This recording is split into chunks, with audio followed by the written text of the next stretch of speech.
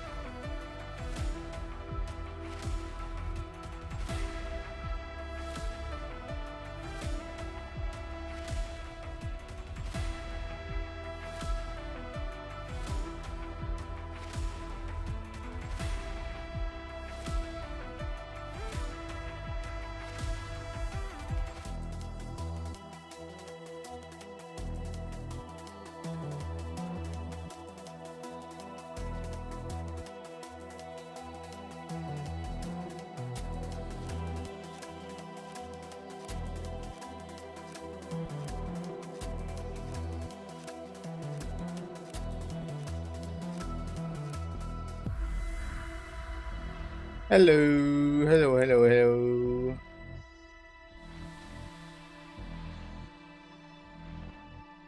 Hi. Ah, damn.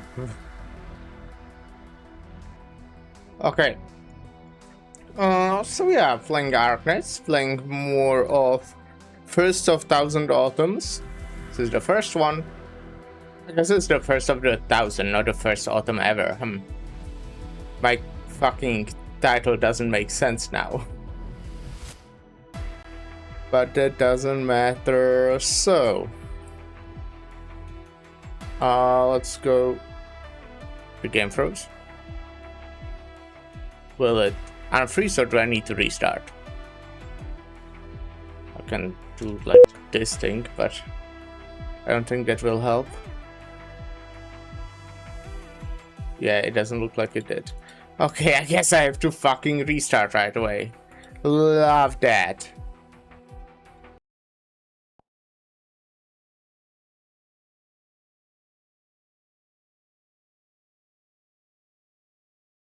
That's pretty poggers. But I will be continuing that side story. The new one. Don't think I'll be able to finish today yet. I might, if it's not too long. If it's not too long, I might be able to finish.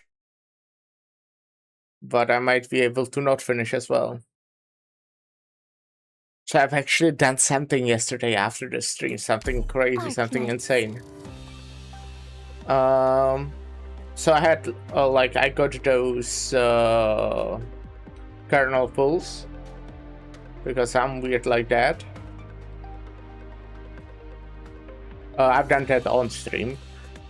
But then I realized, fuck, wait, the kernel banner that's there right now, I want to pull on that one.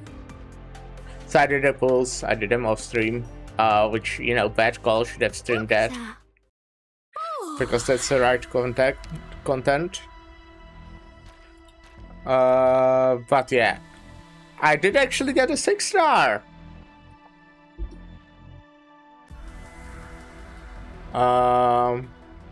But it was not Nightingale or Archetto. I got Silver Ash, which, you know, I'm not sad about. I'm satisfied. I kind of wanted Archetto the most, I guess. But yeah, I'm satisfied with the outcome. As kinda always say, I'm happy about any character I don't have yet. So, but yeah, I kinda like this banner because I don't have any of the rate up 6 stars, and I did not have any of the rate up 5 stars. Now I have Manticore.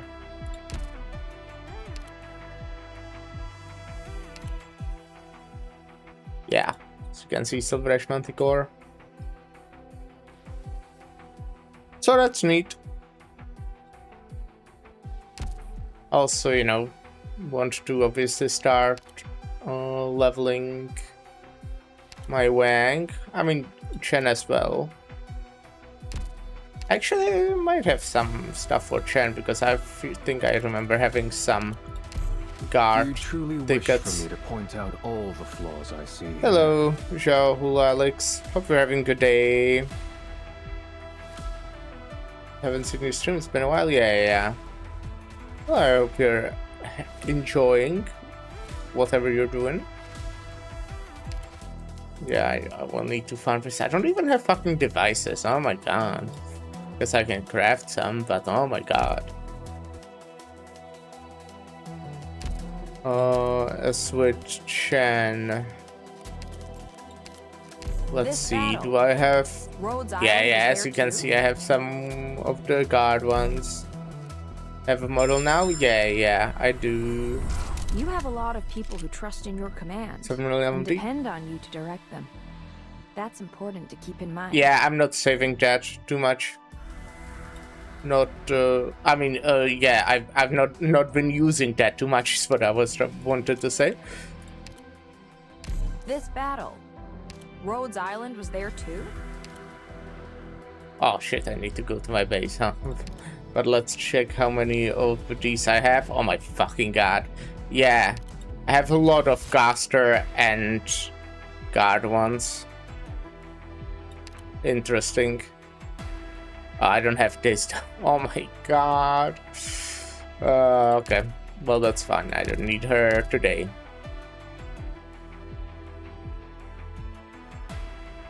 Even maxing 290s.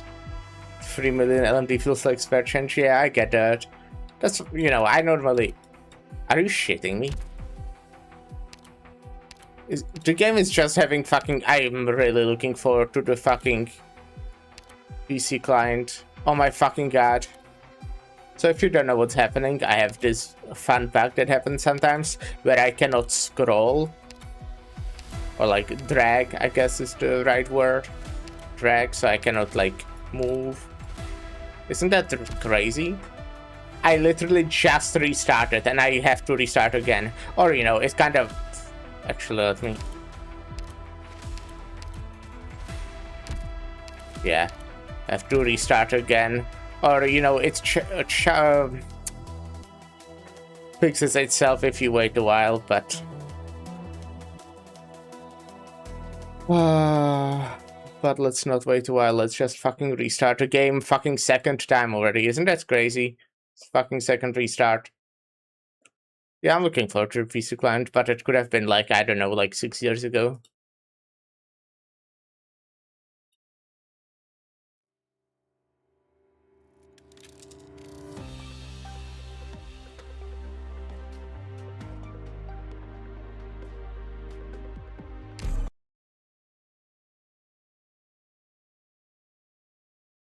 No, okay, you know what, like 10 months ago would be good enough for me, because that's when I started. Arknights.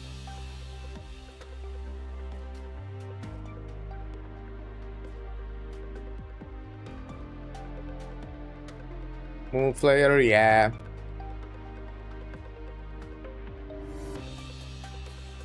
Is the same one? Yeah, I think this is like a lot of people use this one. From BlueStacks. I hope you have a fantastic Before I was day, using Doctor. like the Google Play one.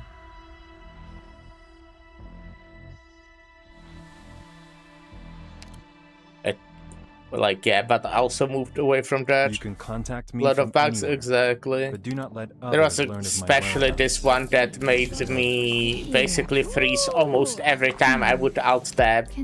Which, you know, I would often do alt tab when I let something auto fight, like auto battle. I would alt tab to, like, I don't know, look at YouTube or something. And then I would find out that it did not do anything because the game was frozen. So I would, you know, go back and see, oh shit, I didn't do the fight. So I tried Moon Player, but it also has a lot of bugs. Okay, it's maybe not a lot, but still some. Like the one where you cannot drag anymore is kind of awful, because if it happens during a stage, you kind of just lose. Because, like, if you cannot drag, it means you cannot deploy characters.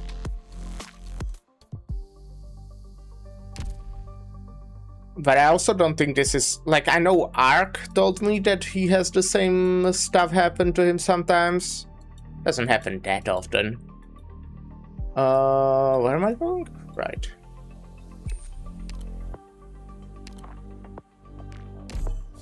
But like, I didn't really find a solution, or like even people really talking about it on the internet. So I don't, it probably doesn't happen to that many people. Or is my trust with everyone?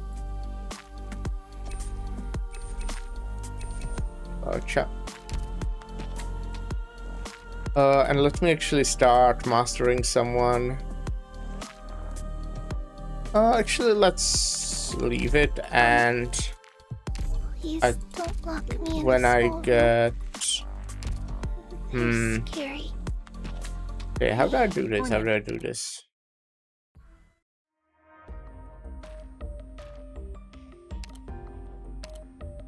I need these, but they are actually quite a fucking expensive. What the fuck? They are for 90?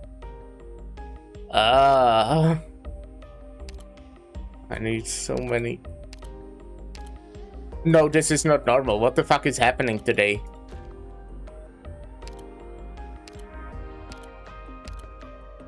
Okay, it normally happens like maybe once a day.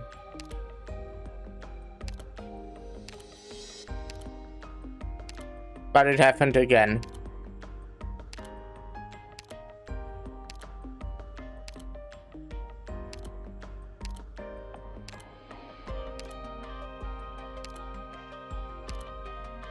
Yeah, I never used BlueStacks.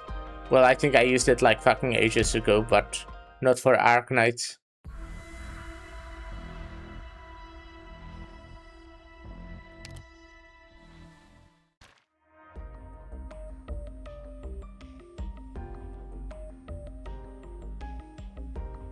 Okay, I have to fucking restart again. I'll restart the whole fucking Mumu player, not just Arknights, I guess.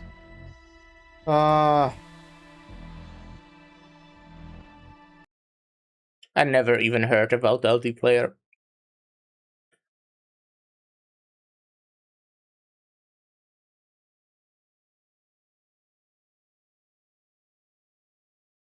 LD player is little categorized by Kaspersky as a virus. No idea what Kaspersky is.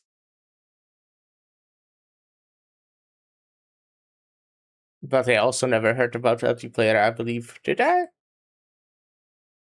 Sounds kind of familiar, but never used it at least.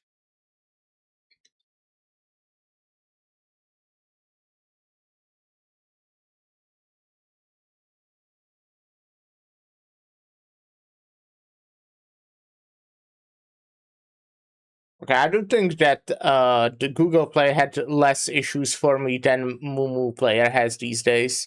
Like when I started Mumu Player, the first month, it was running completely fine. But as you can see, I already had to fucking restart 3 times today. That did not happen with Google Play.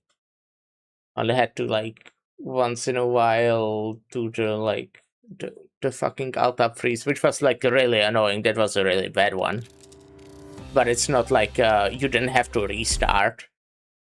You could have just restart your graphic drivers. So it was annoying, but not too bad. Arknights.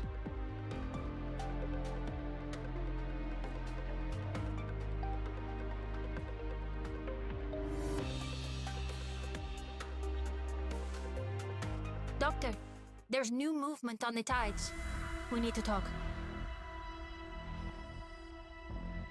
Okay, so I kinda need like everything, I guess. I need a lot of red certs. So do I farm them? I should. I think I should. But when can you farm red certs again?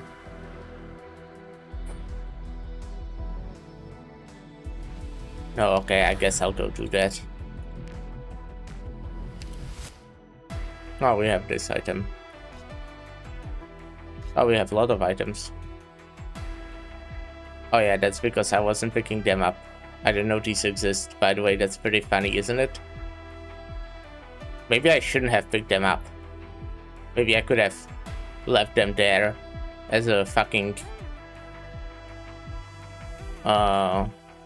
you know, commemorative item. But no, they would want me to use them. The people who gave this all to me, right? They would want me to use them. Okay, let's run this. Let's run red certificates quickly. I might do it like 2 times or something. Please take good care of yourself while I'm gone. Don't worry, you got me. But yeah, we'll be continuing. I mean, I already said it, but yeah, the side story, the new one. We will. Like, I mean, I'd like to finish, obviously, but I believe it would still probably take quite a while. And we do plan to raid in the evening. We did raid yesterday, by the way. We did Last Wish. It's a good raid. Still one of my favorites. My blood's And then yeah, we want to do that today again. So like I can't like even do a super long stream. I could do like a longer one, but it's just not great today. And tomorrow I might be starting late. I don't know exactly, but I'm going on like a little trip. I'm really excited, extremely excited, as you can fucking hear from my voice. But yeah, we are going like pretty early, so I might make it on time to stream. But if not, I would just start a stream like at 2 or something, like yesterday, since we're in summertime, by the way. But yeah, if we don't manage to finish today, which I don't think we will, then we will definitely be finishing it tomorrow. Hello, Lydia. I hope you're having a good day. Come on. Let's see what tricks you jackasses Just farming the red certificates the enemy's choices, because I need like those forcing them into materials unwitting for traps. crafting chips A familiar style. to level up my You Chen. really don't remember anything. Yeah, thanks, Amia. Thank you Sooner for or this later, tea. You'll have to face yourself. Appreciate it. So think carefully. Bear in mind, this time, I'm.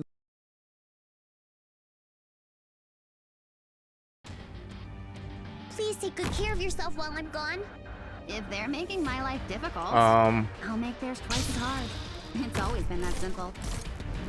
but yeah, we are going really early. As I said, we are kinda Target marked. like I will have to wake at like fucking 5 a.m. which is like annoying, but it still works for me the best. No, you know what? What would work the best for me is not going there. Wouldn't that be crazy? But yeah, whenever I say no for like a long time, I still start feeling pretty bad about it. Don't worry. So since I didn't go with them anywhere for a while, I was like, okay, yeah, sure, I'll go. Pass on your last words. You should touch grass, yes. Yeah. We're counting on you. Hi, Lyra. I hope you're having a good day.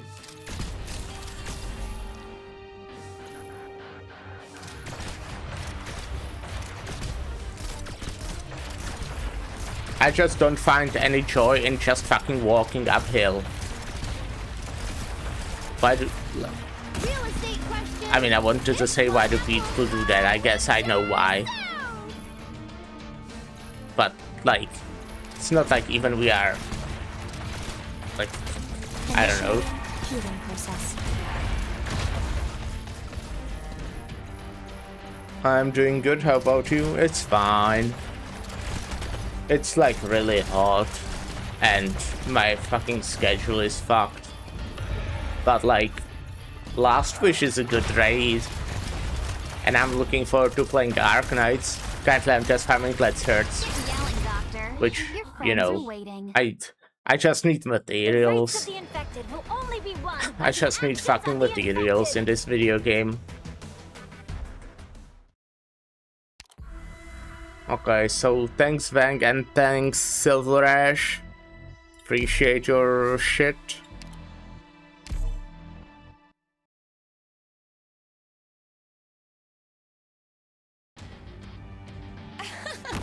You people. I think this is the like last one I need right now to level Chen. I don't even need to level Chen now. It's more about it's like yeah, you know.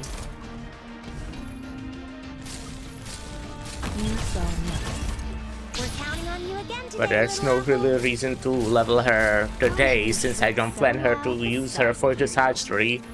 I'll just be using the team I always use. We're counting on you again today, little apple. Fresh blood coats my saw and boils the whole battlefield. The shadow beneath your feet. Pass on your last words. No. Get already, guys. But yeah, I want to obviously level both Chen and Vang soonish. Because they are both strong as far as I know. So that will be useful to have them, I imagine. Okay. I should maybe get like a new, like... Okay, I mean, at this point I had some really overpowered characters already. This is already... I already had Tracodia at this point. But I was still using fucking Hibiscus as my healer. Well, okay, Deluxis as well. Deluxis and Hibiscus.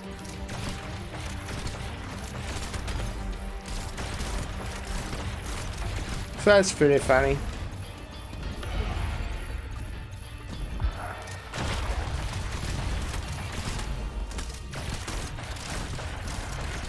Get yelling, Doctor.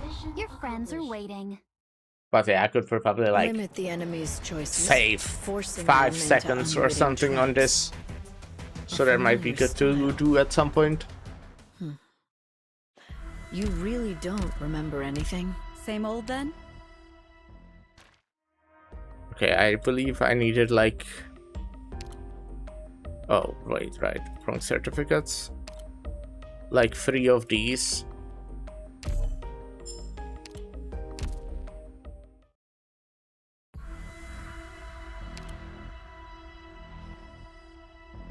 You can contact me from anywhere. To make But do not some let others learn of my whereabouts. You should know that. guard ones.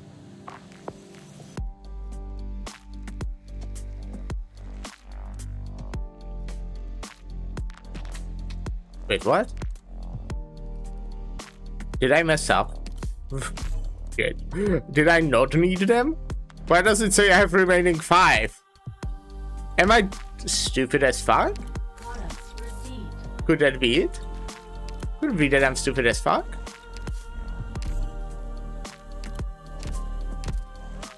Okay, I must have missed something, or I have, you know, I'm playing this game for 10 months. I don't know how it works. Do you want an honest answer? Sure.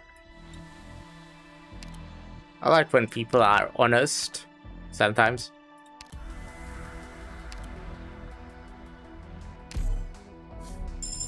But yeah, Chen. I spent a long time. Now you're not stupid. Well, I might not be stupid, but I'm stupid as fuck. You know? Ji Xiao has seen my determination. Chen is so beautiful, yeah. It will never waver.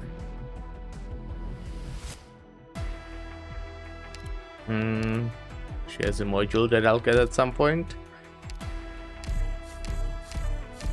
Oh, fuck. Devices? Really?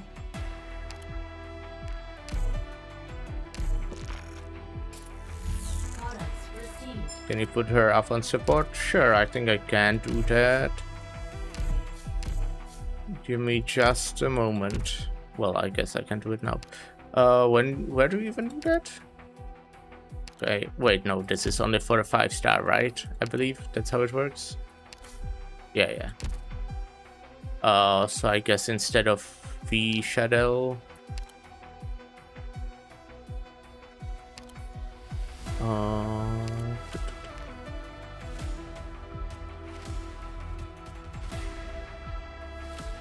anyway, Sophia Meta. Yeah, I mean, she's pretty great. I like her. Yeah, here we are. Let me quickly level her up.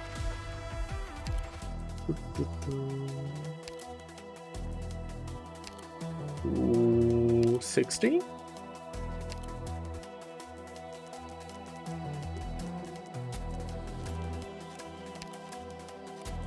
This battle, Rhodes Island was there too?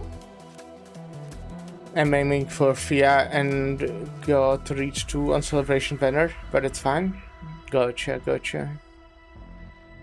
I mean, you cannot really get Fia on Celebration Banner. She's a Cardinal, right? I think that's how it works.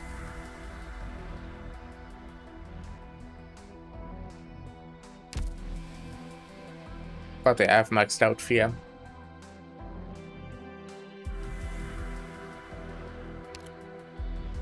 Not yet in Colonel? Oh, really? I really thought she was. She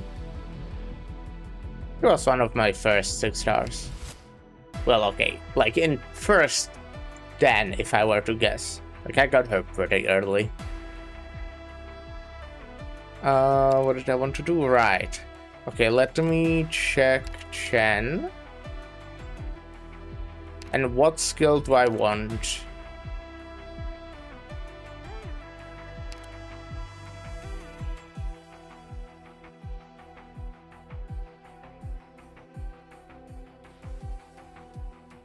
I believe I've seen people mention that that scroll button does this apparently.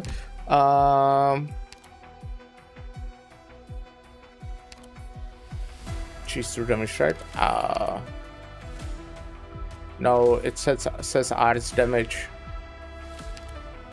Maybe one of the other ones is through damage.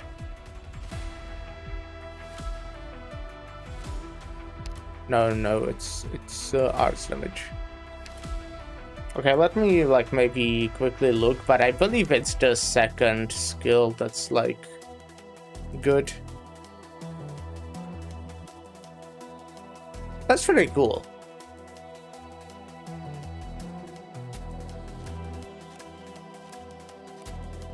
That's a really cool skill.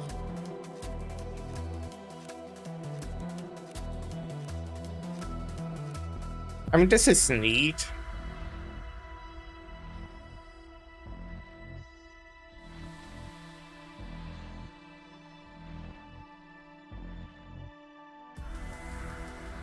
So know how I didn't get Ice Mod this event, and she's hella fun. I'm glad to hear that. Haven't used her yet. I had to get the module, of course, but didn't use it because I was not playing IS.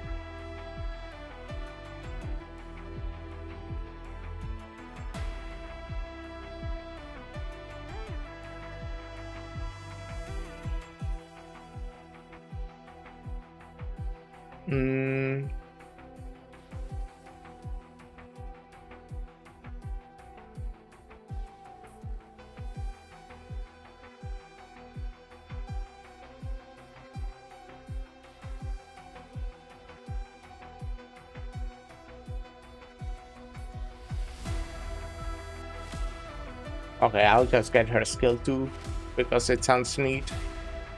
I don't fucking care, I guess.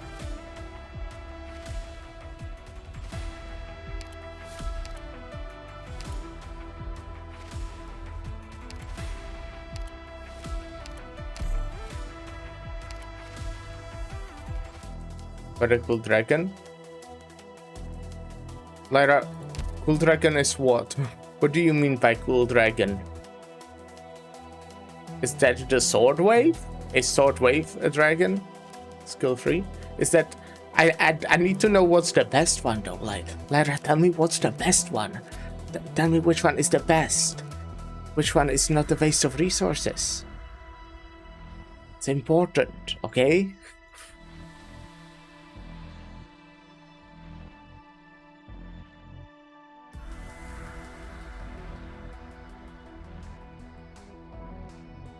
You're not 100% sure? Why? Why are you not?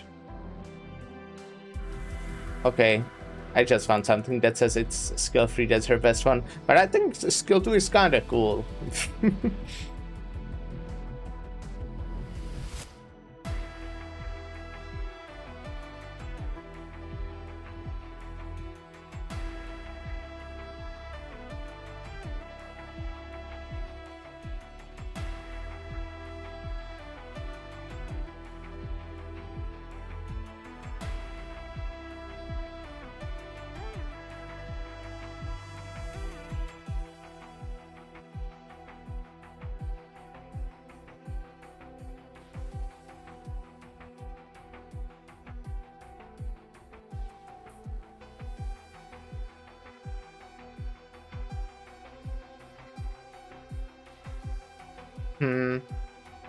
I guess I'm gonna get skill 2 then, skill 3 then.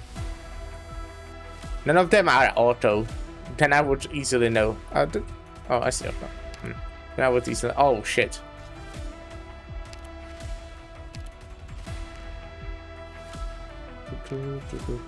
I'm stalling so much. I started 40 minutes ago, and I haven't done shit.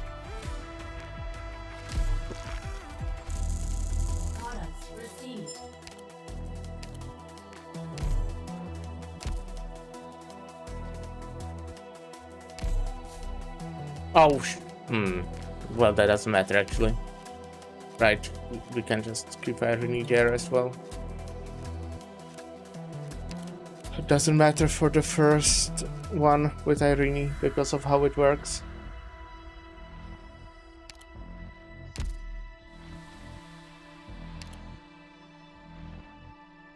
I just think that skill 2 sounds cool, but I guess it kind of depends. I mean, skill 2 is definitely good for killing a lot of small enemies. Because, well, as long as you can kill them, you can kill an infinite amount of them. I don't know, maybe there is a cap, but it's kind of funny. Just infinite amount of slashes. I guess maybe it still ends after the 6 seconds because it says the skill lasts 6 seconds. Friendly reminder, you're running out of time to boss me around.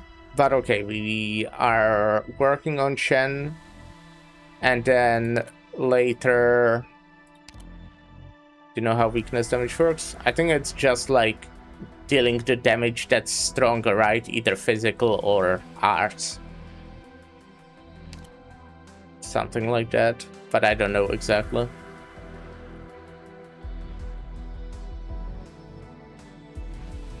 I might be too illiterate to understand the minimum information. Let me... Who has it? Like, I mean Shen, right? Shen, yeah.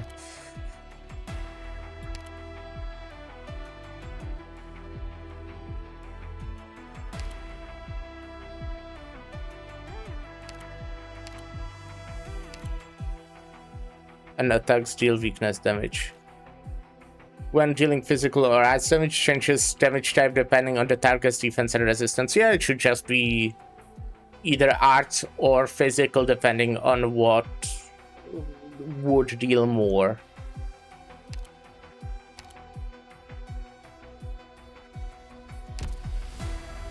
I'm guessing it just like it's like, oh, if it's ice damage, it would deal like 10 damage, but if it's physical damage, it would deal 11. So let's deal physical damage because it's stronger. But that's just how I think about it. It might be work differently. Lara, do you know possibly? If you know, if you know.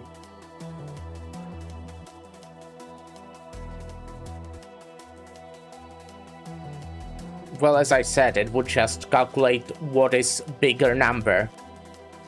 Like the outcome, what outcome is bigger number. That's, again, just my guess, but that kind of just makes sense.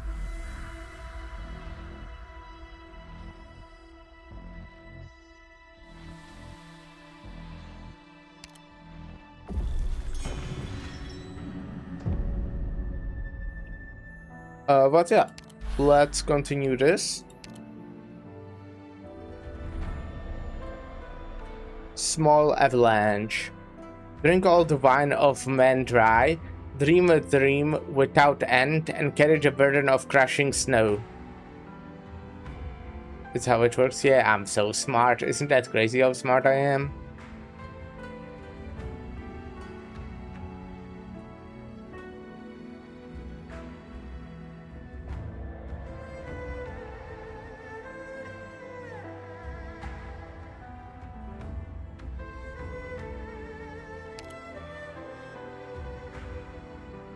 It calculates it before any defender is down on the enemy, but it basically just checks which damage type would deal more damage. Yeah. That makes sense. You are so literate, Lyra. It's crazy. Let's check the map, even though it doesn't really change anything for me anyways. Wow, a map. Looks cool. It's a cool map. But yeah, the fact that it's before any defense or resistance downs is kind of sad. Because, like, Exu Alter completely shreds defense. Sorry, normal Exu. Normal Exu. Completely shreds resistance. Like, yeah. You're right, I looked up wiki. Gotcha. Yeah, I mean, it's neat. It's neat. Pointless obsession. Pointless struggle. Pointless sacrifice. You have been fearful for centuries. You divided my awakening into hundreds of cycles, each of which is subdivided by 12, then subdivided by 30, and then you live in constant fear every minute, every second, fearing the time limit, though you do not know when it will come. Have I become so foolish and short-sighted in the span of just a few dreams?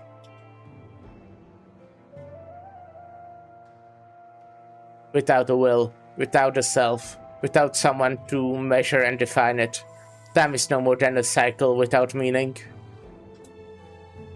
As the time you spent in the tomb was. How do you define this time if you neither think nor feel? How does a dream then? A dream historical for its inevitable end.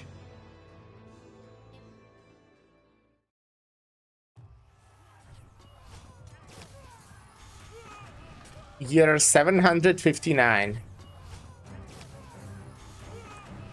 The mounts, seas, and all in between shall be our masters. Heresy. Bend. Drop your weapons and live. Drop my weapon? We will teach the House of Yan that Ju has awakened.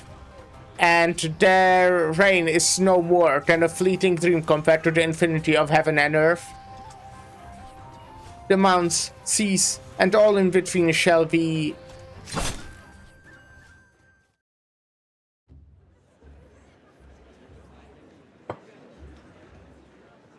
Can drink. Sir, I'm just a humble soldier. Don't sell yourself short. After centuries, we have finally eliminated the last remnant from that hunt. The lands of Yan are safe now. A toast to all of you. Thank you, sir.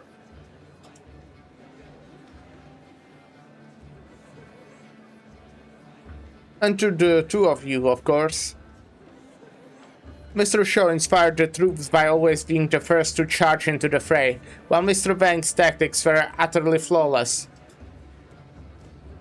The bulk of the credit for taking down Chu must be to the two of you. A toast to you. Joshai. This is a rare opportunity, Mr. Bank, and there is something I must say to you. I know of a slander against your name in the Imperial Court, casting suspicions upon you because you are not one of our kind. But you have endured such slanders and made a historic contribution to Yan. Your noble heart is admirable. To interfere even in family reunions, the Sur regulator's restrictions on you are unreasonable. I will petition to His Majesty to permit your family gathering. How nice. It's a joyful day. I consider myself a strong drinker, but it appears wine has gotten the best of me. To tell the truth, my orders were to keep an eye on you and make sure nothing goes wrong. But the two of you have proven yourselves utterly loyal, most respectable. This is as far as I go. Take care. The drunken official manages a farewell and departs, held by his bodyguards. A good man, but a poor spy. Do you think about what will happen to all of us if he finds out what you did? You are drunk. I wish I were drunk, and all this was not but a dream. Why did you let the bestial Jew go?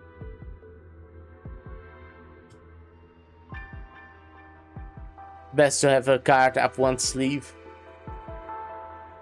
Who's your opponent this time? You must feel it. We all do. It's awakening. Much sooner than the 1,000 years that we expected. We need help. Did you promise to help you defeat Sui?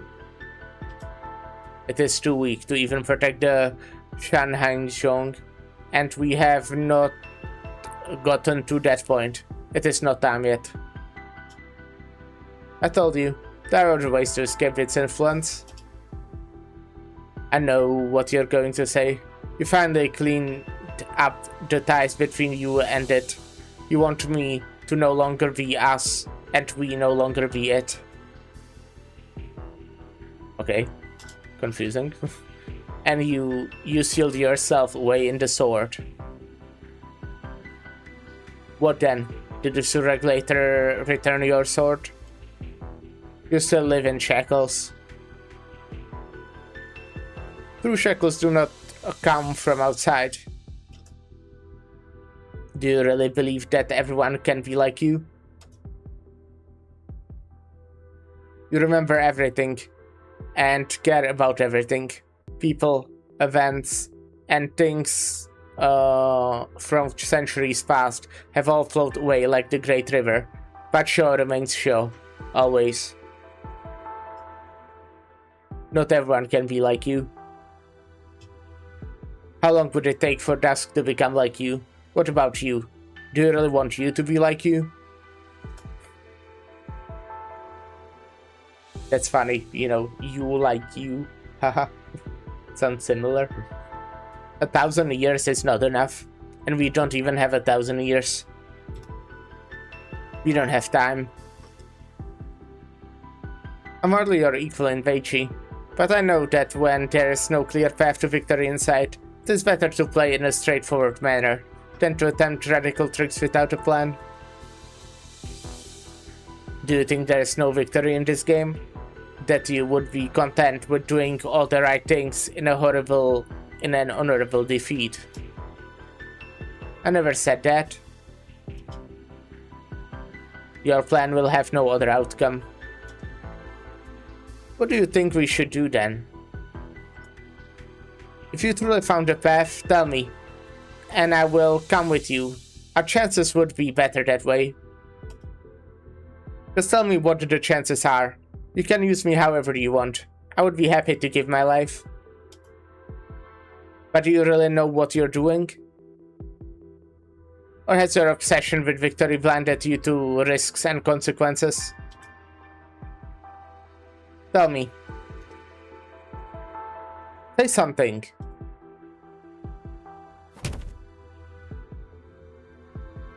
Did you consider it? The proxy slams his palm on the stone table, or so he intended to. But he has yet to adapt to his mortal vessel, and he misjudged both the strength and position.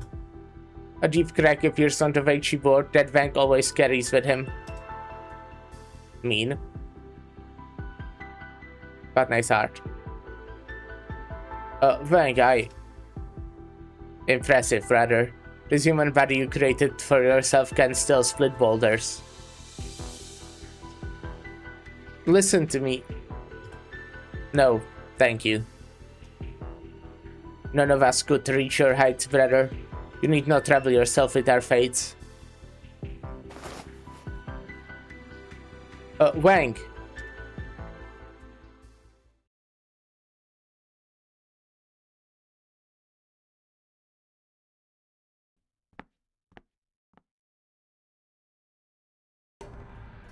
What are you doing here? Had a fight with our eldest brother? Such is written all over your face. I get drunk by the roadside for a couple of hours, and the two of you are already making trouble.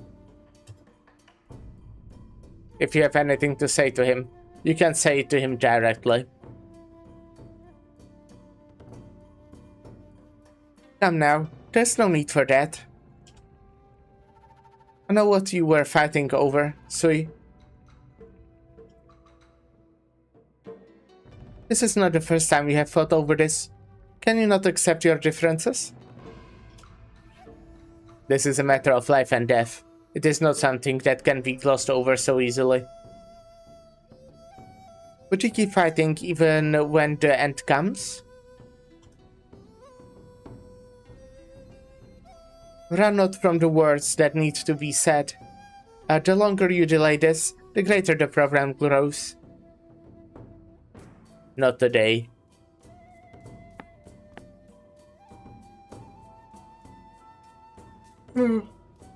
Wang, now, come back.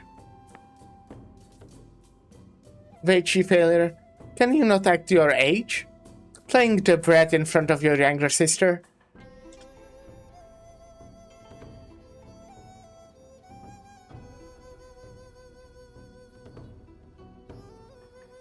Link leads the way while Wang slowly follows behind. They see the eldest proxy still sitting by the pavilion. Daga, our biggest brother. Little Link. I've told you, calling me Little Link makes me feel like a child. Sorry, old habits die hard. So it would seem. Smashing things in your rage? Are you the child here?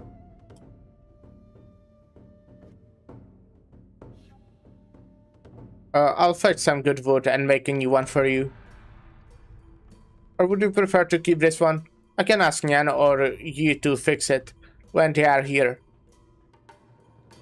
No need. Oh, I recall the days when I had freshly awoken, watching you two fight amongst yourself, time after time. I remember the candle holder asking me anxiously, how bad will it get when all your younger siblings are born? Please give me an estimation so that I can report to the court. And get a disaster response plan set up.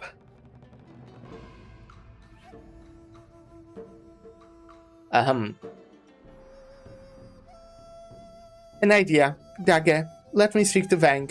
Alone. I will serve as your messenger this time, in order that you need not break anything else. Very well. So about the Weichi board. Just leave it, brother. I'll repair it myself. No need to travel yourself. Alright.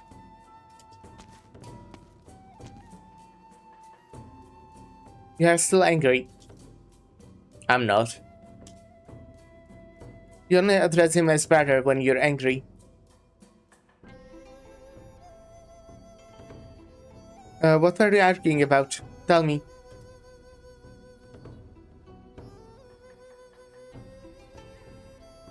It's just as I thought. This way is a proper way, but it is slow. If it were to suddenly awaken one day, it would all be too late. As for you, if you want to argue with him, should you not at least come up with a plan of your own? He gave you his sword to prove our innocence, the sword that means so very much to him. Do you feel no gratitude? Are you perhaps seriously furious that he smashed your board? No. I'm just frustrated by his lack of urgency. We all seek a way. Does he have even fewer ideas? Does she anger you too? No. Its awakening is accelerating. We are all anxious. and it is understandable that we might provoke the occasional quarrel with inadvertent words. But it will take centuries for it to awaken. Maintaining a cordial relationship with Yan is the more pressing matter. Are you saying that I, too, lack urgency? No, that's not what I mean. You said we are all looking for a way.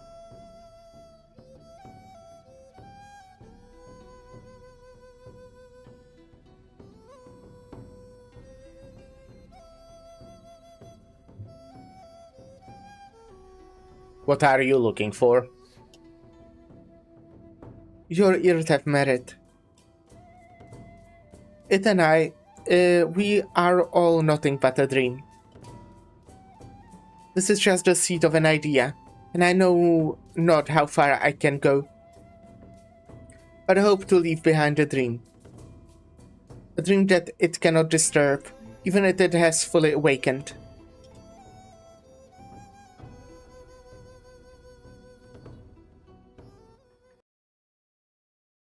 Okay. Game playing, small avalanche. Ah, I know this place. Let me lead Right. the way. A nightmare born from the void of evolution. Long has it hidden in the shadows, but now it takes place at the board. It's placed at the board. Oh. I see. Got it. You can't stop me. We're fighting you guys. Then please do your best this job, or I'll be really bored. Let me double their trouble. Alrighty. Divine judgment! What? You've got time to take in the sights? Got it. Cut them to pieces.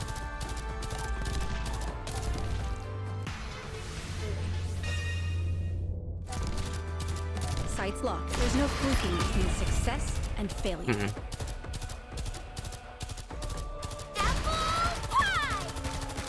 Going gets in a little bit, but we can definitely finish this one first, right? For sure. For sure.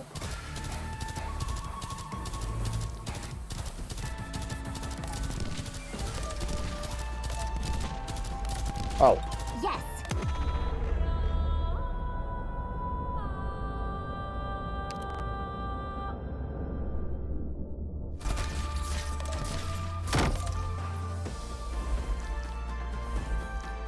Great view from here. Okay, probably not.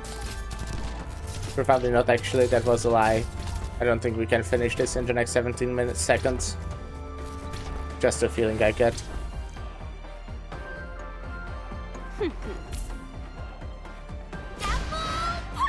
Well, we'll take a short break here. And I'll be right back.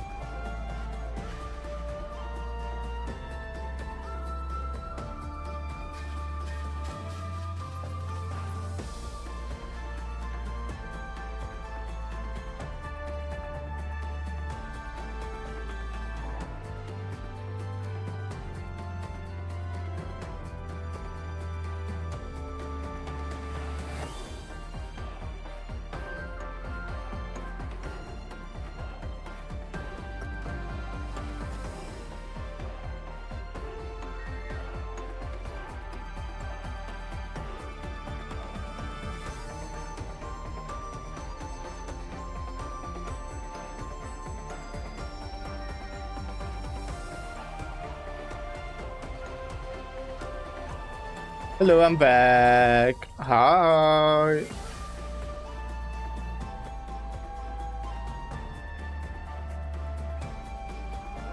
Right, I was in a gameplay part.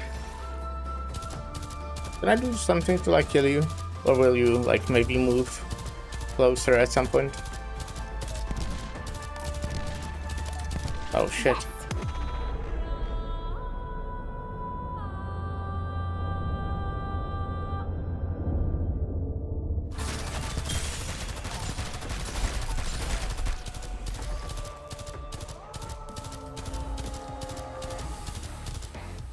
Nice weather today. Okay, we don't need to kill you. Okay, that works.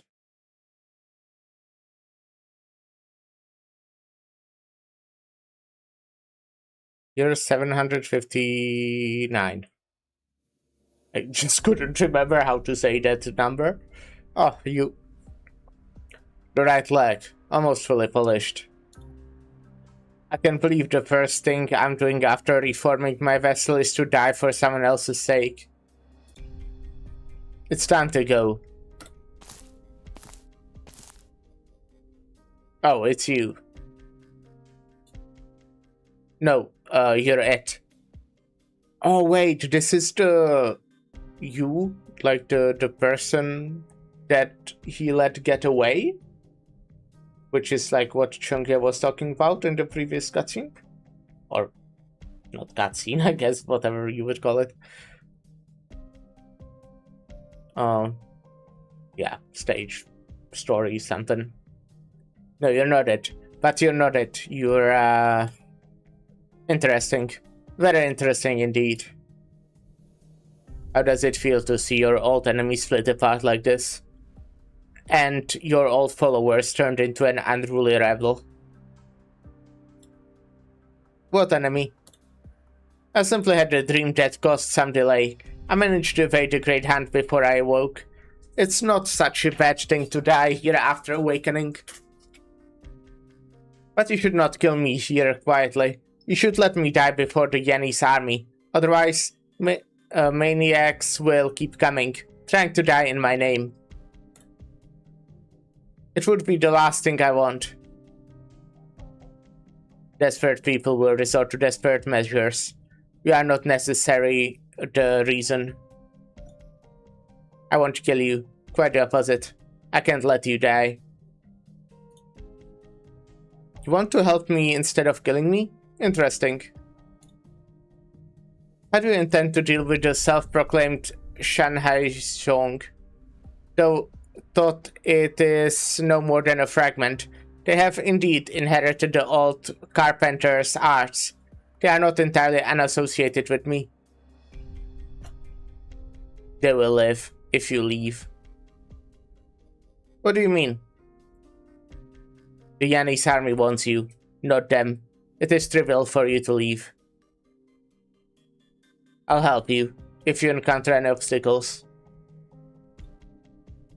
As for the Shanghai Zhong, they will last 2 more days, give or take.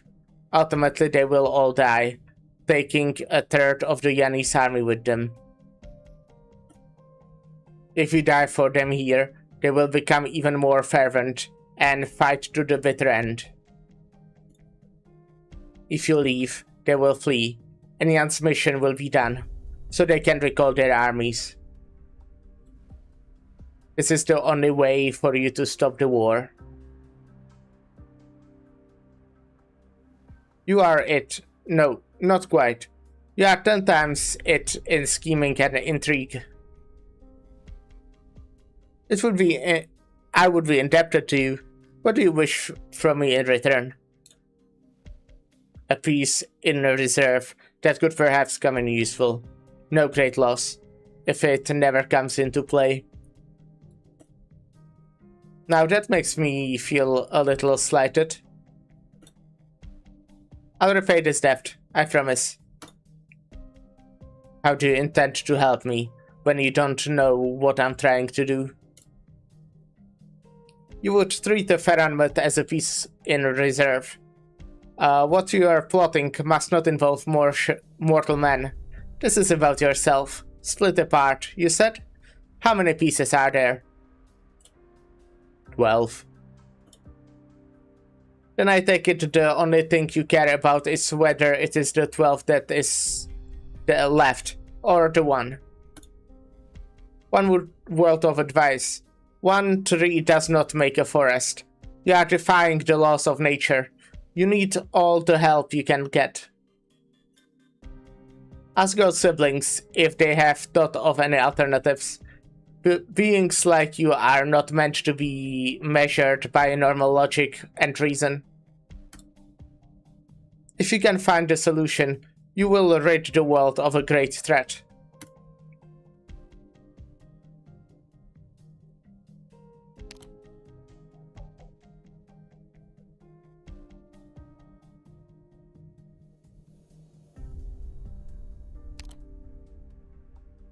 We will never be truly gone, as long as my dream has not been fully worn away, as long as the 12 of us persist in my dream.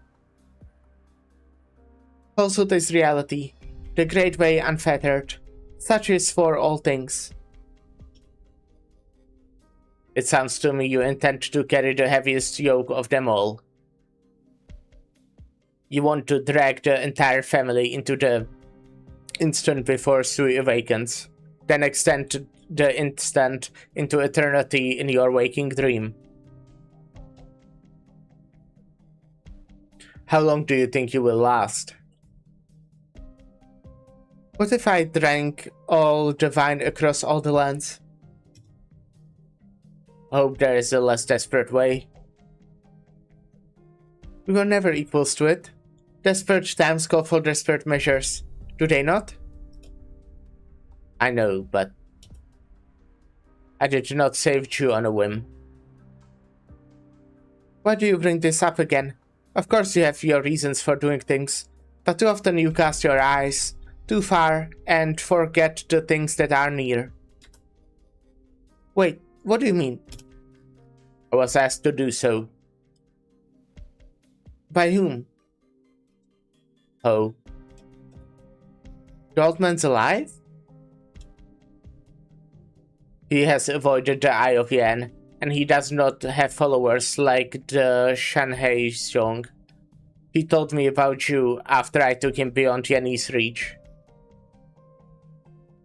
Have you told our eldest brother? Not yet. You can be pretty astute when you need to be. I asked Ho about ideas for a way out. After I helped him leave Yan, his words have given me thought. Perhaps I am not in its dream. Perhaps it is in my dream. Interesting. That old man. I would love to drink with him, if I got the chance. The unusual activity of Sui may indicate that something is disturbing it in its dream, and accelerating its awakening.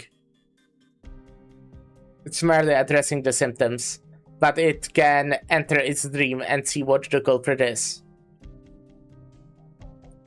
Risky. Are you not concerned it may awaken? Does it really make a difference whether it awakens in 70 years or 7 days? What if I offer you my help? Offer not my help? I will find a way. Might this way have something to do with me? Such as stealing something from me? I will take that as a yeah. Give me your world.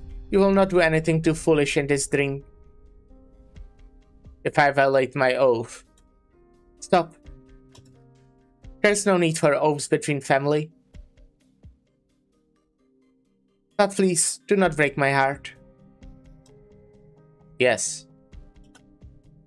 Now then, drink up. You may take the goblet with you. Just drink? What more do you need to dream? No ritual necessary. The elder proxy takes a cup and downs its contents.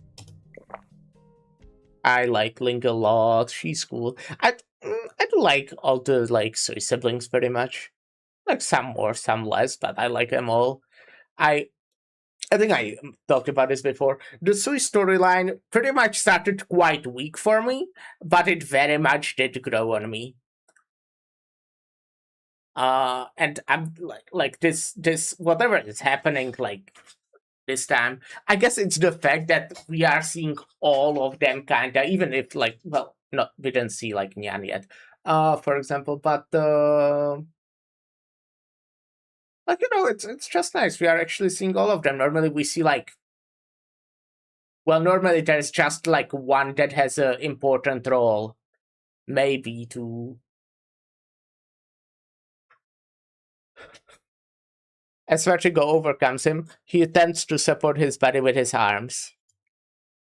The stone table beneath his elbows has turned into a mountain boulder covered in moss. He has never seen such scenery, be it the chaos or after he came into the mortal realm. He is it, but its dreams are too complex to be closely examined by one. Where am I? A battlefield. A battlefield of void and emptiness. The proxy hears Ferranmut roar at Ferranmut. Humans swing their weapons at other humans. Humans swarm Ferranmut before they are suffocated, crushed, and devoured. He hears the pained trembling of Ferranmuts as massive human weapons are locked and loaded. But he sees nothing. Invisible Ferranmuts walk across the ground. Vegetation disappears where they tread, revealing black and yellow soil. Oh, give me a second. This might be like kinda important for the planning for tomorrow, so I'm...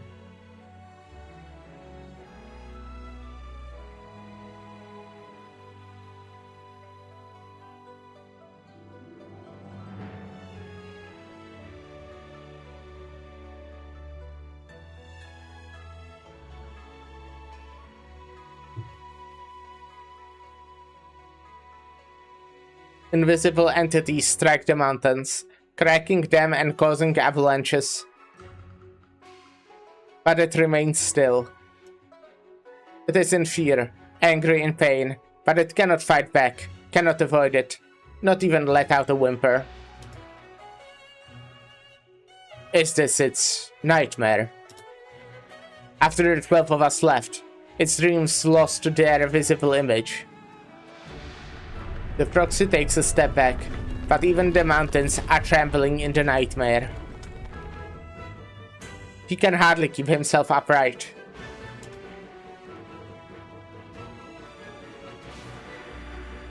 Just because you're in a dream doesn't mean you shouldn't watch your feet.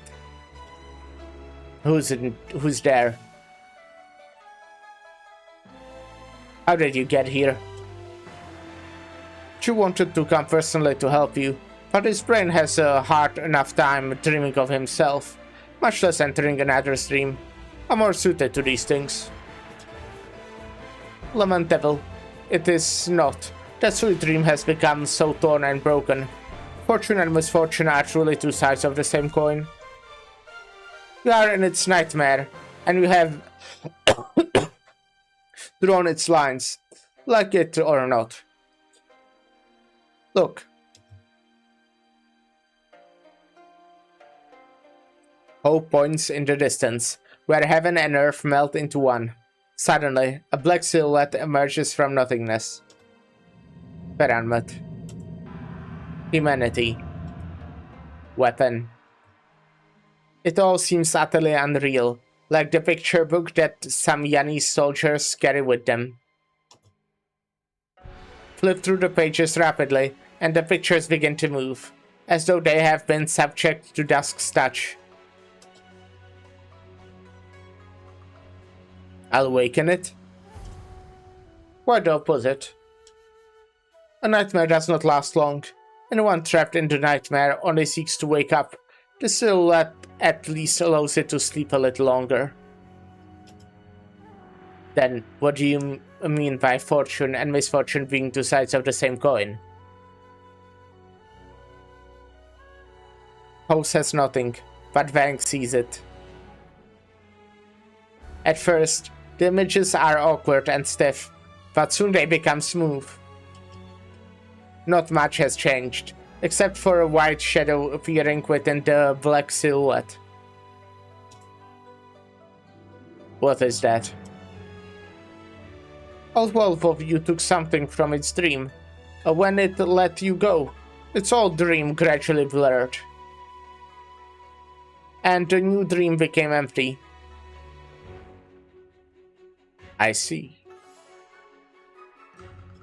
You is the youngest, right? So when it let you go, like, yeah, they already, like, talked about that. Some, like, mentioned... or something like that, I don't know.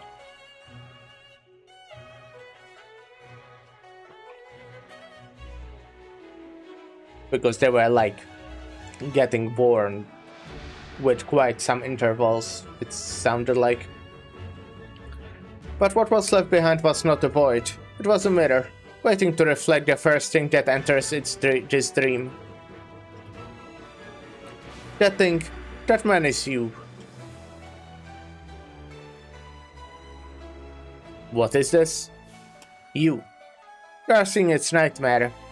And now a reflection of you. The you who filled the void in its dream. You told me about the strange thing that happened to your family a century ago. Now they have all come together, but in your image. This is its creation, a puppet, and a reflection of a reflection, which it is loath to face. It's time to go. Go? What else? Do you intend to kill it?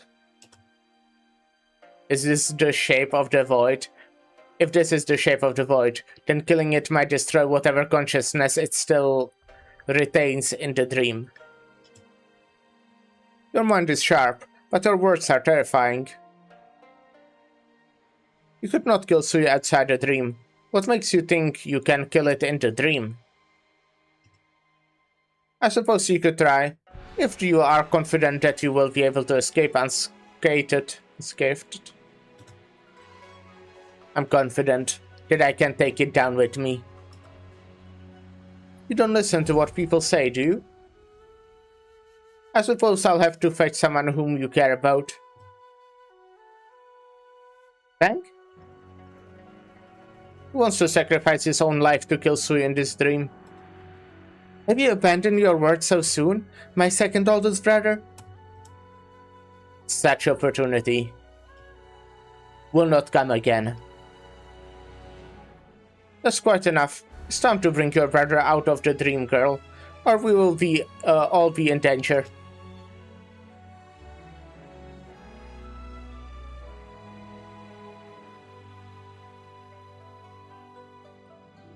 In this dream, this time, I glimpsed the dream of your slumber and my own reflection. You saw the reflection, and the price was to create an inexplicable foe for yourself in the centuries to come. Having to face this again, you must be filled with regret. What a terrible error. If I knew this reflection of yours could have the dream and enter reality, I would not have left so easily. Where are you hiding? No matter, I will find you. Yes, it's time to go. Clearly unwilling to stay any longer, Ho waves his stick, and the three figures disappear. But neither He nor Link realizes that they have simply taken one of many Veichi stones. Oh, yeah. The stone will shatter when they depart the dream, and Ho and Link will not find the same hill when they attempt to return to the dream.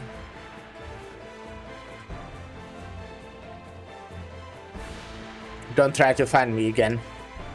It's not worth it. A black aura suddenly surrounds the proxy. The next instant, he has leapt from the cliff into the formation of thingless things. Thingless things. At the horizon, the beast-shaped silhouette seems to have been hit by something, letting out a wail that shakes the earth. The great white tide of humans outlined the black lines quickly swallows the Ferranmouth silhouette and rushes towards the proxy. In the distance, it looked like a thin line. Up close, the raging tide obscured the heavens. Black armor, plain robes, iron swords, pale bows. Yanni's equipment from 1,000 years ago in black and white, like an uncolored draft surrounding the proxy. The first soldier charges at the proxy. A spear carrying the afterimage of Arts rushes towards the proxy's throat. The proxy cleaves it in two. "Bring it on," he shouts. The army of in Sui's dreams pauses for an instant. Then they rush towards him, like a river that his words had frozen for an instant.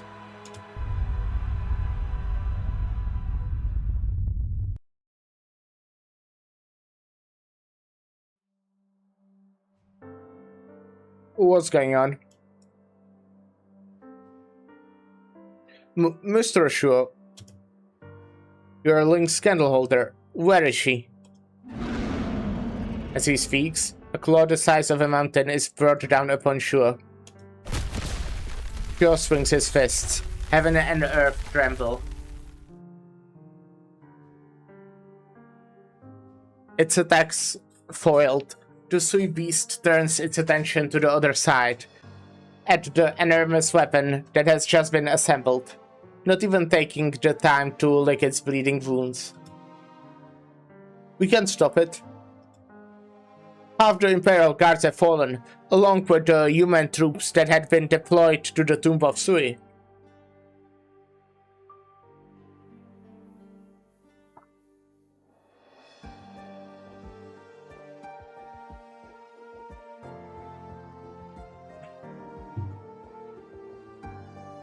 We have mobilized every soldier in the 4 cities around Baizhou.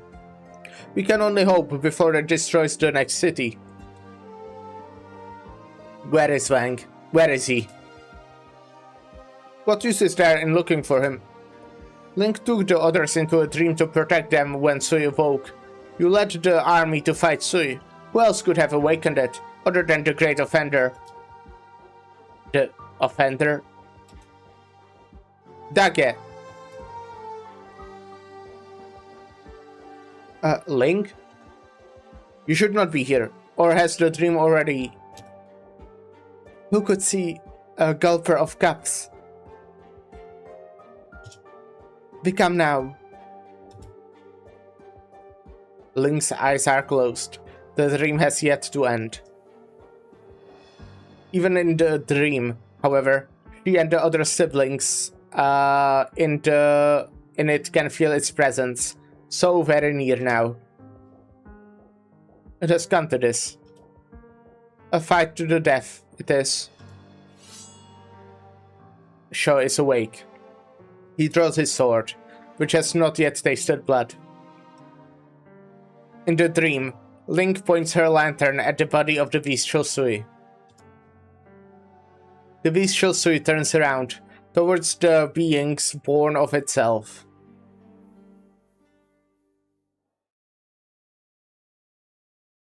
Yet just before everyone on the battlefield, every human and every beast could plunge into coming slaughter, a bloody black figure appears behind the bestial Sui.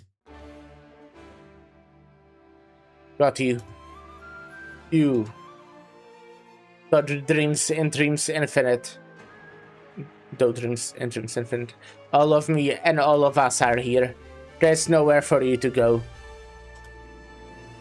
You wouldn't dare kill me, and you will be destroyed, as will all your family. Wang does not answer. He lunges towards with his sword and impales the throat of his own reflection, which he had pursued through dreams far too numerous to count.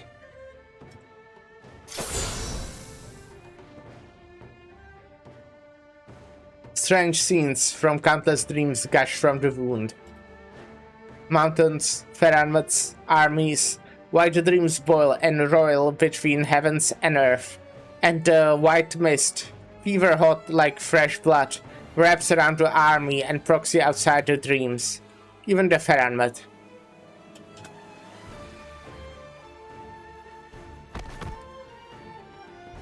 Only when the white figure falls to the ground do the others see that two bodies lie upon the ground, all life gone from them. One was Wang, the other was exactly like Wang, but not even death could wipe the malice from his face. No one knew who he was. Ling?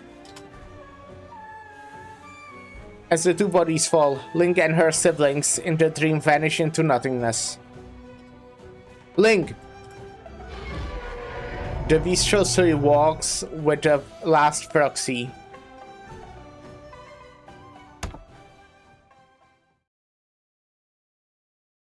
Cool.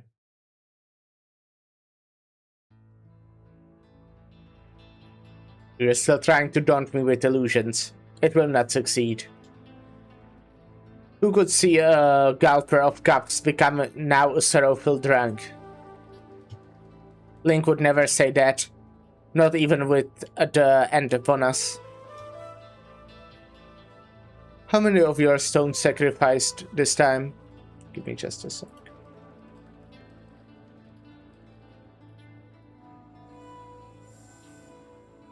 Go on, count. You may think that I don't have many stones left, but how much is left of your memories? Not much.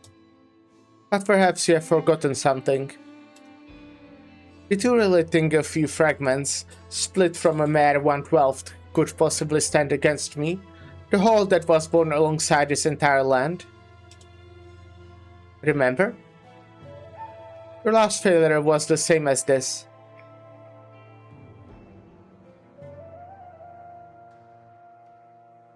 Awesome! A smashing victory! Oh, nice. Did you Device. see how I sparkled I on need the those. stage? I need those.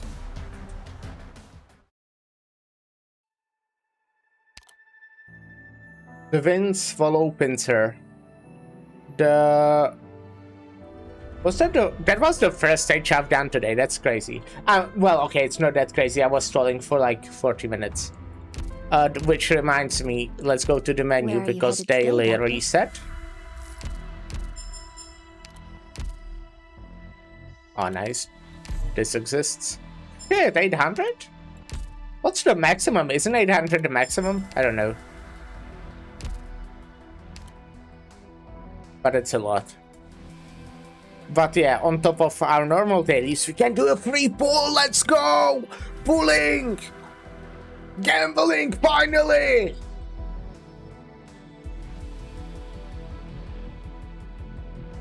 Okay, yeah, one free pool. Give me shoe.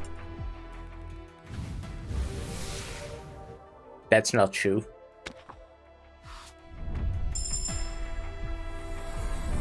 I'm scavenger. Leave the dirty work to me.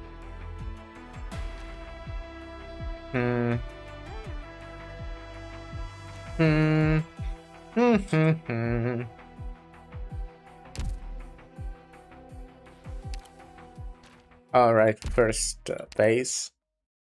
Also apparently had over You 300. can contact me from anywhere, but do not let others learn of my whereabouts. Credits. Know that. Annoying. Nice room you got here. I hope I can get a nice big bathtub. I don't think we have one of those. Don't think we have nice big bathtub in here. I'm sorry to say.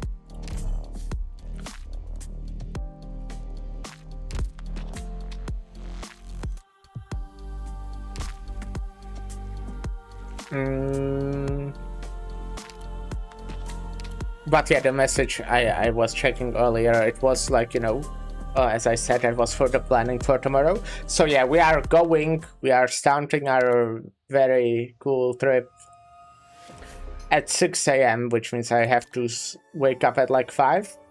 But it might mean, you know, the positive side, because waking up early is the negative one, obviously. The positive one is that I might just make it on stream on time, but just saying, I will like probably like write it somewhere. Very big possibility that I'll be late tomorrow, because yeah, it's like it's hard to say because like the length of the like how long it could take tends to always be quite different than the like approximate you can get on maps. But you know, it is possible that I will start on time. However, big chance that we're starting a little late tomorrow. But that's fine, right? You won't mind. You will forgive me for coming late. You'll forgive me. Oh no, you Rhodes Island's interior. I'm lost as to whether I should say it's reminiscent or curious. Any more fun I think things I to said do, this Doctor? in the past. I really should change probably like the like people in my base, because I collected quite a like I've done this quite long ago, and I don't think I really changed it much since then. Maybe some small changes, but I could probably do it. But I'm also like very much not doing the stuff in my base optimally. I'm kinda just like, you know, I kinda go and swap them when they are tired, and that's pretty much all I do.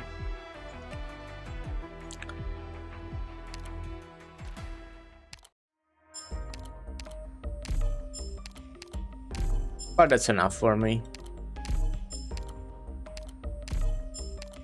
Well, I'd say I do take this game seriously, in terms of like, you know, not wanting to waste shit. I can't be bothered that much. Like, I also often get my sanity gap. By the way, I know I complain about this a lot. This is like by far my favorite gacha game. It's so annoying how you have so little sanity. Like, not even 240, not even 24 hours worth off. Come on. Like, why? It should be more. It should be more. But what can you do?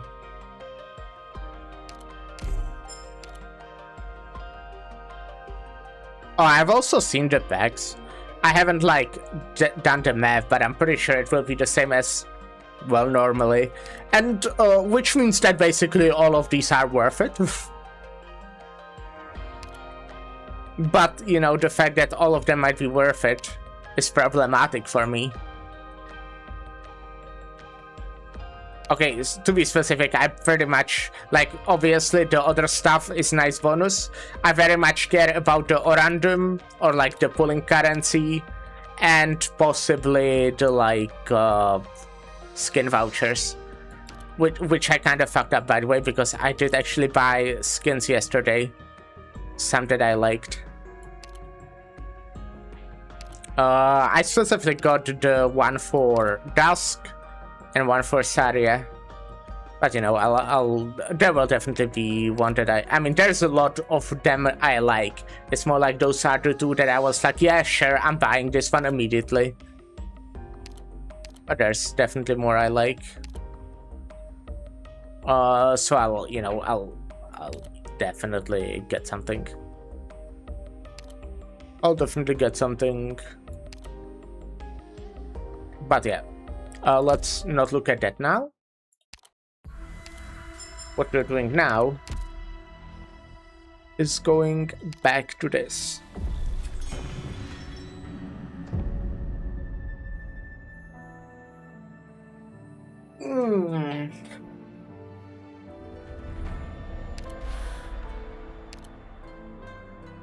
Wins Swallow Pincer. The player behind the curtain has picked up the stones and entered the game. Is it a friend fighting against you together? Or a foe with ulterior motives?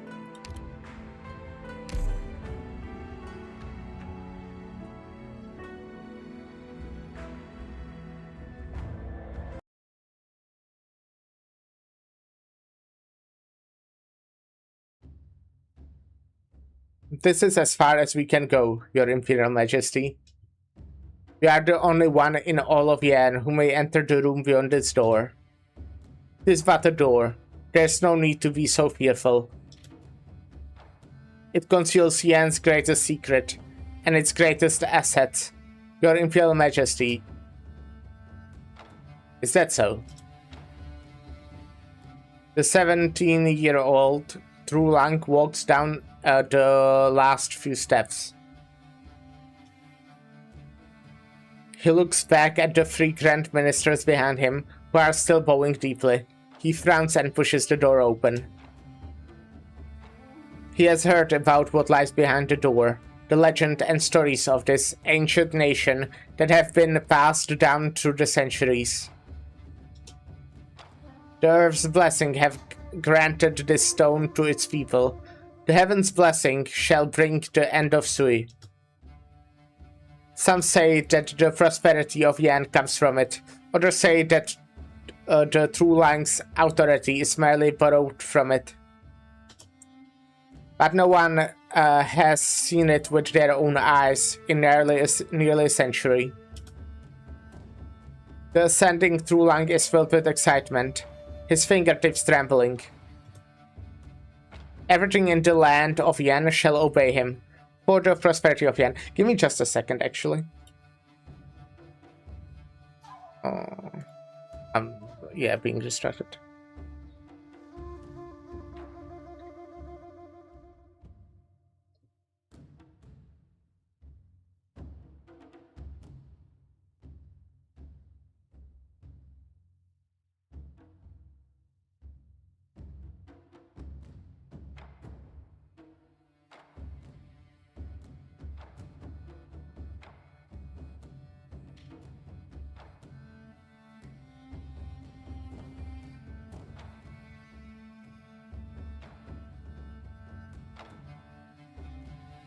So will one small crystal. He pushes the door open.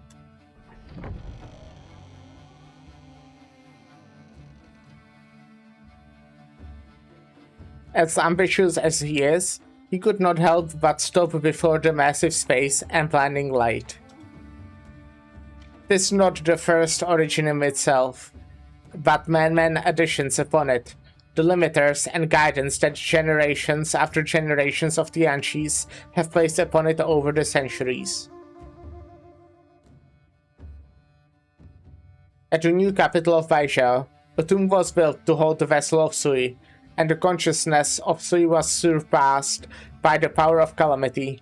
Yet the Emperor was not at ease, and so he sought counsel from the Tianqi bureaus in hopes of keeping the peace for eternity hence. Then the Emperor discovered the means to harness the power of calamity, but it would take the lives of 100 Tianqis and 10,000 soldiers to form the blade and slay the beast. Even if complete success were achieved, Baizhou would not be spared. And the Emperor said, "It is shameful to bring harm to the people for one's own purposes. I shall give up myself, and my descendants shall do the same, and not demand the sacrifice of the people." The Trulang passed the next year, and by the enchantment was complete. The Crown Prince grieved and named it Bufan. Bufan. No rebellion. Sounds like no return too. My ancestors sacrificed himself and made the reigning Trulang the subject of future human sacrifice. Henceforth the Trulang that came after him gave their lives to harness the power of this Originum. I would not have known it was so massive if I did not see it for myself. Yet it is no more than a tiny crystal compared to all of Yan and Yan's future. Yan could have done much more than with this object. How much energy have we spent on suppressing the sleeping beast? With such energy, how many armies could we have raised? How many machines could we have built? How could I tolerate such invocation?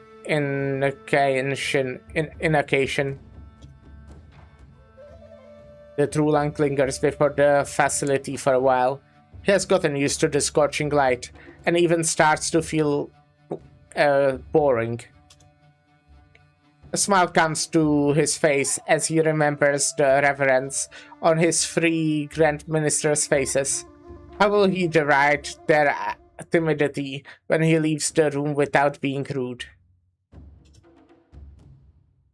He recalls the rule that kept the ministers out, for him to face this structure alone. The rule that inextricably links it to his life. He could not help but laugh. The Trulang's authority over all under heaven, tied to a tiny crystal like this?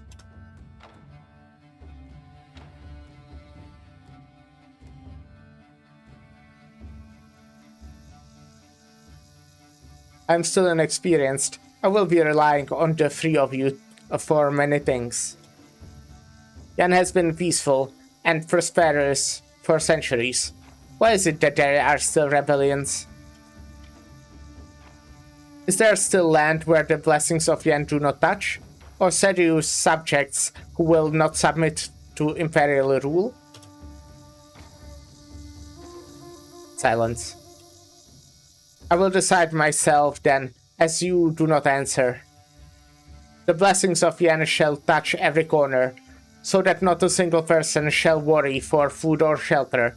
The teachings for Yan shall reach every heart, so that not a single rebellious thought will enter the mind of a single man. We shall vanquish the northern traitors and build the nomadic city of Baizhou. Both are the foremost priority, and neither shall be delayed. You shall summon the 6 ministers, discuss the specifics, and deliver a proposal by the end of the month. Dismissed. The trio on the other side of the curtain bow in assent and leave. A little later. Ah, you have arrived. It is an honor, Your Imperial Majesty. I've long heard of the 12 extraordinary talents of Yan, credited with no small number of achievements for the Empire. I've been curious for some time.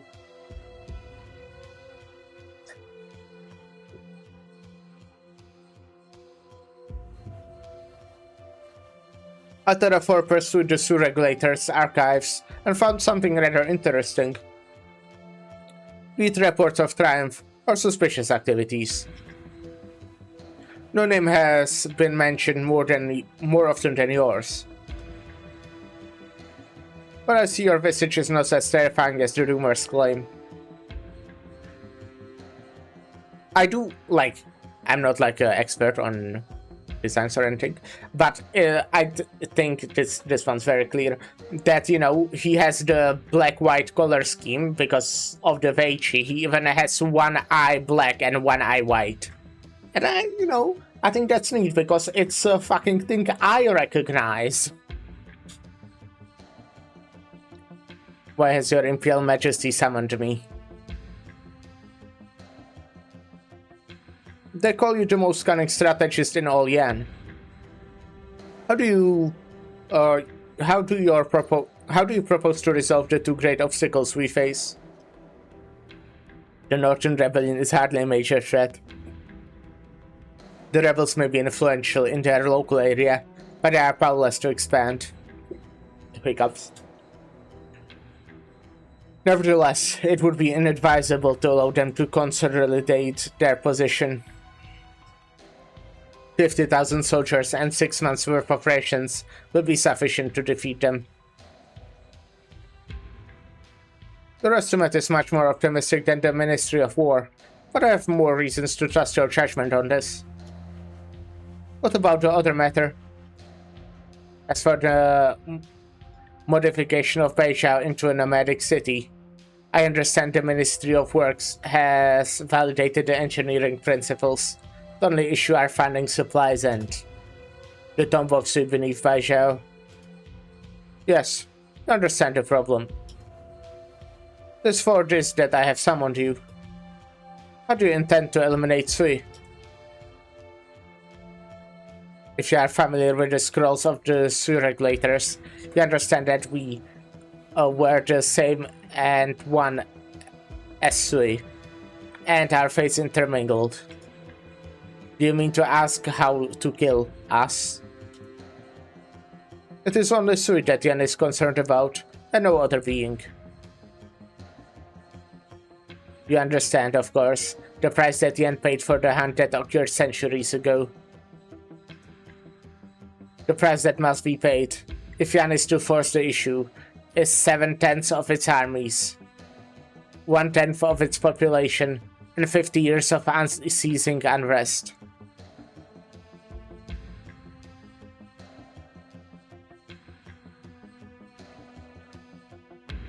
If that's the case, Yan will be in no position to ensure the safety of the 12 of you. The proxy looks up and meets the gaze of the man behind the curtain. I'm determined to cleanse Yan of this 1,000-year pain. I'm not afraid to pay the price. Any price. The Sui will be destroyed. The tremendous energy that was used to suppress that beast shall be reutilized to build 100 cities and 10,000 battleships, and usher in another 1,000th year of prosperity for Yan. I'd hoped that there would be a place for the 12 of you in Yan's future prosperity, on account of your past deeds. It is regrettable. If your decision to eliminate Sui comes from practical judgment rather than reckless pursuit of glory, I may have a way. Oh? The 12 of us were one and the same as Sui. We were destined to fate, whether it awakens or is destroyed. But it is possible that I could replace it. How sure are you? I will need time. The young man behind the curtain points to the courtyard outside. That ginkgo sapling was planted in the spring of this year. The Ministry of Works swore an oath in this hall several days ago that the rebuilding of Baizhou into a nomadic city will be complete before the tree bears fruit. 20 years, that is the time you have. That is too little time. I'm not here to bargain. Immortality has made you arrogant. Perhaps you have forgotten that mortals do not have many 20 years. You cannot wait, and neither can I.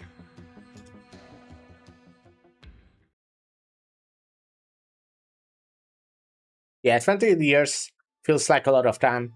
I mean, I'm just 18, right? So, like, I don't have even 120 years. You're the new candle holder?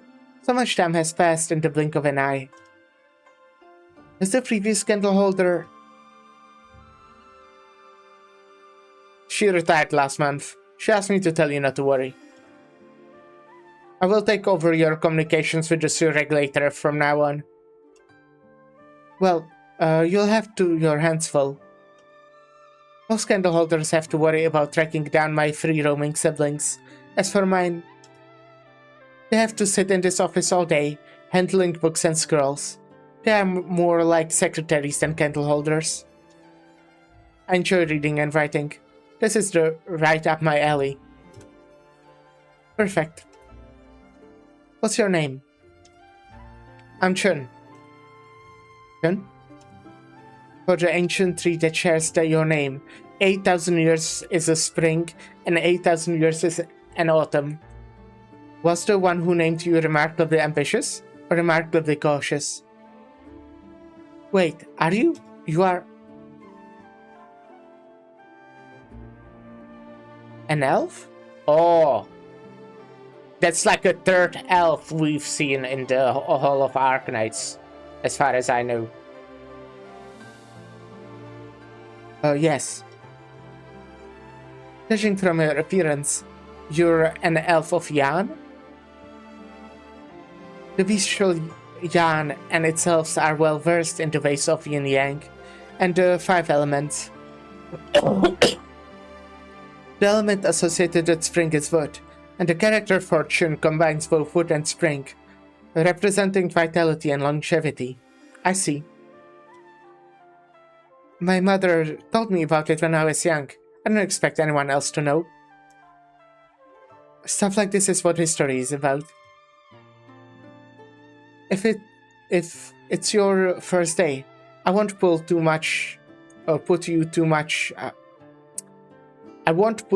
to too much hard work. Just familiarize yourself with the space. You can look at any books and documents in this study. The candle holder carefully scans the room. She could not conceal her eagerness as she sees scrolls and books that fill the wall's shelves. Did you write all of these? No, I simply collect the materials.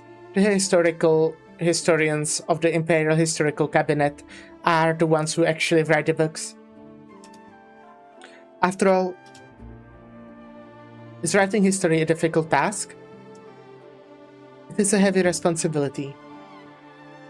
History books from people's perception of the past, but a few words are hardly enough to give them a complete view. Choices must be made as to which part to record for posterity, what sorts of lessons these who came after should learn. It's easy to say, write with an impartial pen, but it is a most profound and complex discipline. What if there is a mistake in the history books? Then it should be corrected. Right, we'll take a short little break here. And I'll be right back.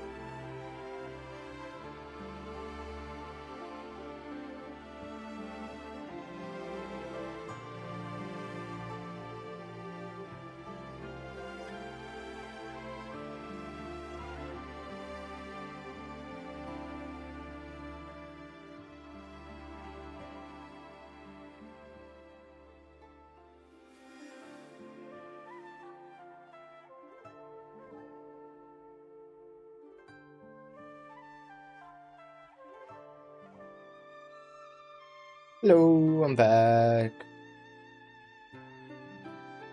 History is inevitably warped by the position of the narrator, no matter how impartial the writer attempts to be.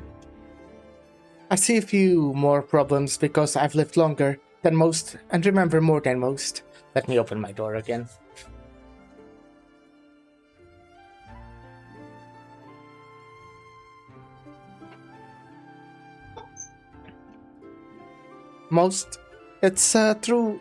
It's true that your kind, the proxies, are different from other long-lived. Before I joined, I heard that each of you had your own powers. Do you use your powers to correct the errors in the history books? I heard you have a magical writing knife. Do you use it to correct these errors? It can, but this is not how it should be used. Huh? Mistakes that take root in people's heart, as they are passed down from one generation to another. The proper way to fight them is to form a new consensus through debate and clarification, not to simply erase it. Erasing your wrong would come from one's own writing. It's not a significant issue, for it only concerns oneself. To do it to a published book would be to meddle with the memories of thousands. As for history, setting aside the question of how much you can alter, it will not be a good thing, for myself and for Yan. Frankly, it's already a chore to ensure that history is not altered. I hardly have the energy to alter it myself. Seems like there's something you would like to change with the knife yourself. Huh?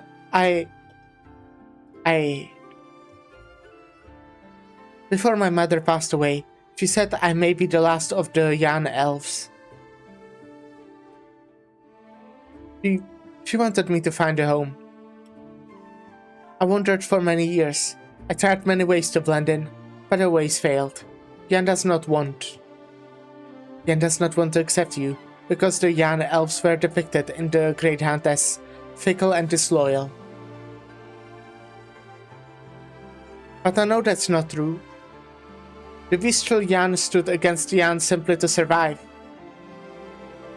That cannot be denied.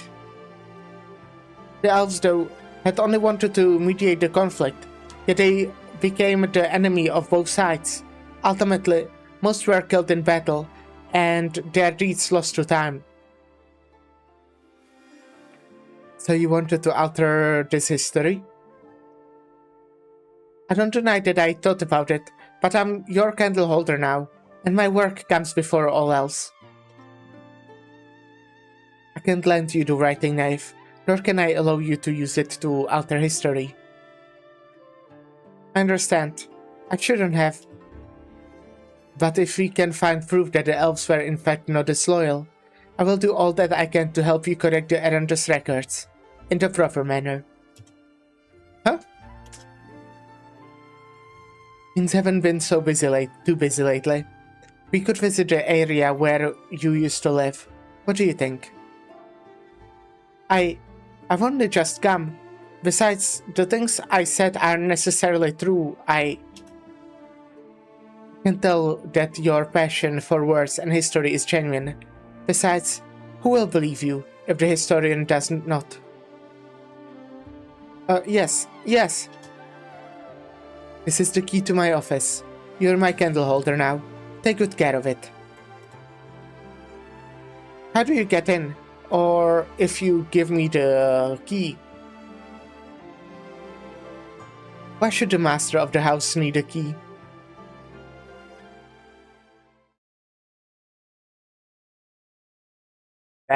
Said she died. 965. Yeah, so far, Gia. Wanted to confirm if I remember her name. Gia seems very nice. I don't know. The court building has only just been completed. Why? Don't worry, it will not be torn down. Our two Mutianshis will transplant the Judicial Review Office to the nomadic plate, undamaged. But wouldn't it have been so much cheaper to build it directly on the nomadic plate?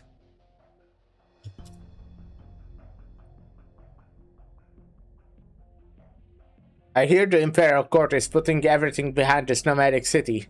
I'm sure our cooperation will be very important.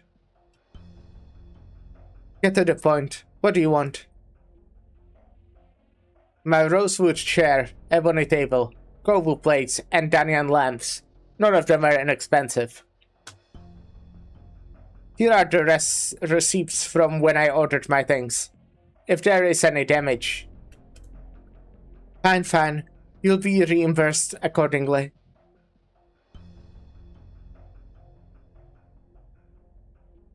Yes, the prisoners have been transferred. The previous instructions were from the Judicial Review Office, while the new ones are from the Ministry of Justice. Understand.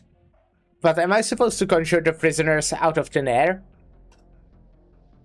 You don't care? The Burtonby sketches are arriving in minutes?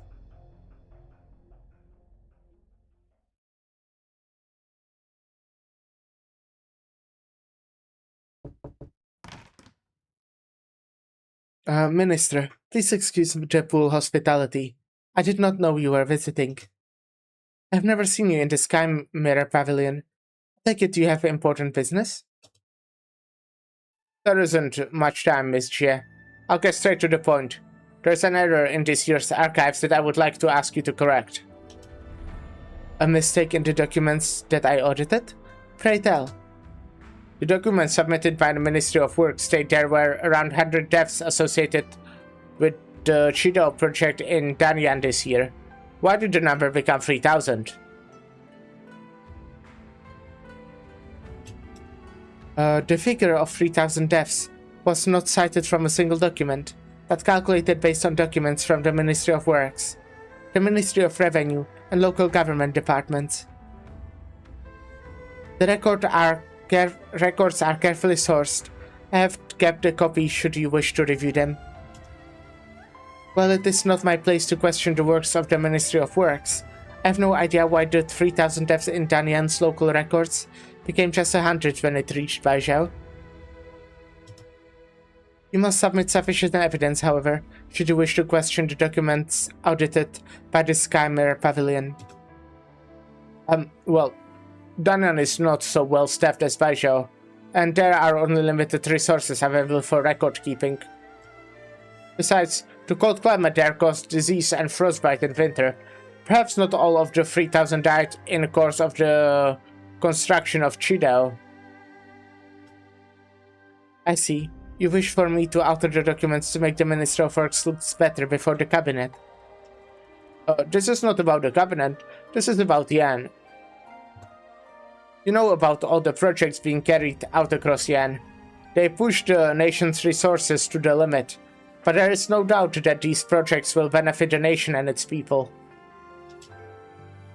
I'm not the only one who feels that such depressing figures will weaken the people's morale. I don't deny the benefits of these measures. Precisely because of that, the 3,000 people who died to build the Chido gave their lives for their country. It would be an insult to their memory to reduce it to 100. Unless you can prove that there has been an error, any text that I have reviewed must not be altered. Anyone else who has a complaint can bring it to me directly. The nation must be united in the monumental task of building the nomadic city.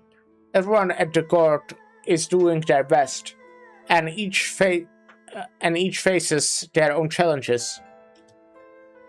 Yet the writings of the Imperial History Cabinet and the Sky Mirror Pavilion have been most aggressive and deprecating.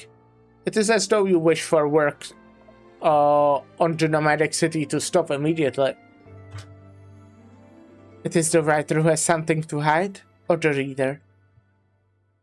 How dare you! The Imperial Court has compensated the next of kin in full. Not a single coin has been withheld. I have noted this in the documents that I proved.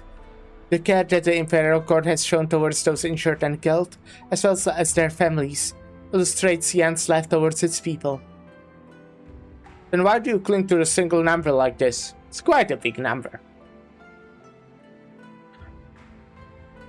I understand your concern for Yan, Minister, but I worry that people will only see the glory of its accomplishments, and not the people whose sacrifices made it possible. All I can do is to ensure that the history I see is recorded exactly as it is. And you think you alone can decide the history of Yan? What? Isn't the history like... She's recording the history, she's not fucking deciding it. What the fuck are you talking about? This guy sucks. History has never been decided by one person. It is the combined soundless voices of millions. You are a learned man in a position to improve the lives of thousands upon thousands, Minister. I simply leave behind some words for the people whose voices will never be heard. Now, ask your conscience and answer again for those people. How many died building Dangan's Chidao this year? Was it 100 or 3,000? Mutters irritably.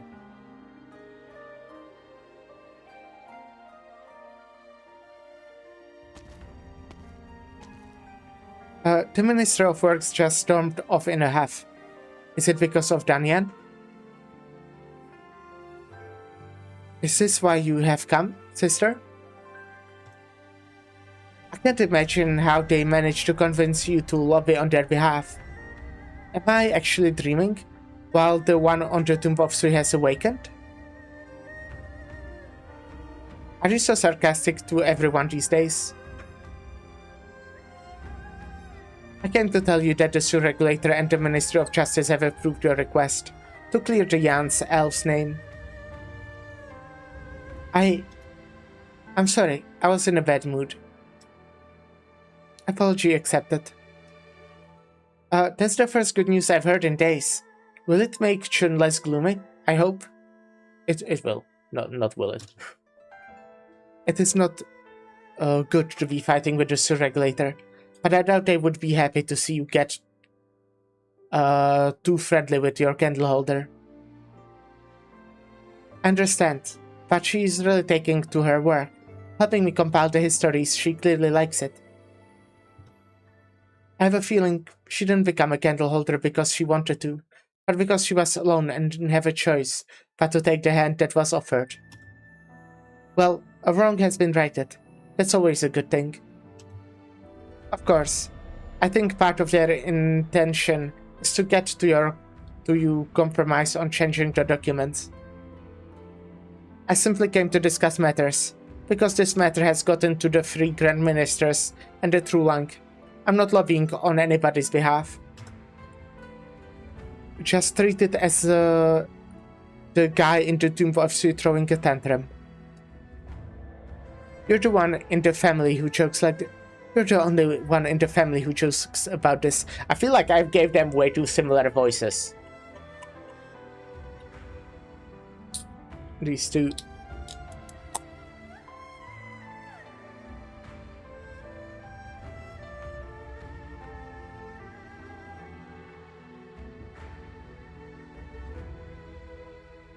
Ling has honeyed words, and you speak with heaven's authority. I'll settle for the frivolous tank then. It's true that the officials of the court are facing a dilemma in this matter. The figure of 3,000 will cast a shadow upon the Nomadic Cities project, and the implications it may have for Yan are unknown. Did you tolerate the falsification of records while you were still administrating justice? Falsifying records is a crime, of course. However, it is the perpetrator. If the perpetrator did not do it out of selfish interest, I will consider extenuating circumstances when determining the punishment. I'm surprised to hear that. We each have our own specializations. I don't work in history, and you don't work in the law. Perhaps that is how matters of law work, but not in history. I wanted to study history and language because I wanted to learn what the human mind is truly like. The answer to my question may lie in the intentions behind words, and the truth behind history. Not for Yan, not for the land, not even for our own family, only for my own questions. Jie! Hun? What are you doing here? I wasn't ready to tell you. Tell me what? Never mind. What's the hurry? I went to the study to get the drafts, you asked, but I discovered signs of an intrusion. Oh. The writing knife on the desk is gone.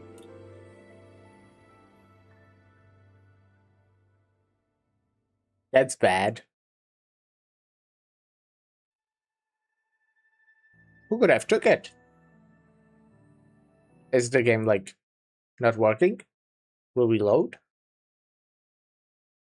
Wow. Okay, thank you.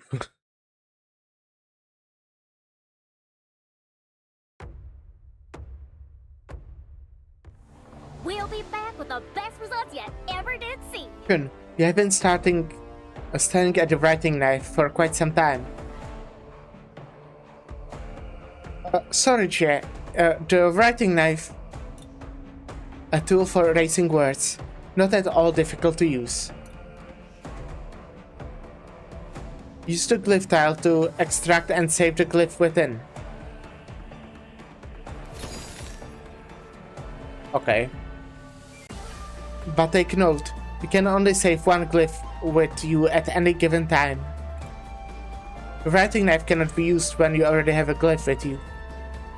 But you can always place the glyph to have into any blank glyph tile.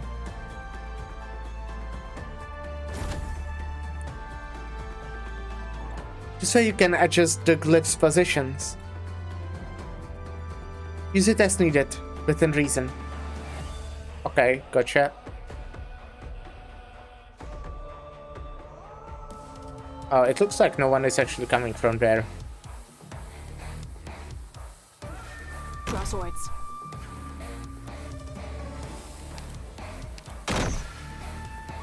Yeah, I see.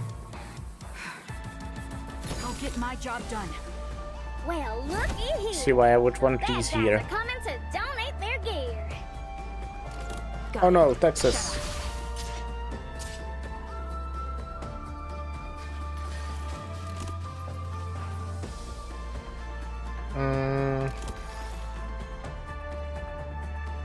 Solid positioning.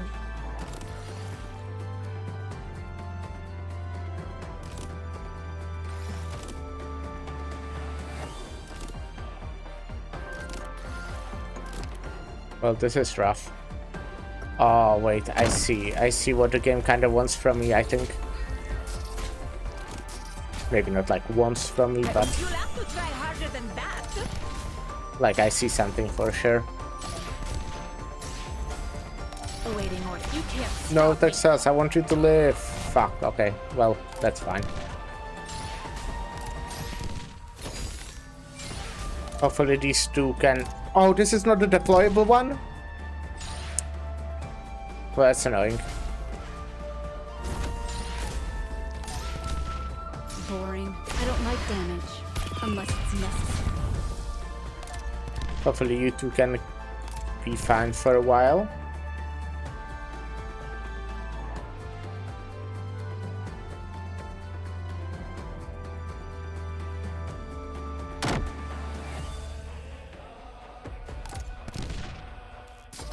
Come on, c'eri quasi, tesoro.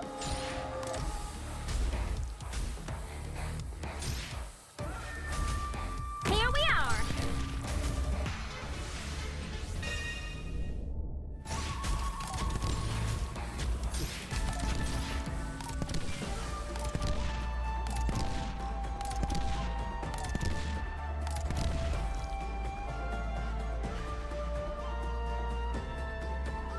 Here we are.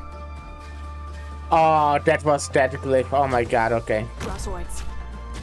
Can you do it? Well, you're here again. What do you do though? Awaiting order. You can't stop me.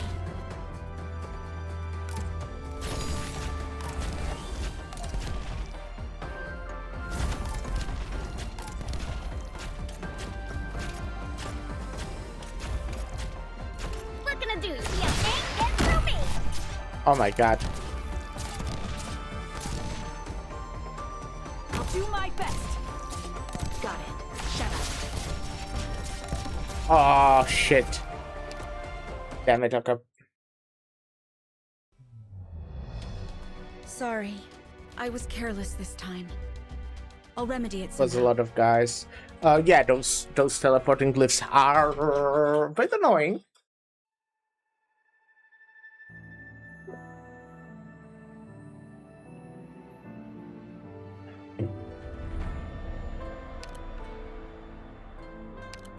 But I see what they want from me.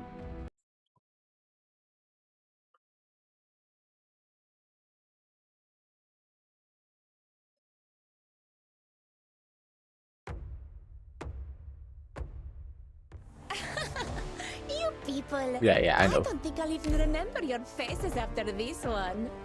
Anyway, let's just get started.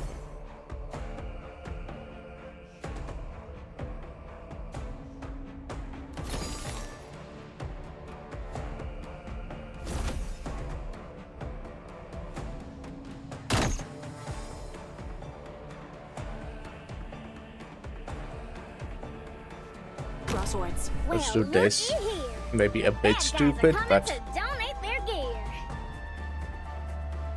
no, you know what? That's probably really stupid, actually. Awaiting order. Cut them to pieces.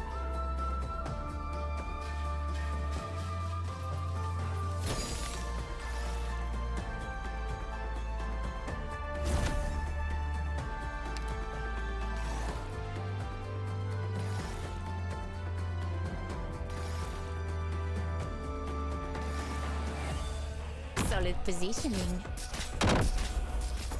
Can you do it?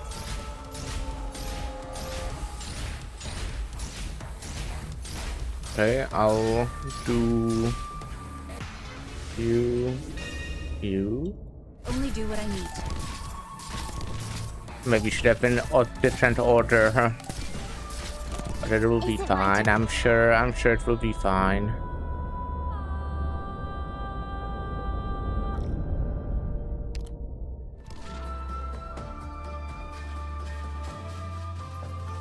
Here we are. Yeah, there's not like a good way to kill you. Well, I guess there is. Follow me.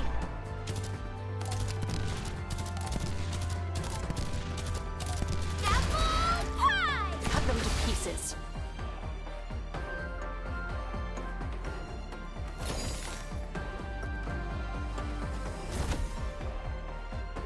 Wait, yeah, this will just change texels, which I don't mind that much. Begin.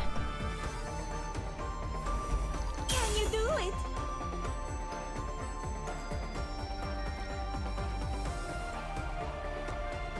Got it. Cut them to pieces.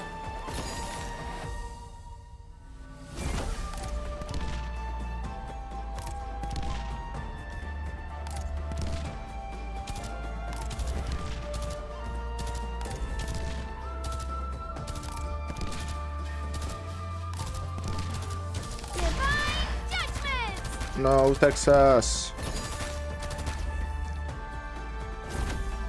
Okay, she's fine. Okay, I will need her to die there. Wait! Oh no! Come on. I thought she would die, but not. But the thing wouldn't activate. But I guess if the person dies, it still activates the thing under them. Damn it! That sucks. Boring. Anyone in front of me who still feels like blinking?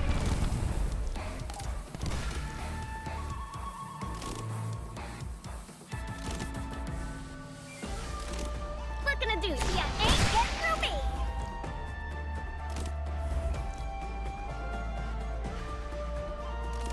Divine judgment. What is killing them? Time to What? try this here new Am I missing something? Time to try the end of the road. You'll have to try harder than that. I guess we don't need this extra here anymore.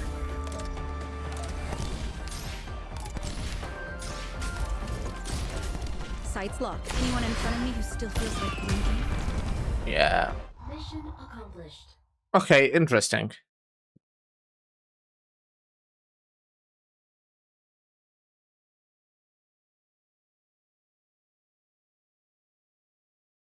Year 1956. 65. Fuck. I see. Don't you tell anyone else. Be extremely careful. I need you to do something for me.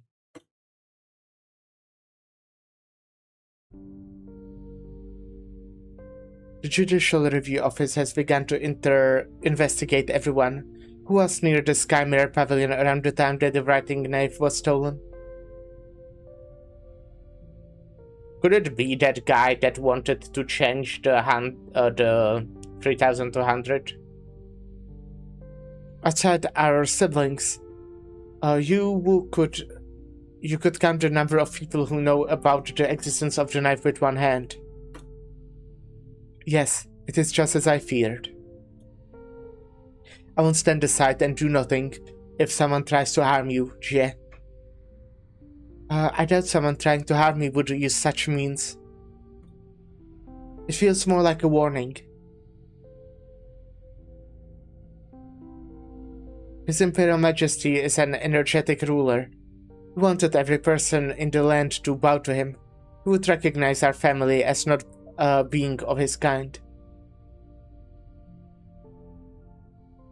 But I do not believe he would stoop so low to use the knife in underhanded ways.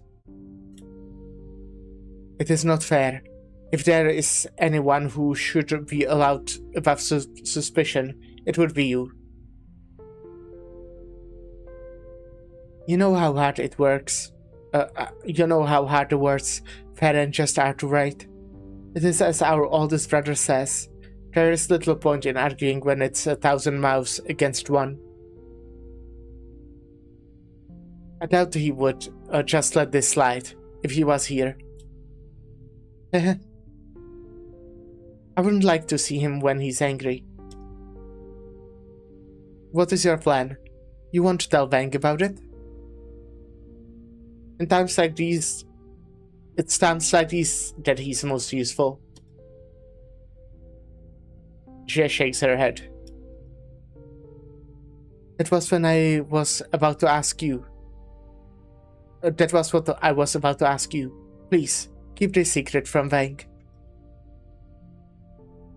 People have feared and avoided him for many years. His position has grown even more precarious under the new Emperor. This is not the time to drag him into this. Besides, I fear he will do something irrational if he finds out. What if Wang stole it? Alright, I'll listen to you. But I hope you can be honest with me, Jie. Are you absolutely sure that you and Vang are not plotting something?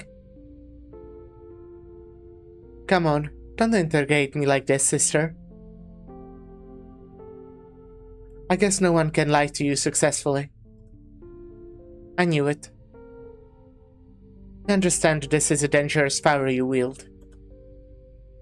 I know the risks, but I'm not the only one who has to shoulder them. Hyo, Wang, Link, and you have done so much for us, the younger ones. I have to do my part. Besides, I don't want these names that I put so much thought into to fade away in history. Yun continues to frown. She takes her sister's hands in hers. Yeah, rough from all the years of playing instruments, but it is a comfortable feeling. I'm here. I'm alright. Don't worry.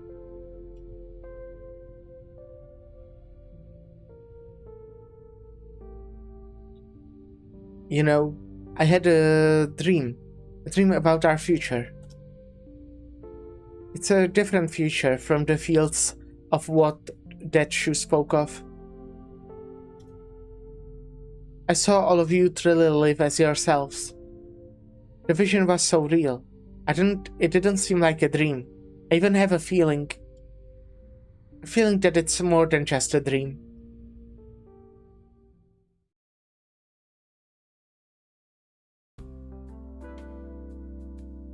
It's good to see you, Miss Nyan. Hey, Roundhead. You're the one supervising the work? What about the foreman? Where's he slacking off? You must understand. My master has been very busy with city designs ever since he received the news of Baixiao's modification. He has gone an entire month without sleep at his busiest. That slowpoke picks himself up once in a while, eh?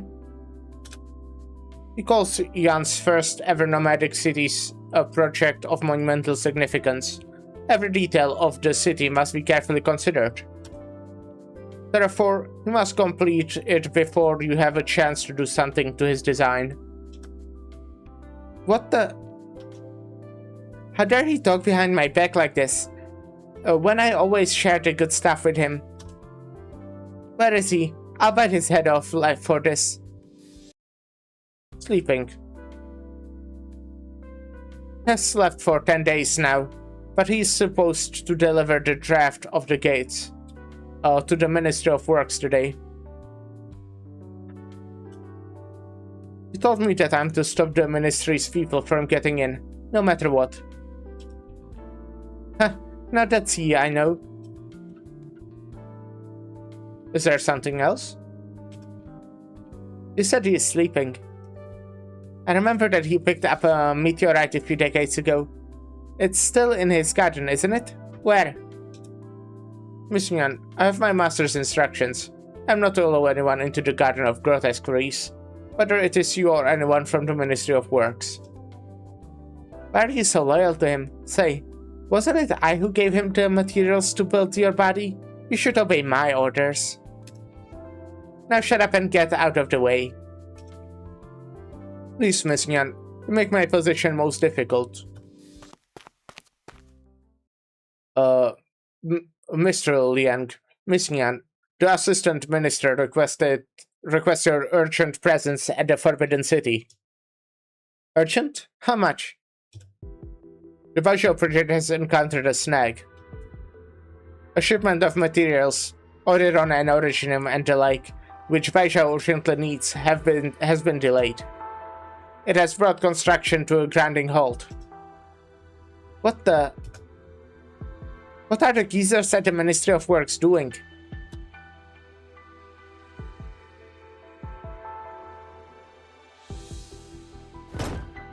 What is going on? I demand an explanation. The construction of Baixiao is the most important thing in the land. How could this be allowed to happen? The citadel around the capital is well maintained. How could it collapse when no catastrophe has occurred? And how could there be bandits so close to the capital? I have to say that these incidents are highly suspicious, sir. The sudden collapse and the supplies that disappeared without a reason, then showed up just as suddenly where they should not. If there is indeed someone behind all this, then their objective must be to sow confusion. Rumors have been spreading in the city. Many workers believe that Baixiao picked time of ill fortune to begin construction. Someone is sowing confusion? Who? Sir, the Minister of Rights requests a meeting. What is Rights doing here at a time like this? Did they come to laugh at us? Reporting, sir. The Minister of Rights has said that although the Ministry of Works has been quite busy of late, this trouble involves more than just the Ministry of Works.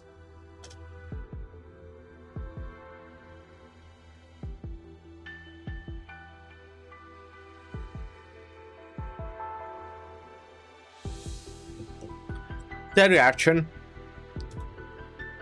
Do you know why I have summoned you? I suppose it's because of the writing knife? Yes. How do you propose to solve this dilemma? Perhaps if you could put a few good words for her and return it to its owner. Huh. Go on. If the numbers are the problem, it's as simple as matter as going over her head to alter them. This should not be necessary.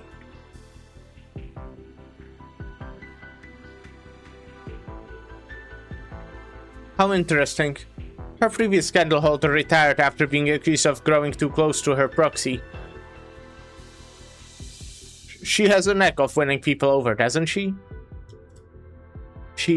I mean, all the proxies have their own eccentrics, but they have never plotted against Yan.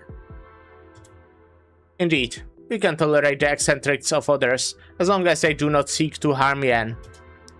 But you must understand what you are dealing with, and what her powers mean to Yan.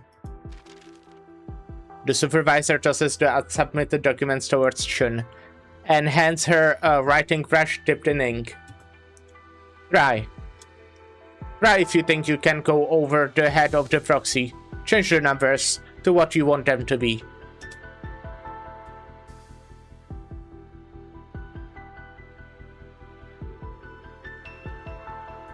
Your Imperial Majesty, the Ministries of Rights and Works have completed the investigation into the lost supplies for the Baishao project. The investigators unanimously agreed that it was most likely an intentional act, and that there was someone behind it. The supplies have arrived at Baishao. The Ministry of Works will do its best to make up for lost progress. What are you hiding? You suspect that there is someone behind it. You must have a suspect. The nervous official dares not look straight at the figure behind the curtain.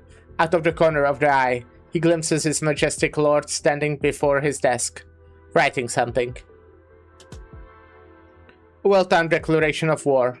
Two, in fact. One telling me that she is the sole mouth of Yan, while the other demonstrating that he can easily disturb Yan's greatest project. That the continuation of the project depends on his approval. Will there come a day when they could make Yan's armies turn on themselves if they wanted? This is the most serious matter, Your Majesty. If the proxies are indeed stirring trouble, the regulators should act immediately and punish them severely. There is no need to be hasty. The figure behind the curtain thinks for a moment, then puts down his writing brush. I know the craft of calligraphy must be honed over a long period, but I have not seen the efforts bear fruit. Still, I understand now why the Grand Preceptor wanted me to spend so much time on it. One must be in control of oneself. The young Truan gazes upon the ink on the paper, but he seems dissatisfied and frowns. Chin ye min yue ren yi wang. The moon's wan gloom drew every eye. He picks up the writing knife and uses it to scrape away the conspicuous character of Wang.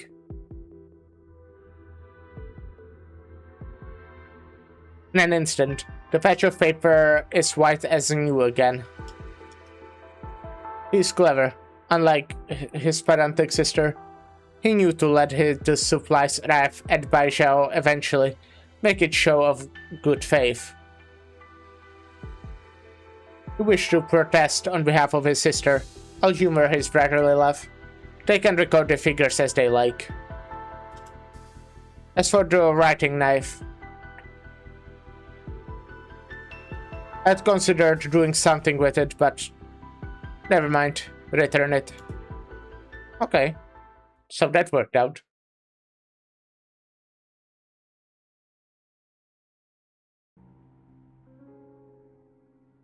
Jie, the Su regulator has recovered your item. Thank you. I'm sorry, Jie. I apologize. You found the thing that I lost. That which was lost has been restored. All is well. I was negligent in my duty. There's something I've always wanted to ask you, Jie. You said you didn't want to use the writing knife to alter history, not even to change clerical errors. Why have you kept the knife around? Did you forget that you already asked this question when you were 3 months on the job? You complained when I didn't allow you to use the writing knife to correct errors. Is that so? I don't really remember. Have you forgotten about your original aspiration, now that the erroneous depiction of young elf has been addressed?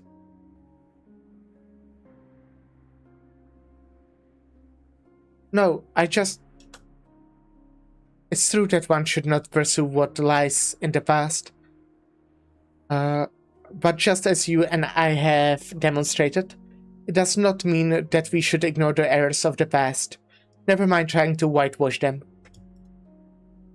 I have kept the knife so that people will remember that wrongs can always be righted.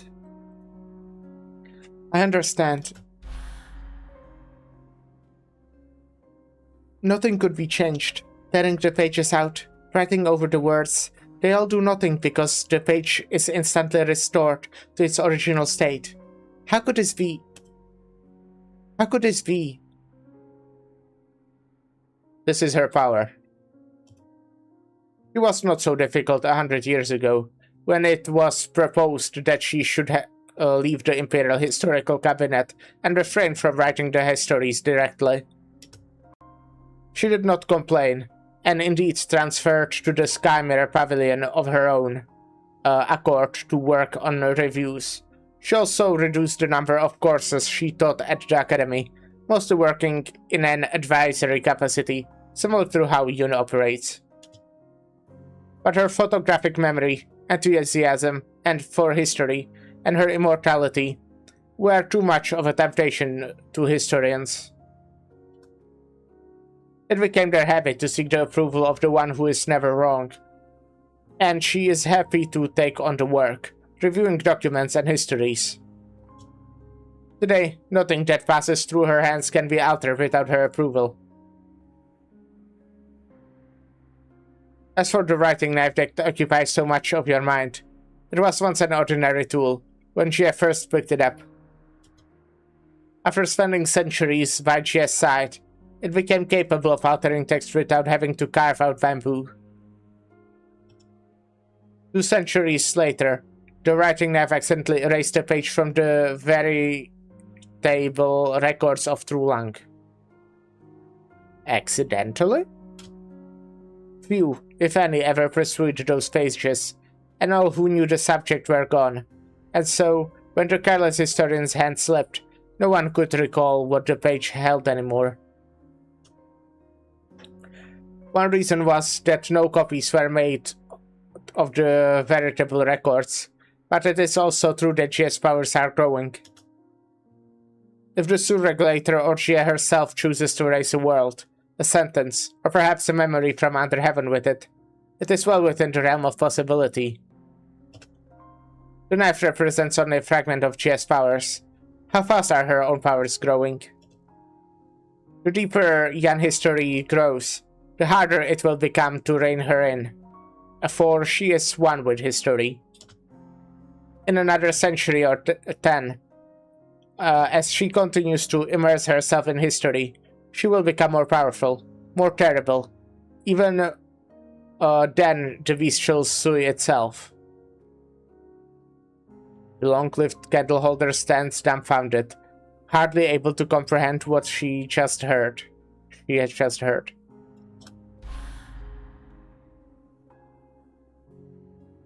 If that's all, I will return to the Sky Mirror Pavilion.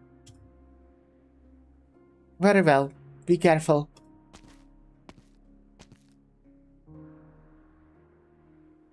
Bank? Are you alright? I'm fine. Bank, did you... Silence. They have grown used to this tacit understanding between them, in the long centuries they have spent together. Jack clearly sees the emotions in his eyes. Flames of fury, well hidden, but burning nonetheless. He looks kinda constantly angry, honestly. To me at least, I don't know.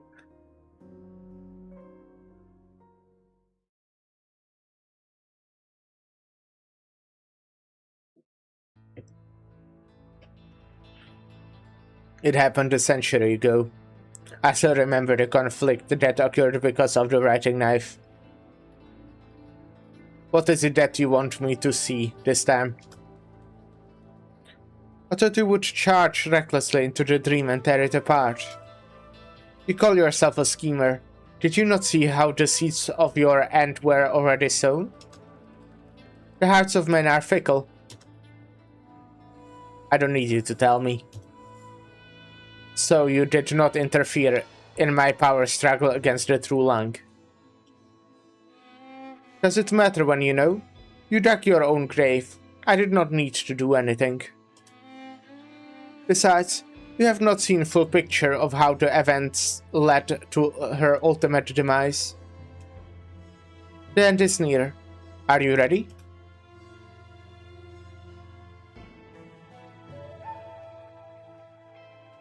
Weaklings. Weaklings. Okay. Interesting.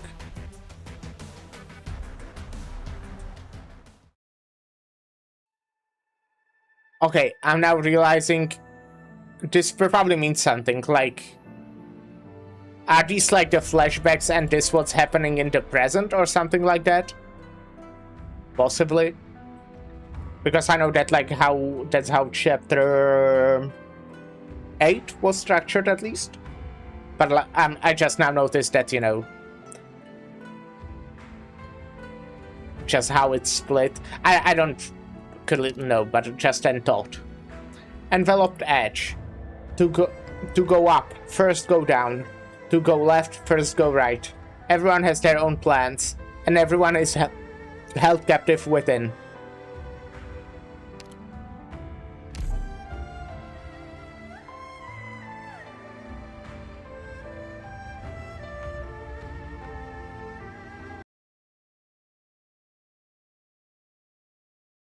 Two days before the day of the full moon, hour of high.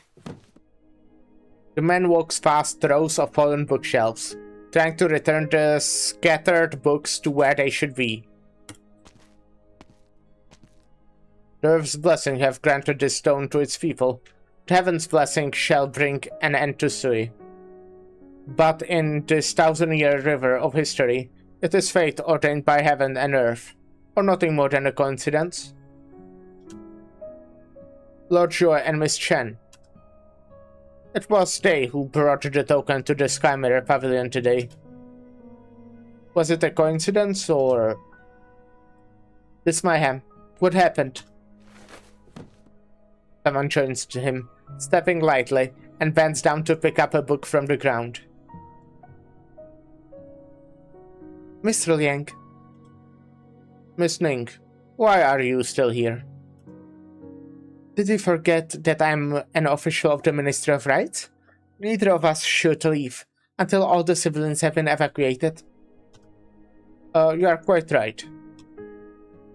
Is the evacuation of the civilians complete?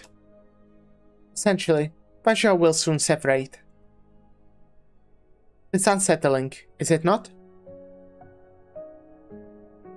Perhaps you wanted to ask how I knew you were here, when you did not tell me about your demotion.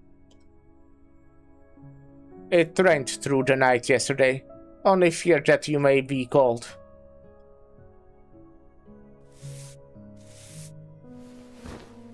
The man clears a little spot for two of them to sit down.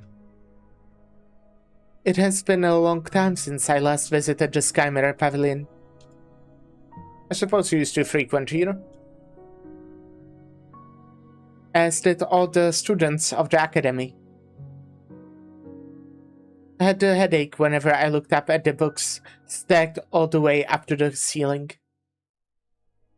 But now I found here a place of rare peace, away from the troubles beyond. I heard about Ning, Mr. Ning. You have my deepest sympathies.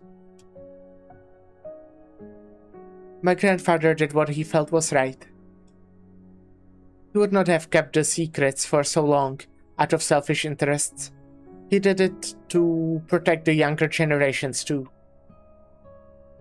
I cannot reproach him, whether with reason or sentiment. Of course, he must also pay the price for his deeds. I see you have laid it down. I'm glad to see it. Perhaps you misunderstand. I do not mean that I could lay it down easily. I cannot deny that my career benefited greatly from my grandfather's influence. Those on the outside would undoubtedly say that the House of Ning has fallen on hard times. I would not say this to anyone but you, Mr. Liang. You should not say that. I do not feel that any of your honors are undeserved. I trust you. What if you are the only one? My grandfather said that once one has passed the walls of the palace, one must not trust the others easily, and certainly not expect to be trusted easily. I listened, but it seems that I forgot about it when I met you in Shengshu. I simply believe that I found a kindred spirit. You flatter me. You have always been like this. I admire your honesty and your sense of responsibility, but I hate how you make decisions by yourself and keep other people at a distance. But then I realized you would not be Liang Shun if everything you did was to my liking. I could no more reproach you than I could reproach my grandfather. I once thought that all I needed to do was to be fair, honest, diligent, and persevering. But the years have taught me how powerless I am.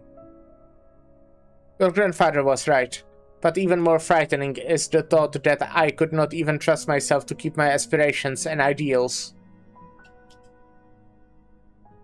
I would not claim that everything I did was honest and upright, but you should not have been involved in the ones that were not. It is my turn to comfort you with the words, clear conscience. You and I have done all we could, following the path of justice that we believed in. Perhaps you are ultimately powerless to change anything. Perhaps the entire city will be no more when the sun rises tomorrow. Then, here and now, at least, my conscience is clear.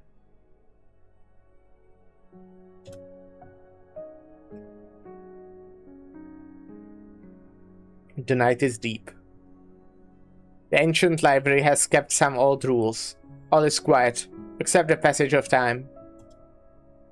Yeah, the time passing is really loud. They hold each other's hands tightly in their own. The desolate pond lies wrinkled in the wind beneath the crumbling eaves.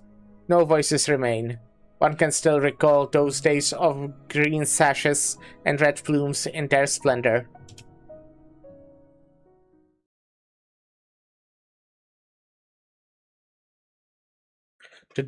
One day before the day of full moon, hour of Tsu.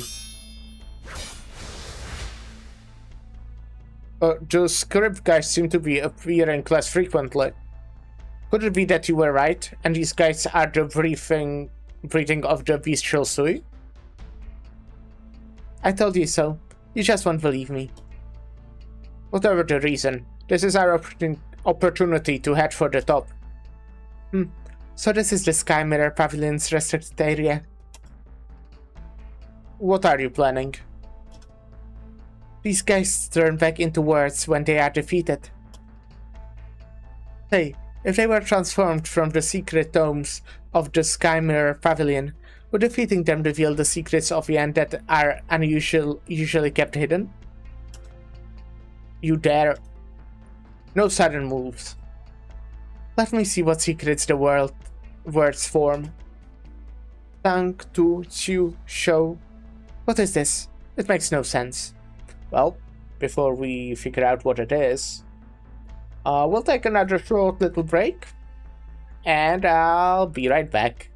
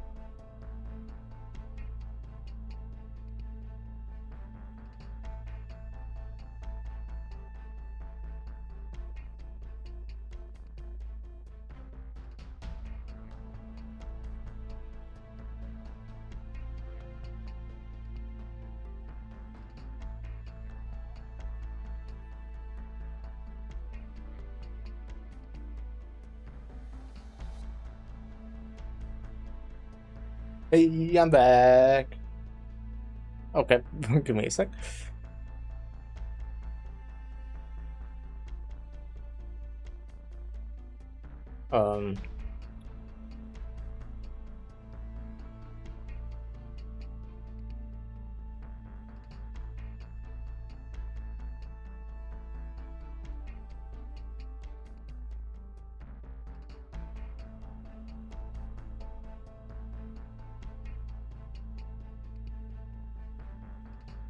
Okay, now I'm back. Well, I mean, I was here, just, you know, not distracted anymore. The top 3 floors of the Scanner Pavilion are off limits. We only enter because we have an important mission. Refrain from doing anything unnecessary. I will go open my door again, because, as always, I just close it, because I'm used to closing it.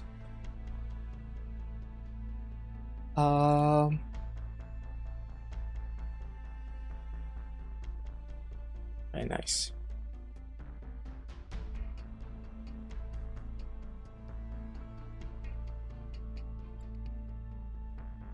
Huh, you still won't admit that you're already in on this?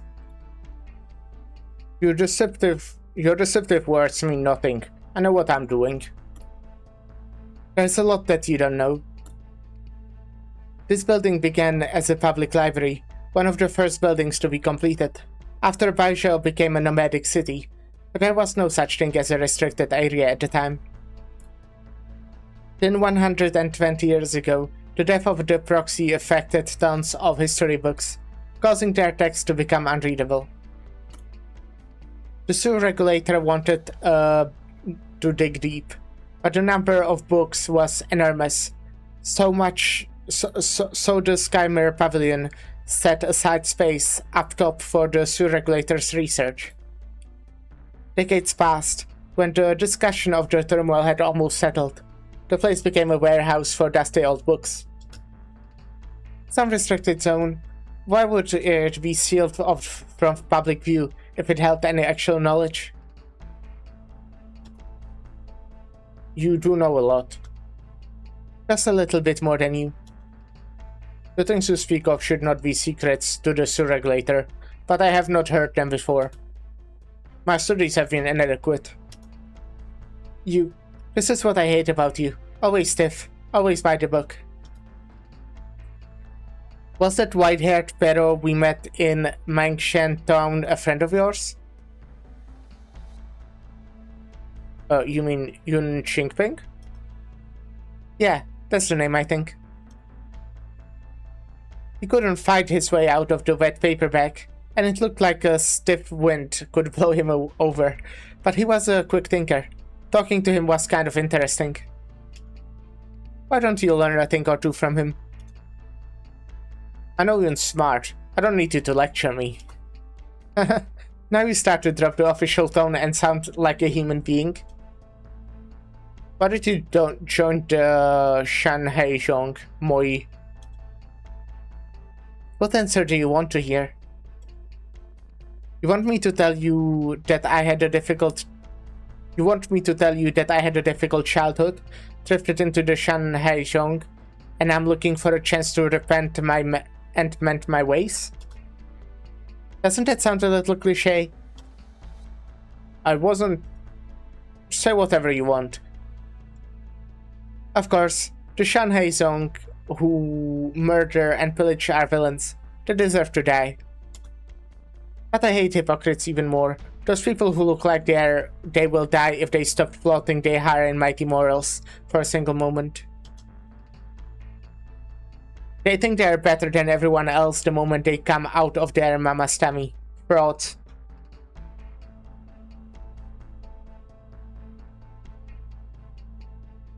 What I really want to know is, why are you so sure that this thing from the Garden of Grotesque Grease will stop the war between Yan and Sui? You've been with the Sui regulator for a while. Have you never wondered about their most closely guarded secret? Why did that proxy die? Looks like I'm not it's not that you are not curious. It's that curiosity has yielded no answers. That's the problem, isn't it? Why would they have become... Why would that have become a secret if the sewer regulator was really so just and upright?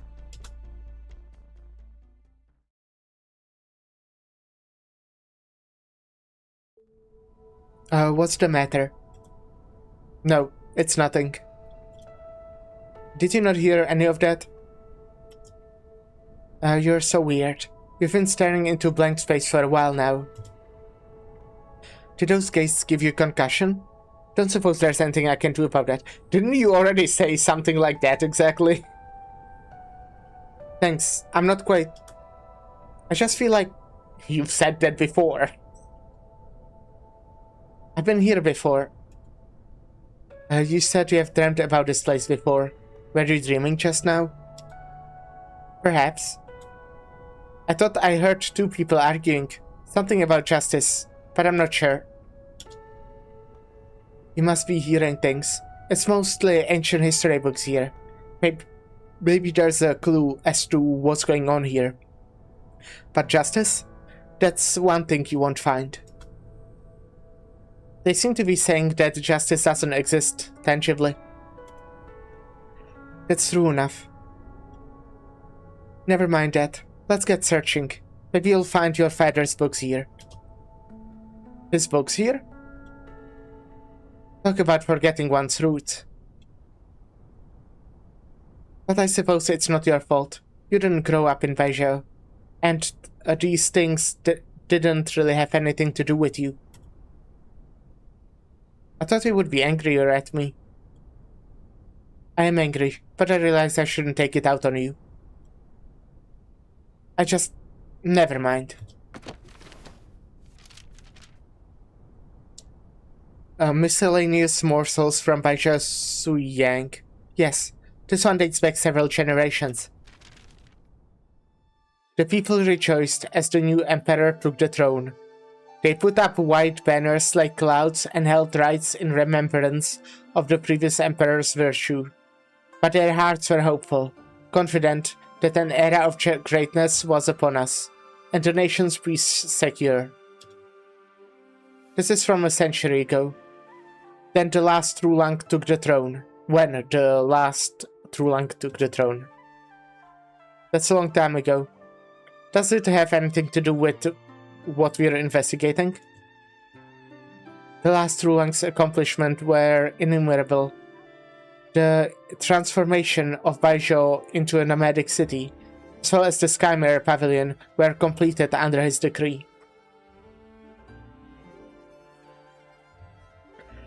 Not that either of us were around back then, although I suppose he would be your grandfather.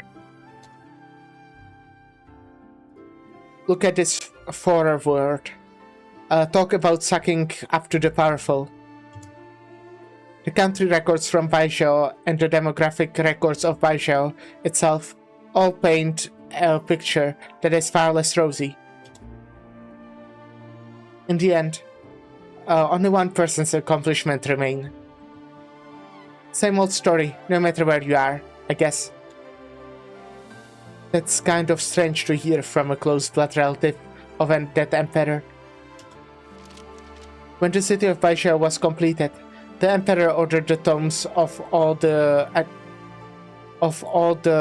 archives to be gathered in a single place. The scholars worked by candlelight, collecting fragments and tales, validating the facts and compiling them, so that the scattered records are whole again.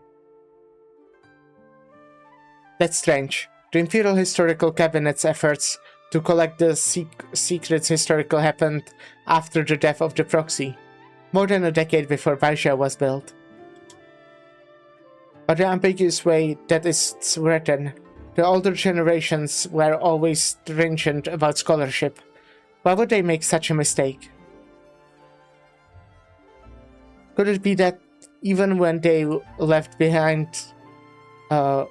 even what they left behind was altered and rewritten? Ken Huichek is not listening to her companion's muttering. He's on guard for any unusual movements around them.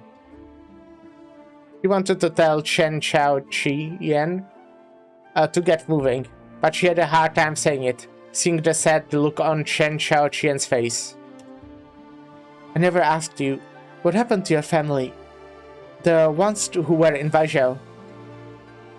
The Chens were a family of historians. They were well regarded, but not illustrious. They generally stayed out of conflict and politics, other than the occasional offense they inevitably caused in the course of their work as historians. All I remember is that my father said it was as though the sky had fallen when the family learned about the marriage arrangement with the princess. That cousin was the only unmarried man in the family. He and everyone else knew how dangerous it was, but they were in no position to refuse. The rest was history. Princess Yanjing died in Langmen, and my cousin passed away soon after. His Imperial Majesty did not punish our family, but rumors of strife took on a life to their own. You can imagine what happened to us when everyone decided our house had mistreated the princess.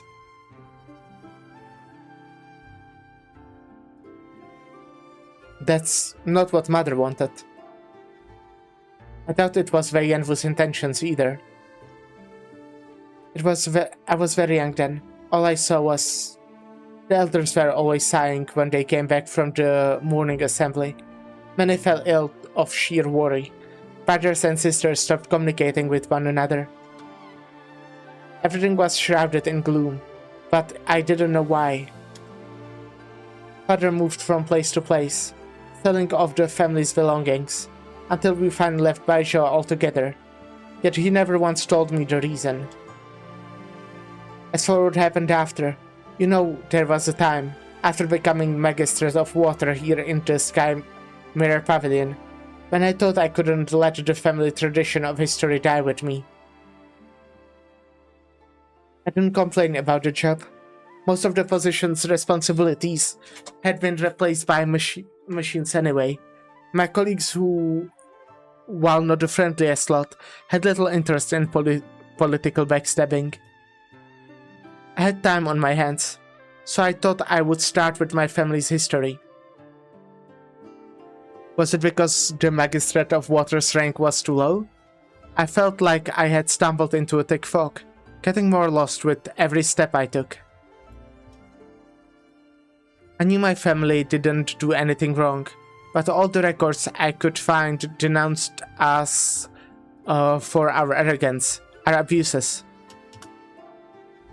I tracked down the one who were still alive, tried to ask them what they knew, but they couldn't get away fast enough when they learned I'm of the Chen family and the Chao generation. The few who were willing to see me said a bunch of apologetic words in officialese, but refused to tell me anything about the truth of what happened. I spent 10 years on this until I even started to believe it myself, that the House of Chen deserved what it got for mistreating the princess. But I know it wasn't true. What am I? What is the House of Chen? What were your dead parents? What is the history? All I know is that history should be a record of the truth. That's what justice means to me. You're shy. As for the family history you wanted to know, to tell the truth, my parents died when I was very young. I don't remember much about them. And Wei Yanwu was Wei Yanwu. It's hard for me to explain to people who my parents were. Sometimes I pass off the image of Wei Yanwu as my father's, just to make things simple. I don't ever remember my mother smiling, and I don't remember many positive things about my father. I just can't imagine how it feels to have your life determined entirely by other people, by those baseless things like responsibility and honor. It's not fair to you, and it's not fair to them. Is life fair and just to anyone? Someone once said to me that the justice we seek is not in the past, but that doesn't mean we should forget about it.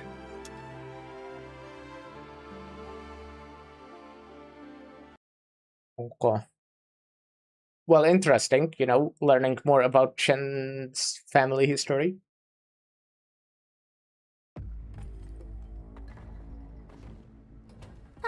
I know this place. What is this one? That's one that triggers it immediately, right? And these are the ones that teleport people on them, I believe.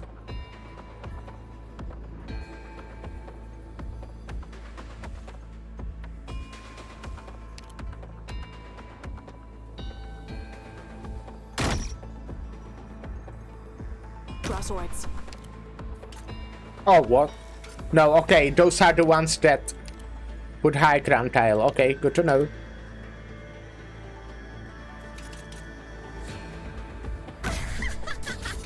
You can't stop me.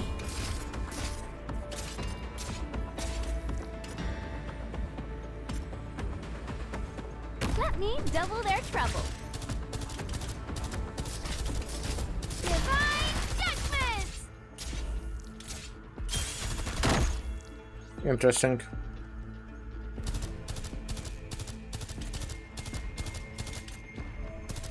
Great view from here. Oh, what is that? Attempts to brazenly steal the first glyph encountered, losing movement speed.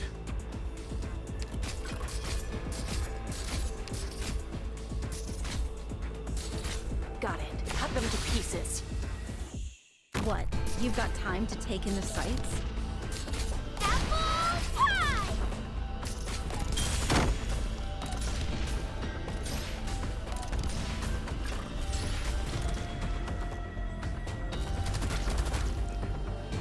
Okay.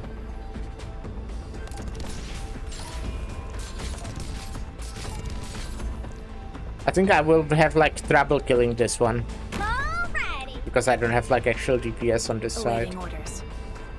Got it. Cut them to pieces.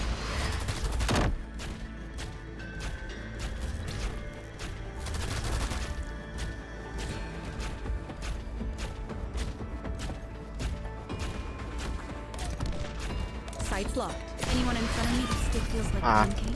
Damn it. Let me put you here.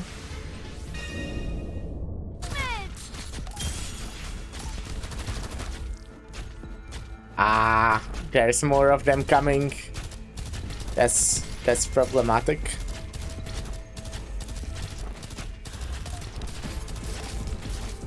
Time to stand in the road. Well, depends on how long person can hold here. Apple pie! Boring. I don't like damage. I wonder what we should eat after this. Awaiting order. You can't stop me.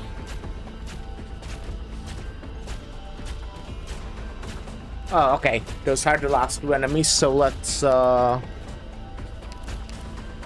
get rid of Is it my turn? all of you. What's your plan? Boring. Oh shit, I needed to actually keep someone here because of the stamps, huh? Fuck.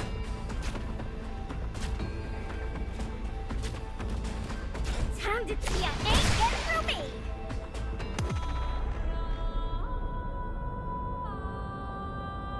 Yeah, it shouldn't be too bad.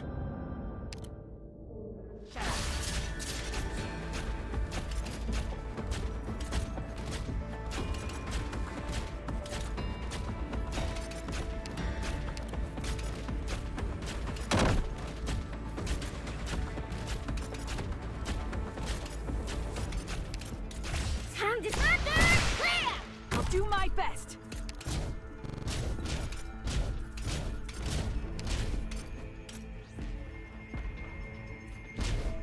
I don't know if we want... I think we want art Nice damage on weather these, today. right? I only do what I need to. Yeah, I believe Got that's it. the case.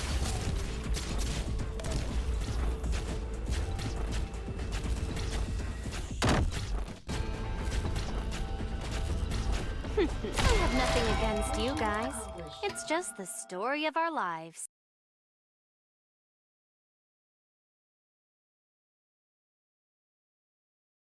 Another very long loading screen. One day before the day of full moon, hour of Su. Ah, my favorite guy.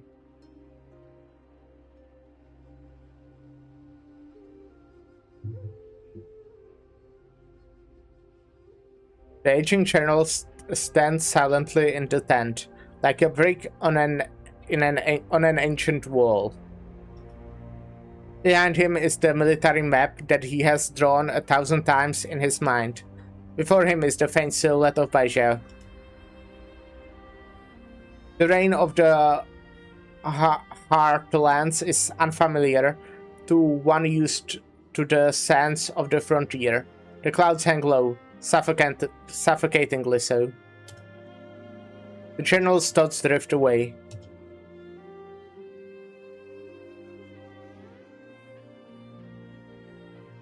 You are the new commander of Human, I take it? You can call me Shio. My responsibility is to assist you in military matters, as well as kung fu instruction for the soldiers. I can take you around the base, if you'd like. You don't remember me? Saw your name on the Imperial Court's announcement. What do you mean by remember? Never mind. I don't need a guide. I've served in Human before. I see. Forgive my impudence. It seems we are old comrades.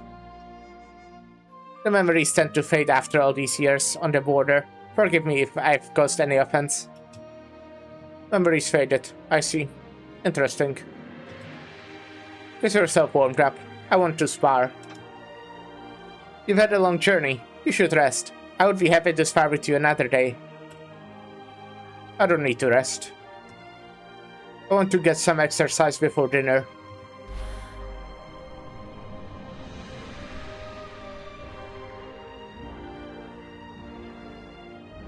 We should go no further, General. The supply lines and the troops' morale have been stretched to the limit. We cannot afford to be reckless when fighting demons. To push forward would be very risky. We're so close. It's already a remarkable victory, General. The demons of the north feed off the fear in men's hearts. This is the first time I've seen a general press on without fear, even with the entire army's fate upon our shoulders. There's nothing to fear. These things have harmed our people, ruined cities and farms. Only wish we would have wiped them out of this battle. In this battle. Give me 20 years. I swear I will see all the demons wiped out. I've no doubts you will, sir. I doubt anything under heaven could daunt you. What about you? You seem indomitable, invincible. Have you ever been afraid? Transfer? My appointment to Human was for 100 years. It's time to leave. And the Su regulator didn't tell me anything about the personal change? They are getting more and more out of line. But why are you leaving now? Trouble is stirring in the northwest. We need you more than ever. Perhaps our time together has made you forget. I've never held an official position in Human. Where are you going? Danyan? Michu? I think I will be stepping away, fully, from my responsibilities. Why? Communications from the candle holders watching the tomb of Sui have become increasingly frequent. Its awakening approaches. It would not be appropriate for me to shoulder important responsibilities at this time. But Human is strong and well equipped. It will perform its duty well, whether protecting Radiant's northwest border or any other purpose. Where are you going after you leave? The Qinghu word is big.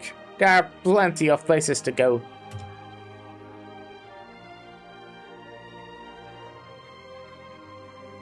Report. Have the scouts returned? Not yet, sir. We have received no instructions from Baishao in the past 3 days. The Su regulator should be communicating with human, regardless of what is happening in the Tomb of Sui. Send our messengers.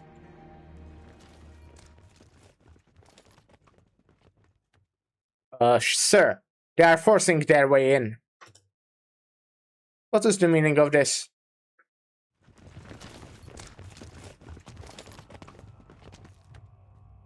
General Zhuo. It is most irregular to invade my tent like this, even for the military supervisory censor. On whose orders are you operating? The Grand Commandant has sent me to question you on the unnecessary delay. Ridiculous. Human has been on full alert since we received the order to mobilize. There has been no delay. Have you forgotten the Human received orders to arrive at Baishao at the last day of July at the beginning of the year, but arrived 3 days late? What is this if not a delay? Human was struck by a catastrophe at the beginning of the year, and the repairs took 2 months. The Imperial Court must have known. Silence. I take responsibility for Human's delay. Did you come to strip me of command then? You know the Grand Commandant thinks highly of you. But it seems now that you do not trust the Grand Commandant. That words are inappropriate for a solemn place like this. Kindly instruct Human to travel 20 in the direction of the Tomb of Sui. Human is already as close as it is allowed to be understood by. Why should we approach any closer? The situation in the Tomb of Sui is yet unclear. Are you saying that Human should attack? Your duty is to obey. There is no need to question. What is His Imperial Majesty's will? Are you questioning your orders, General Zhuo? I cannot abide such questionable orders. If you will not accept your orders, then I must ask you to leave this tent.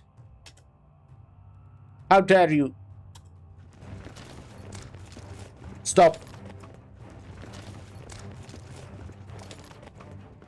My presence here represents the will of the Great Commandant. All you need to do is obey. Even if His Imperial Majesty questions, he can find no fault in your actions. The Vishosu is awakening. War is inevitable. Do you still intend to defy orders and paralyze Human with inaction? We are at crisis. The lives of millions hinge on your decision, including your wife and son, who are still in the Baishao city. How dare you? Not us, you, General. According to the estimate of the Ministry of War, Baishao will be doomed as long as you continue to defy orders, and Human remains unmoving.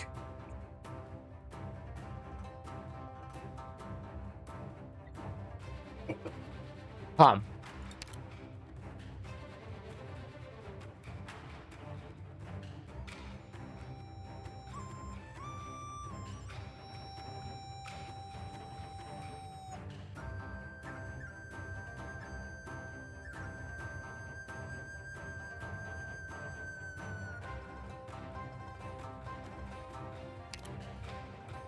There's no time.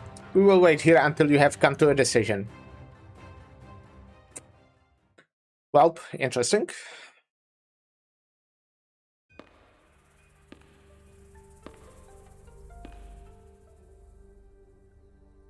Does it look familiar?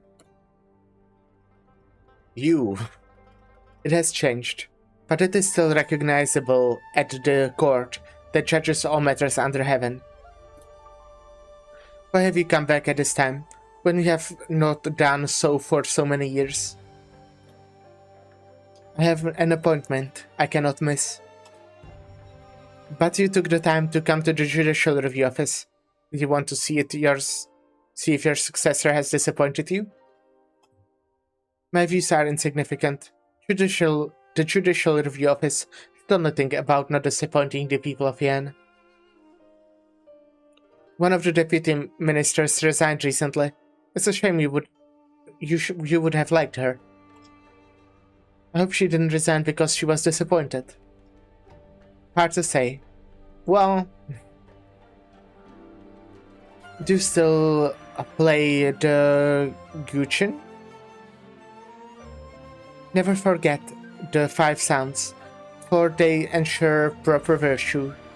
I have also been trying out a new instrument recently. I see. More pleasant than studying the laws of Yen, I expect. It is an interesting discipline.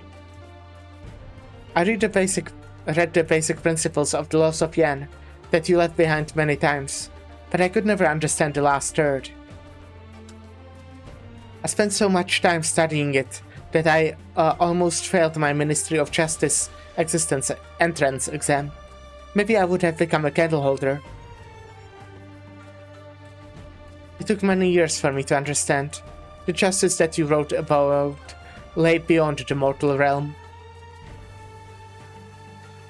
Just as one cannot draw what one has never seen, one cannot write about conscience that does not exist in their hearts. If justice is nowhere to be seen in the mortal realm, then one must consider, has someone blinded our eyes? You still bear a grudge for what happened back then. Did I not? What about the people who died in the turmoil? The innocent souls who were dragged into the game? Do they bear a grudge against him? Yes, they should. Then how do you seek a fair judgment for it? You forget. No, not one law in Yoa was written for the sole purpose of resolving hatred. There's someone else who should be judged. Looks like you're not worried about what will happen to your brother in the Tomb of Sui. You're more worried about the judgment he will receive. Justice has never been concerned with life and death. He and I seek different things. You're right. But at a time like this, I can help but feel. I must say, I completely forgot. Like, I remember Chen Chehir, I remember, her. I, forgot completely what was her role, what was she doing at all. I know she had, an argument with Lazy, right? But I don't remember what was, what exactly happened. Which is, which sucks.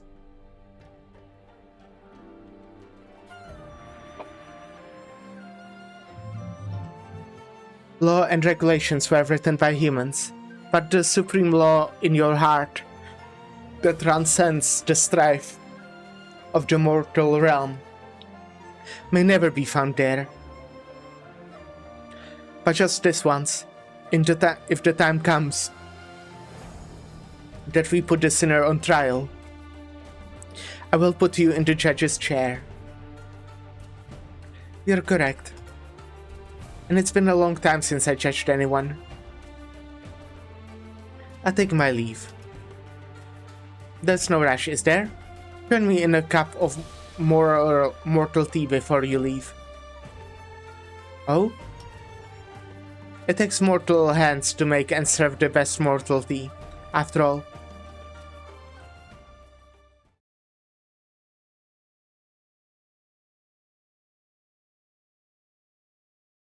One day before the day of full moon, hour of you, I think?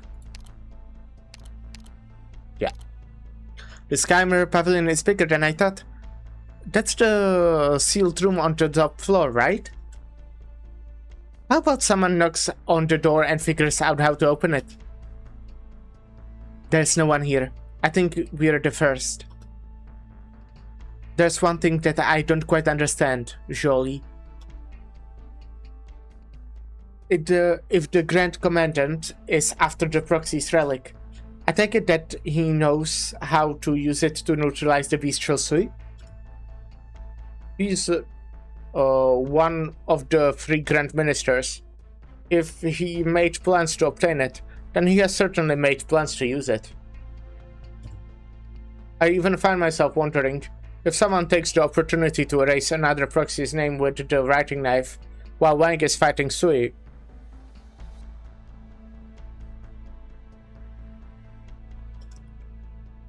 But what does all this have to do with Wei Yanwu?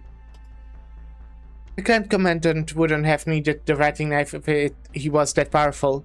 He could have gone into the Tomb of Sui and killed Sui with his own bare hands. What ideas do you have then? I don't really care about you and your official stuff, but I have a pretty good idea what's going on after listening to you guys talk. Basically, the Crown Prince who went missing 40 years ago after being suspected of staging a coup is back. Am I right? Do not speak of it so casually. Yeah, I'm not wasting my time arguing with you. Basically, there's another direct descendant of the True Lang here in Baizhou. That explains everything. What are you getting at? Have you never heard of the special originum under Baizhou used to suppress Sui? I did. I heard about it. Miss Chen here is from Langmen, so it's understandable that she doesn't know. But you too should, unless it's above your rank. Do you mean... The Earth's blessing has granted this stone to its people. The Heaven's blessing shall bring an end to Sui. A legend associated with the Great Hunt. I thought it was a myth. Maybe some kind of allegory. All I know is that the Tomb of Sui was built around a special facility. Alright, I guess you don't know. Why do you know? I guess the Sui regulator left no records of who gave Yan this originum either.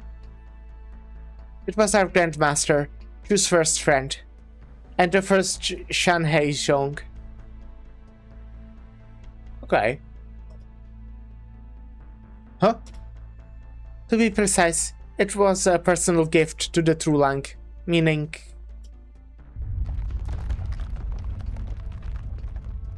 What happened? Looks like the evacuation of the civilians is complete, and the plates are beginning to separate. Time is short. We should retrieve... So you really have made it here. Who's... Yeah, who's? A figure approaches them from the other side of the corridor. You. But how could it be? Who is it? Who? Tell me, show me. No? You won't? All districts have been fully evacuated, Your Imperial Majesty, and all the ministers are ready. They await your command. Tomorrow is the day of the full moon. Yes. Very well. Separate the plates.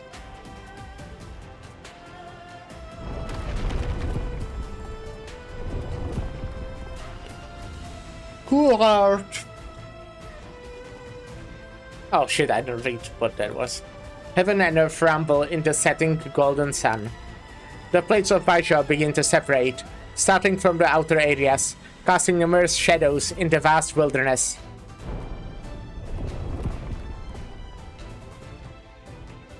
They are the legs that carry the city, and the foundation of its existence.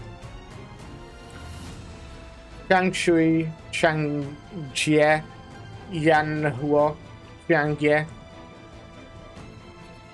Duanfang, Baidu, Zaifu, Binjie.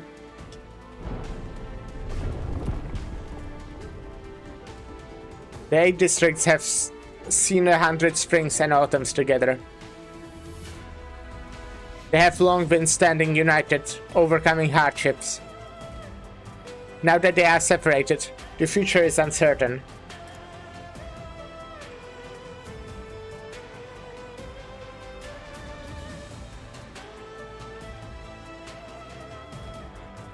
I was wondering when you would come. Your Imperial Majesty. It is time.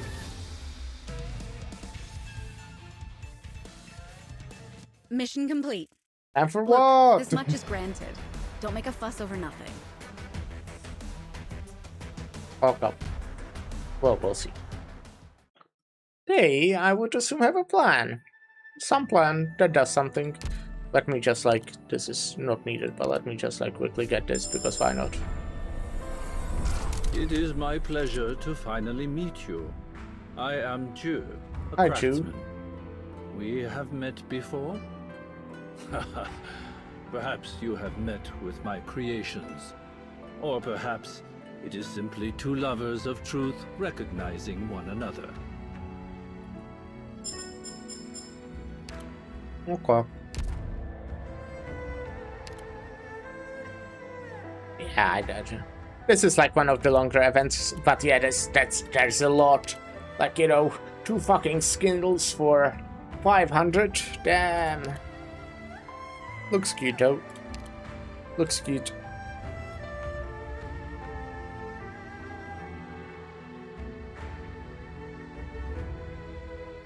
Yeah, damn. Expensive. Reminds me what are, yeah, not like a stage that, I don't know, from which they have actual farming stages that have materials that you might want to farm. Severed Yearning. I'm thinking okay, I have to end in 4 hours. I have planned something and I would like to end before that because I would want to shower. Because I'm really tempted to just finish. If it was any other day, I would be so down to do a 12-hour stream and just finish. Okay, maybe not 12, but I just can't today. But we'll definitely be finishing this tomorrow. Okay, I'm assuming this has 10 stages, by the way, just because these longer events tend to be longer. Not always 10, but it often is the case, and there will still be probably at least one. No, well, at least 2 story stages. I'm guessing that's just me assuming with how they normally structure it. 1,000 boys exhausted, the body a cage, putting from the stones, from the self wedged in the gaps, and the one held in mind. Between every gap, a severed slice of memory.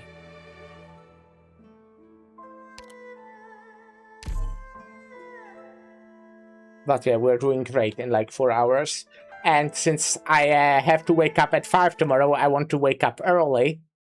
So I would like to shower before we get to the raid. Because I do need to shower before we go. Anyways, what year was that? 992. This is getting pretty recently. 20 years is a long time. Jan has moved an entire city into a nomadic platform. Other nomadic cities like it are popping up across the land. The Sky Mirror Pavilion has been expanded several times in order to accommodate the books collected from far and wide, transforming it beyond recognition. 20 years is a short time. Our family rarely saw one another. Joe and Link remain on the border. Yun is planning to move to Danyan after compiling the loss of Yan, who is living in Dahuang. Ji and Yi travel far and wide, each for their own reasons, while Yan is as carefree as ever. Rumors has it that Fang has left Yanni's territory. Dusk refuses to come out of her scroll. Meanwhile, business at Yu's restaurant is booming, as it has been for decades. As for Wang, he shut himself in an ancient temple and has remained there for 20 years to improve his Weiqi skills. When will he be willing to see me again?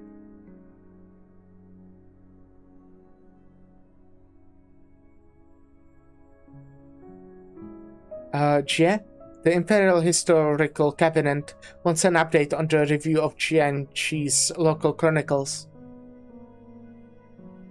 Oops. You caught me slacking off. It's alright. I've already taken a look at it and circled all the issues. Do you want to take another look? When did it... You really should get some rest. It's getting to you. I've been watching you work. Longer hours and sleep less after a year.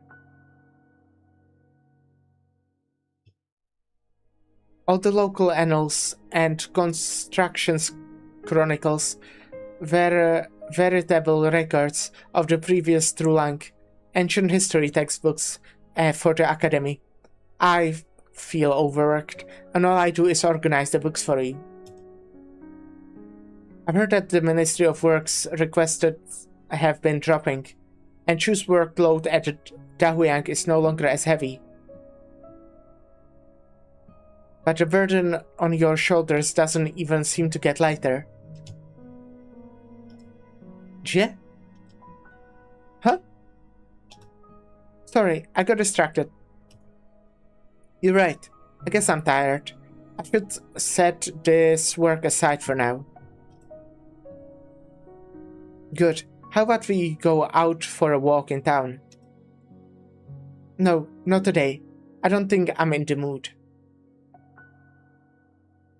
But if you see anything interesting in town, bring some back for me.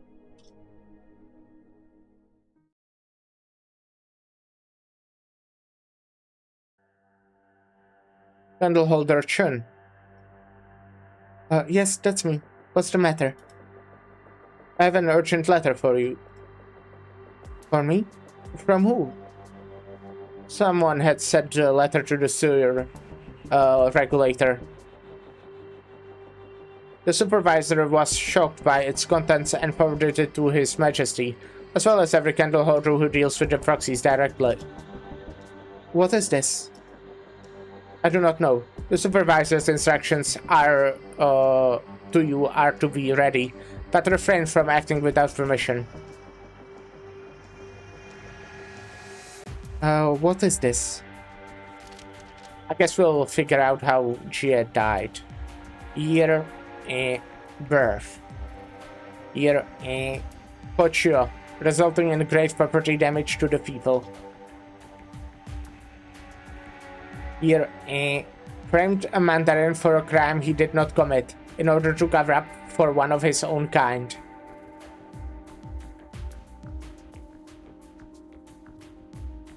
Year, met with other proxies in secret without the sewer regulator's knowledge.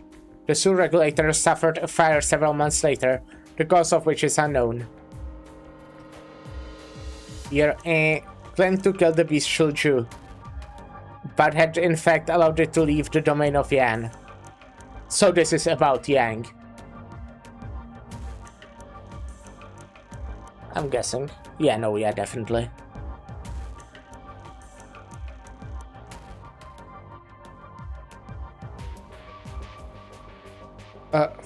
Framing an official meeting in secret, arson, sheltering a Ferranmet. This is about... Wang? Did Wang really do this? But there is no records in the sewer regulator's archives. You're still here? This is Chinese Mandarin ? I have another message for you, Candleholder Chun. Eliminate the great evil before dealing with the culprit. ? The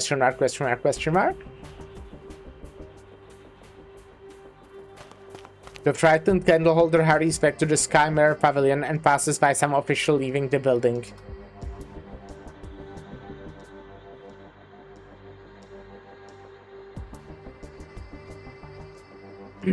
Another, question mark. Did you hear about Jie?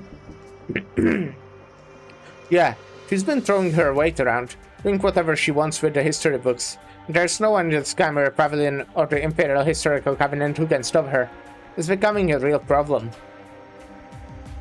Her candleholder has been negligent in her duties. She should be held responsible if the history of Yan falls into chaos. The candleholder turns around and sees the two figures leaving quickly. Still unsettled, she picks up a scroll left on the shelf by the sewer regulator. Here, where? Huh? The candle holder knows that something is not right, but she could not stop her eyes from following the words. Here, domination of the Skymare Pavilion and the Imperial Historical Cabinet. Her intentions are pure, but no one is able to check her power. Here, the True Lang attempts to eliminate Sui to neutralize the Jia threat. The tomb of Sui was empty when it was open. Here, Imperial Historical Cabinet abolished. Takes control of the written language of Yan. No one may oppose her. Here, reviews the livelihood of every household in the land. Anyone who has committed fraudulent acts has their name erased and is exiled to the borders. Thousands die. It's not real. None of this is true. She's not like that. Several visitors gaze curiously at the woman in candleholder garb. Yun wipes the cold sweat off the brow and sees an ordinary book of poems in her hand. Yeah, I mean, that doesn't sound right, but like... Doesn't sound correct. I must be possessed. Yes, that's it. She's not like that. Are you sure she will never become like that? Of course. The frightened candleholder can no longer tell who is talking to her. She will change as her power continues to grow. She will become it. It? She does not want to become it. She is seeking your help. She does not want to become that. Well, we'll take a short little break here, but interesting. I'll be right back.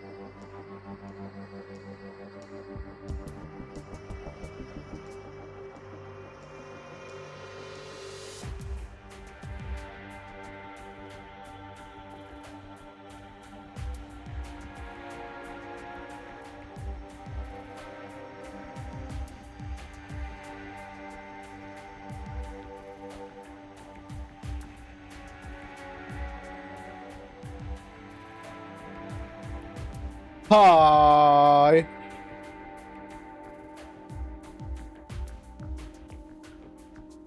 Yan is seeking your help. This is unacceptable to Yan. She cannot help but become more powerful, more terrible than the sea beast itself. You must help her. Only you can help her. I can't. You'll make the choice that is best for everyone.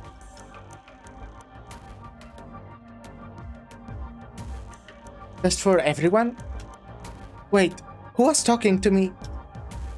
He sees no one, only the echo of the world ringing in her ears.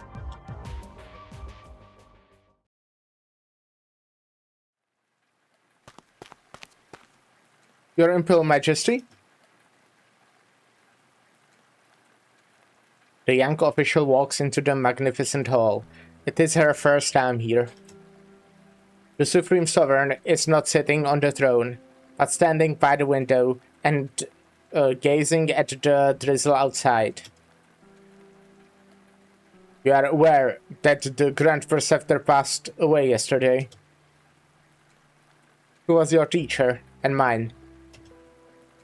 He recommended you before he died. He said you were his proudest student, that you can be trusted with heavy responsibility. There were certain things that I did not have time to ask him, so I have to ask you. I'm listening, Your Majesty. 20 years ago, the Grand Preceptor opposed my decision to build the nomadic cities. He said it was an oppressive policy, and that my first priority should be to conserve and give the people relief. 20 years have passed since. Some say that Yan's waters are secure and its coffers rich. A golden age not seen in 1,000 years. Some say that Great Yan is exhausted and its people discontent. Do you think I was wrong? I am but one person, and it is not my place to judge your Imperial Majesty. If I were a wealthy merchant enjoying a luxurious life in the nomadic city, and I said that you were a great and wise leader, would you consider such compliment honest consul? If I were a common peasant whose family died in the construction projects, and I called you a foolish tyrant with no merit whatsoever, would such criticism be fair and just?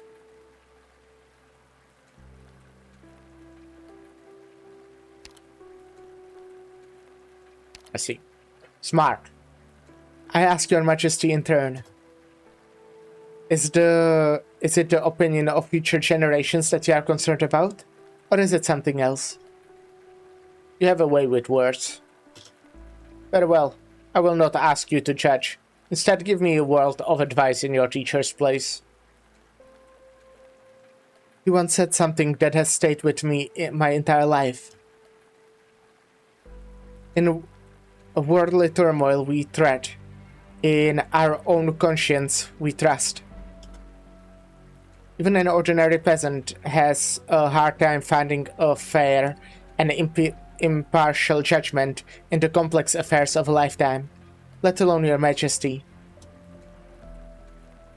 There's no measure by which the deeds can be judged in your heart.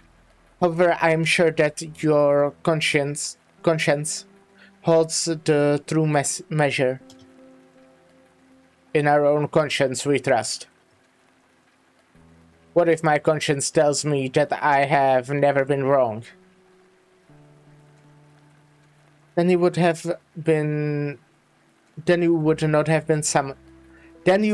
have summoned me today. I would simply remind you that the people of Yan can see you, even if they do not know you. But it will take more efforts if you wish, from within the formidable city, to see the people clearly, and thus see the goods and ill of your own actions. I will remember that. I will remember it for 20 years to come, if I have them. The Grand Preceptor's assessment of his own student is well justified. Report to the Ministry of Rights tomorrow. Your Imperial Majesty honors me. The tired Lunk walks back to the throne. There is a letter of indictment on the desk. It was sent by the Sur regulator. In worldly turmoil we tread. In our own conscience we trust. A life measured in years, yet the stress feels ancient. Let future generations judge my deeds, as they will. But the pain of Yen must not be left to the future. Come. Yes, Your Majesty. Ready the troops. We shall open the tomb of Sui.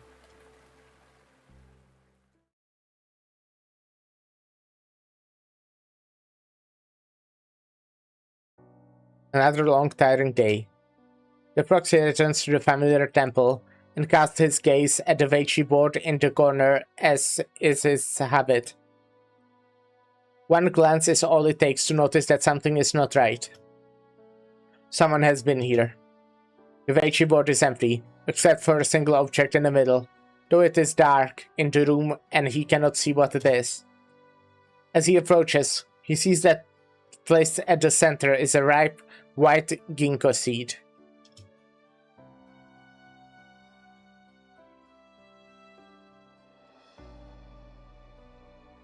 That ginkgo sapling was planted in the spring of this year.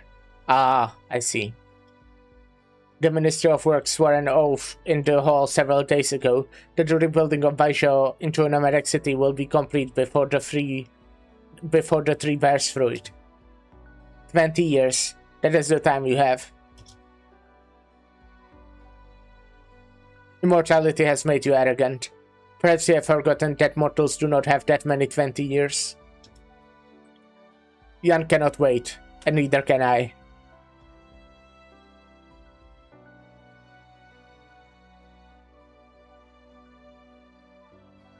You need not press.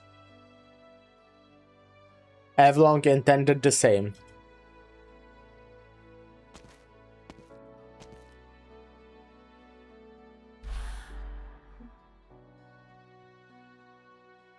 If you truly found a path, tell me, and I will come with you. Our chances would be better that way. Just tell me what the chances are. You can use me however you want. I would be happy to give my life. But do you really know what you're doing?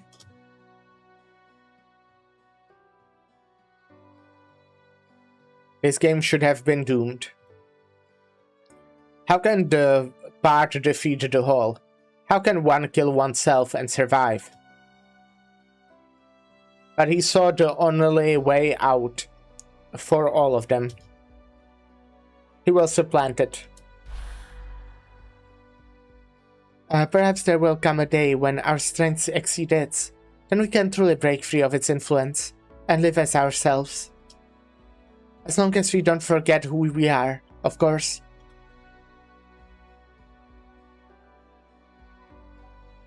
The strategist is ready. He has no equal in the land when it comes to Veichian scheming. This is the self that anchors him, and the strength that he has built for 1,000 years. All he faces are the broken remains of the slumbering mind. He must not lose this game. It's been a long time. The arrogant, the unmovable I.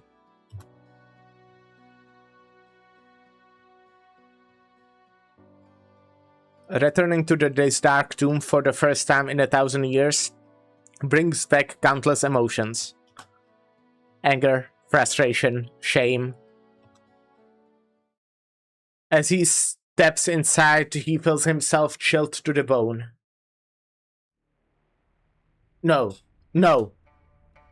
This is impossible. How? How could you have already awakened?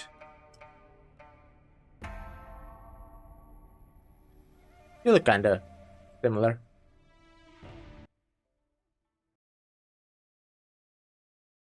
Well, I'm guessing we're gameplaying? Yeah.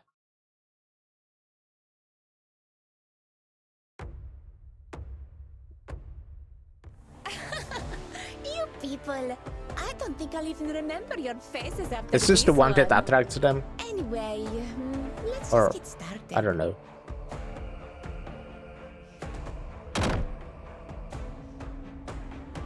No? Awaiting orders. You can't Okay. stop me. Good to know. Exusiate, cover me.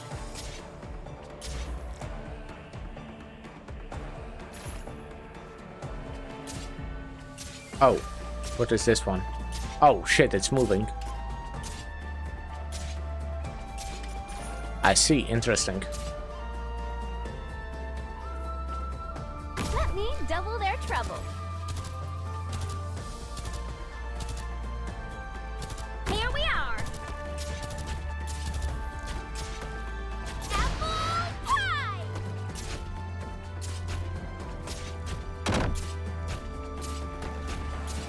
What is this one?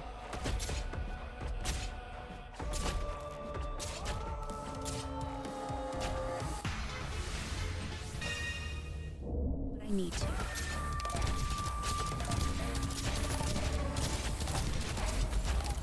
Got it.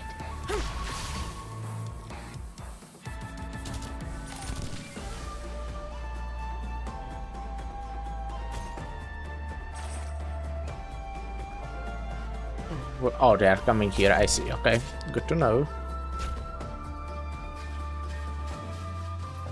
Solid positioning. Do my best. Divine judgment!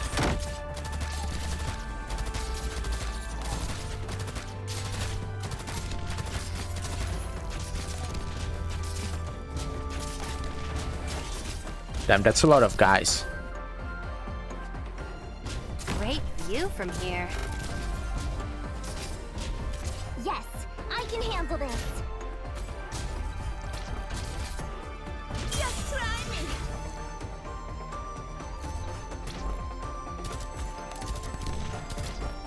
Think we can speed up a little, maybe? I guess... Oh, no. Got it. You can't stop me.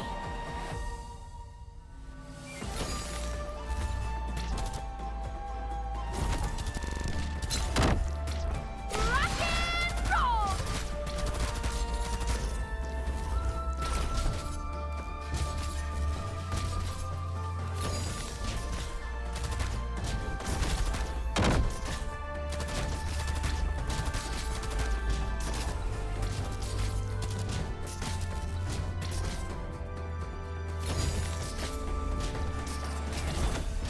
You'll have to try harder than that.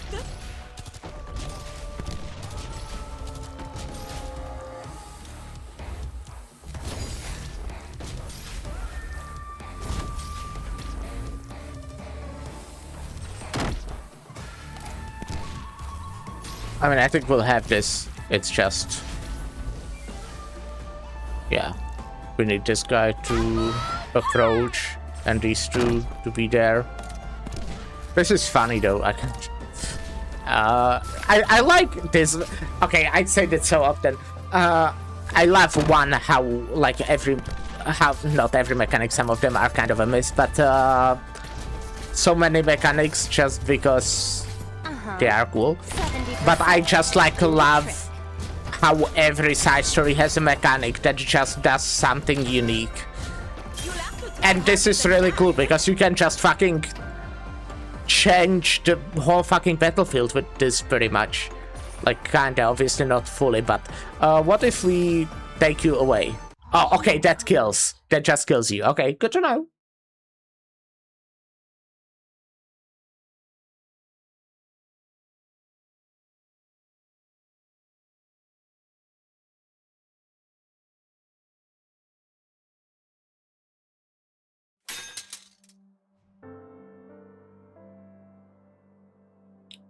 Damn, it's just a sword. How could this be screwed up? Getting rusty? The smith scratches her head in confusion and takes out another steel ingot from storage. Autumn is wet this year. It's suffocating. Something doesn't feel right.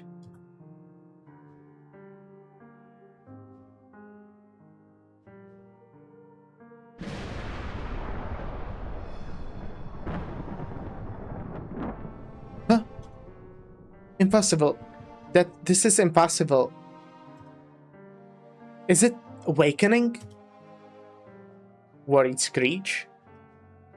An angry cloud has appeared in the calm scroll.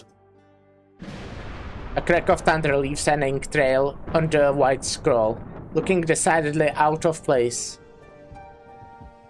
Countless terrible ink sprites appear out of nowhere, scattering across the scroll, covering everything on its black ink. I don't paint this. Go away.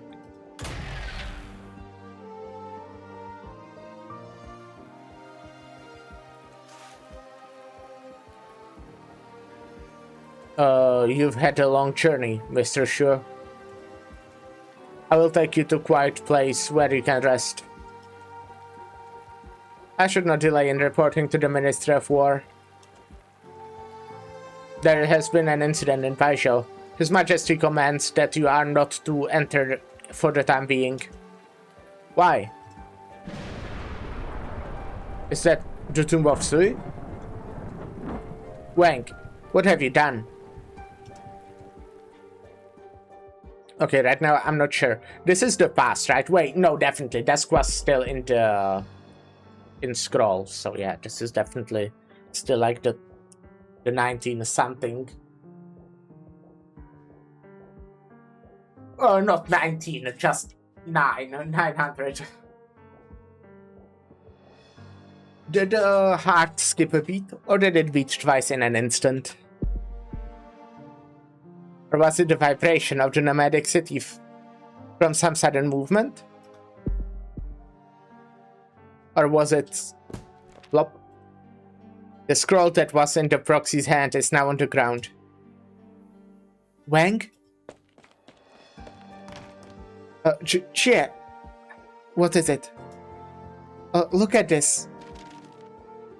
A letter of incitement for Wang? Who gave you this? Someone sent it to the Sur regulator. The supervisor had to report to His Majesty. There are rumors that the Imperial Guards is coming to the Sky Mirror Pavilion.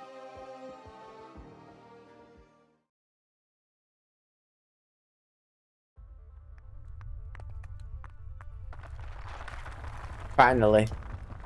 Finally! You're here. Why are you awake? No. No. Your aura is almost identical to its own. But you have appeared in that hollow visage. The hollow visage that is also yours. In any case, you're not awake. You're still in the dream. Of course I'm awake. You had awakened me centuries ago when you intruded upon my dream. You're bluffing. I would not be standing here if you were truly awake. You flexed in your dream and thought you had woken up. You, a mere dream walker, not yet awake. Dare call yourself awake? Dreamwalker? Very well. We'll call this a journey in a dream. But I see those games you and your siblings play with those puny humans, and your foolish, flawed, presumptuous plan to replace me. You want to become the same as the humans, to become such fickle, puny creatures in order to escape your fate? How pathetic, how laughable. You forget these puny creatures defeated you and imprisoned you for 1,000 years. Does it matter if you're awake? You're a shadow, a reflection, a phantom questioning its own shade, a reflection in fleeting water. Killing you will not be difficult. Is that so? The proxy turns around to look at the corridor that he just walked through, but finds no path. Why are you afraid then? It took so long for you to get the chance to see me like this. If you are not afraid, why have you not torn me to pieces in your hatred? Pathetic. Foolish. Watch your tongue. Ha ha ha ha ha ha! Don't you want to fight me to the death? Then come, do what you do best. A Veichi boat appears in front of Vang, with a familiar crack on it.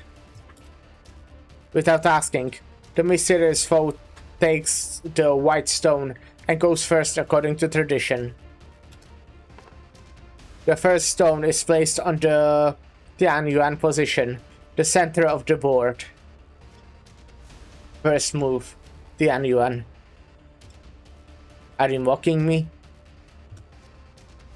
You'll find out when the game has ended. Your turn. He takes a black piece.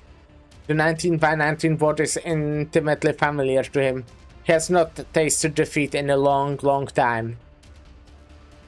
Yet it seems as though his opponent sees through his every move, every thought, every emotion. He soon finds himself at a disadvantage, even though his opponent had forfeited the opening move. Impossible. Why would it be? Have you not realized that all the intricate moves that you have pondered, all your finished stratagems, are no secrets to me? Because I am you. Yeah, I thought they looked familiar. Similar. Huh? Given up already. No, that won't do. You must finish the game. So be it. He clenches his teeth and picks up another stone. Every move causes a splitting headache. Every move drains his spirit. The game is finally concluded after another 100 moves or so. With all endgame play settled, Black wins by a slimmest of margins, half a point, as the points are tallied. The player is exhausted at his last gasp. Vents feebly. You lose. Arrogant as ever.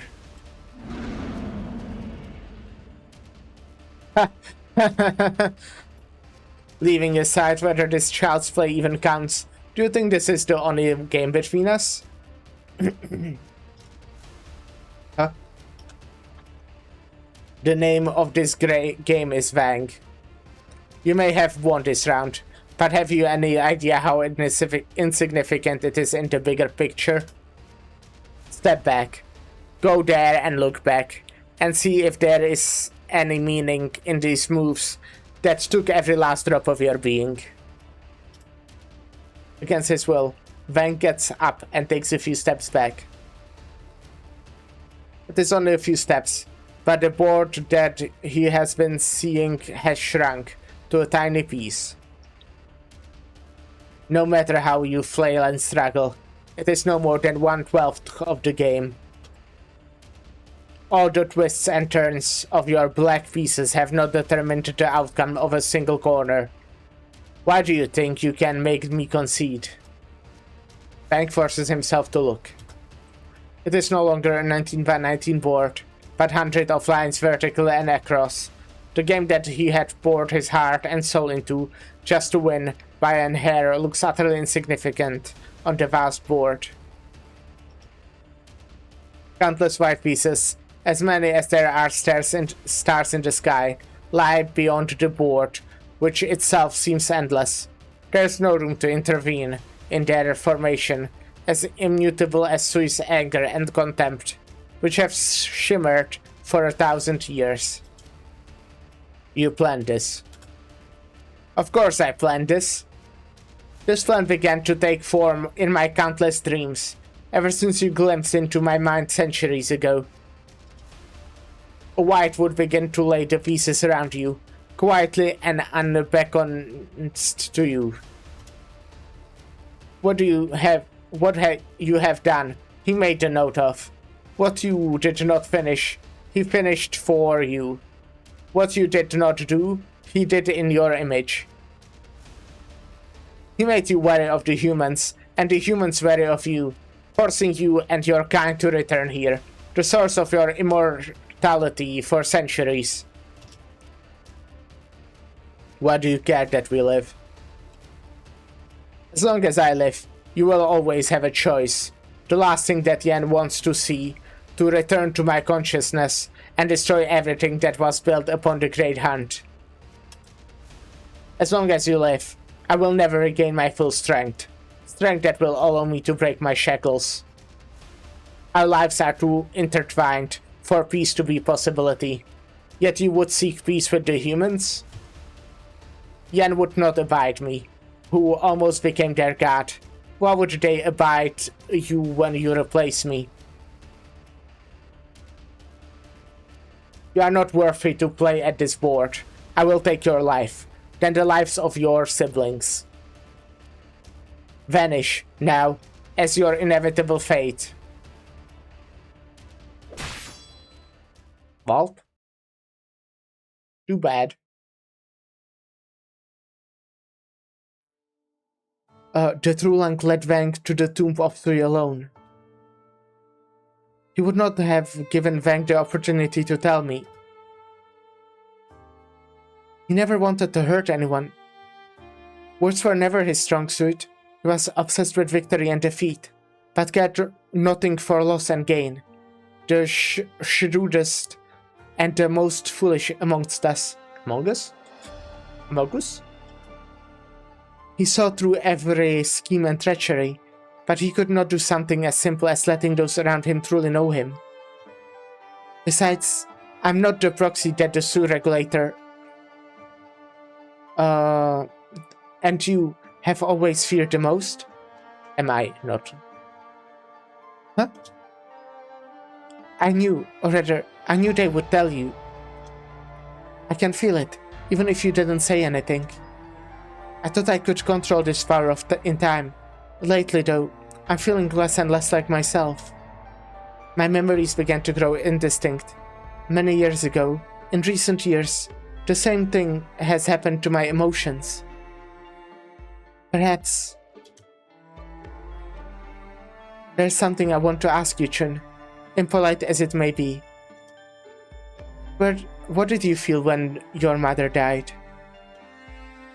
Underneath her thick black ears, the elf's ears twitch. Hair. Thick black hair. Her elf ears twitched. Why do you ask? Because there is still hope for Wang. You're going to save him? As it stands, with my strength and his, I can do no more than die in his place. Where is the death of family member like for beings like you and me? Why do you ask? Why do you have to open my wounds? Suddenly Chen understands. She is asking for herself and for Wang. If losing a loved one is merely a little speck of sorrow in a long life, then she will choose death and leave the insignificant sorrow to Wang, and become a loss that stings a little from time to time for her siblings. If the pain of losing a loved one still threatens to tear one apart, even for those with lifespans far beyond the ordinary mortal, then she will choose to bear the unbearable pain and the burden of those left behind, seeking the task of eliminating Sui through to the end. An immortal being, facing the possibility of losing family forever for the first time. Though she has written about meeting and parting in several times, finding no other measure to judge by, she can only rely on Chun to make a decision. She only has to tell the truth. That the pain of losing loved one does not heal so easily, and even after decades after centuries. That death is liberation and life is pain. Which way the scale tips is obvious. That it was best for Wang to let him go. That Jie should remain and feel the pain that lingers. Wang reaps the death that he sowed while Jie remains. It is how things should be. That Jie would cautiously advance the cause of eliminating Sui, without crossing the line as Wang did, incurring the wrath of the true Lang, while the sewer regulator received an anonymous tip. I think this was very much like planned, right? She will lie. Maybe? Or maybe not. But it was like, yeah, they planned for her to lie. When I say they, I mean like probably the true Lang. It feels very much like the true Lang obviously allowed Wang to go there intentionally. And as Gia said, she's the one they fear the most. So if she dies in his place, that's like a win-win for everyone else.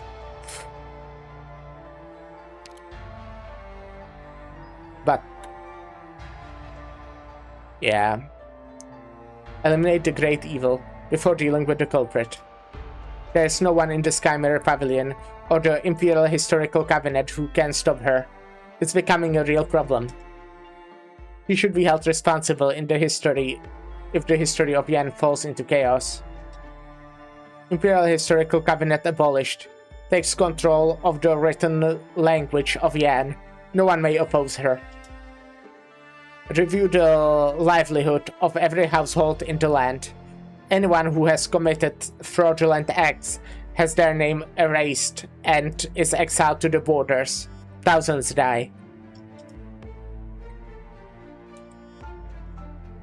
Chaotic, murky memories grip the candleholder's heart. It is not right. She seems to remember that none of the speakers had faces. Something is not right. It is false, fabricated, designed to drive a rift between Candleholder and Proxy. Turn them against each other. But it is not a fact. Is it not a fact that Gia's power is growing? She will become more powerful, more terrible than the Sui Beast itself. She cannot help it. I must help her. I must do my duty to Great Yan. Two entwined wills search in her chest. One belongs to her, the other to those faceless people, but also to a Yan that does not want to give Proxy complete control over history. She cannot help but suspect that her recruitment by the Su Regulator was not luck, but planned. She was assigned to watch the most difficult Proxy to control, because of her long lifespan. She would understand the monster that Gia would become, because of her interest in history. She would lose her hard-earned home, and if she betrayed Great Yan, because she has nowhere to go. Is that why? She feels the crushing weight of her burden. A rumbling sound fills her mind, and she cannot think. She must do her duty to Yan, to do her duty as Candleholder. By chance, she has seen Gia at the most fragile. She must let the great evil take the culprit's place. It would be best for the proxies, even. Yan would lose a reason to wage war on them. My mother... When she passed, I felt very little. The pain tore you apart. I felt as though the death of my mother left a hole in my heart, made me find something new to fill it. It was as though your heart was ripped from your chest, leaving behind a bloody hole, and you know that nothing would ever fill it, that things would never be the same again. I cried when I buried her, but that was it. I stopped crying very soon. You had cried your tears dry by the time the last dirt was laid over your mother's face, but still you could not stop crying. You had no idea what to do. Our journey is a long one. We'll find new things and meet new people. That will soothe the temporary pain. Your life is too long, and the lasting things too few. When you lose them, they leave behind voids that can never be filled. Wounds that never heal. I hardly even think of my mother anymore, because I have you. I have other friends. Your loved ones appear in your dreams. They come to you when you are alone. The pain grips your heart when you hear a song like the melodies that she once hummed. There's nowhere to run. When I'm with you, I'm happy. He barely managed to utter those last few words. So great was her urge to throw up. She could hardly breathe. She dares not look into the proxy's eyes. She fears that the one before her would be blinded by her words, and truly believe that loss is something that can be smoothed by time. She fears that the one before her would see through her lies, that her vile intentions, see her vile intentions and despise her. She fears herself for saying those words. I see. Thank you. You're a good candle holder. The murk in the candle holder's chest suddenly clears. There's only an empty hole now there. Wind blows through the hall and speaks in her voice. Gia, It was a cruel question, but I asked because my heart was in turmoil. On second thought, I would likely have made the same decision, whether I asked the question or not. I regretted this as soon as I asked. You're smart. You would have realized that I was forcing my candle holder to choose my death or Wang's. I shouldn't have made you do this. You didn't say anything about yourself. You chose to communicate Gradient's will to me. That's all. Death is an adventure that is unique for everyone. There's no previous experience to draw from. We must each walk our own path. The local annals that needed to be edited are on my desk. Take them to the sewer regulator when you have time. Gia. Chunk fights back her tears. Even crying would be a lie, here and now. But the hole in her chest continues to sob, a sound that only she can hear. Finally, she forces a few sorrowful, powerless words from her chest. I'll be going. You. Take care.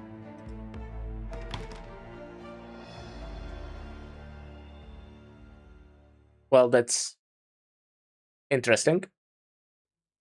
That's sad. That sucks. I mean, you know, it sucks. It's sad. It's sad, you know. What's going on, Jie? The Imperial Guard is coming to the Sky Mirror Pavilion, and it's almost got shut inside and I almost got shut inside my own home by my candle holder. Did something happen to Wang? You can hear it, can't you? Its heartbeat. He went to the tomb, into the tomb of Sui? When? 2 hours ago. We can talk about the rule breaking later. The court clearly wants to exclude us. And time is short. What's your plan? I'm going to help Wang. I'll go with you. No. Why? He and I will take care of this. Are you sure? I'm sure. He and I have been making plans to eliminate Sui. There's no time to explain the plan right now. Your presence will not help. It will only increase the risk. Besides, there's something that I must ask you to do.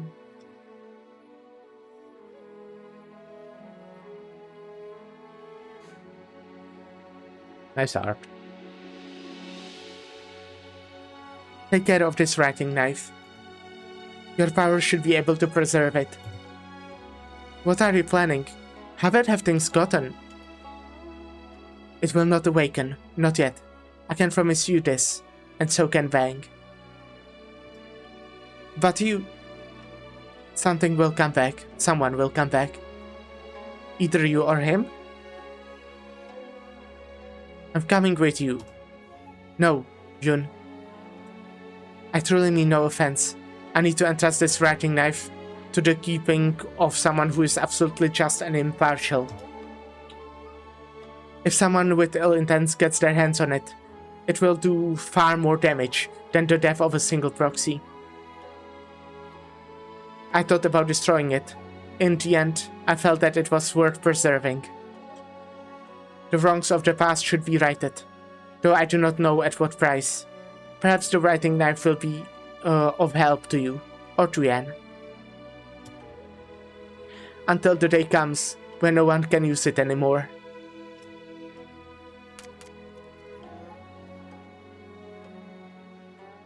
Don't be like this, Ian. Maybe I'll come back with Vang. Then we'll go together to eat at Yu's and listen to you sing. And if I never return, there's a long road ahead of you.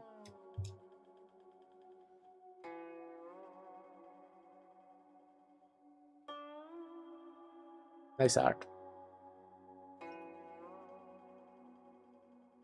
It is not so easy to not look back. He looks at the innumerable lives and deaths recorded upon the shelves, many of which she had written with her own pen. Would she become one of them? How would those who come after depict this life? One that seems too long for others to comprehend, yet far too hurried for herself. How would the other siblings react when they read those pages? No, there will not be a record of her. She knows it. Of all the siblings, she's the one who has spent the most time with Wang. She has given Wang ideas for his plans, helped him calculate the conditions and timing of the Sui's elimination. She can guess what is happening in the tomb of Sui. The clear and distinct heartbeat has already told the full story. There's no other way.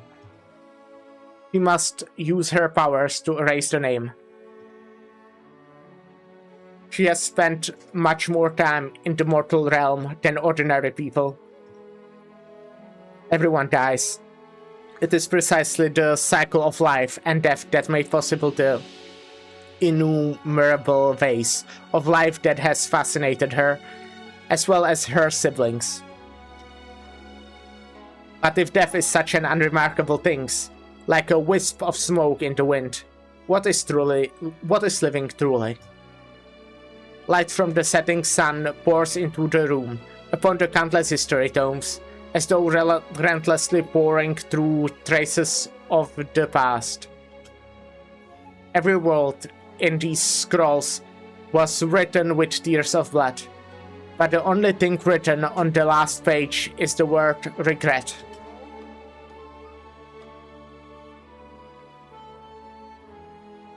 The sun rays by the window. How warm. But she does not walk towards the sunlight. She leaves the room, into the darkness of the tomb.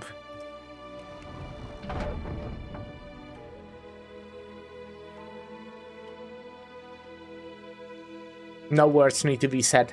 Wang knows it's a fragment. It is a fragment it has retrieved from his own memory. An image that he has never forgotten for even a moment in the last 120 years. He lies exhausted on the ground. 100 white pieces on the board have turned into blades that impale his chest, and he is slowly inundated by the pure white. Until the golden light surrounds him. I'm sorry. Wait for me. Wait for me to come back. For you to come back. It was the other side of the dream, a place that he should not have been able to touch. But she seems to notice him and turns around to look at him. There is a faint smile on Jia's face, and she nods slightly. The light gushes from behind her, surrounding the figure, swallowing it, dissolving it, sweeping away the dream realm, and revealing the true face of this place.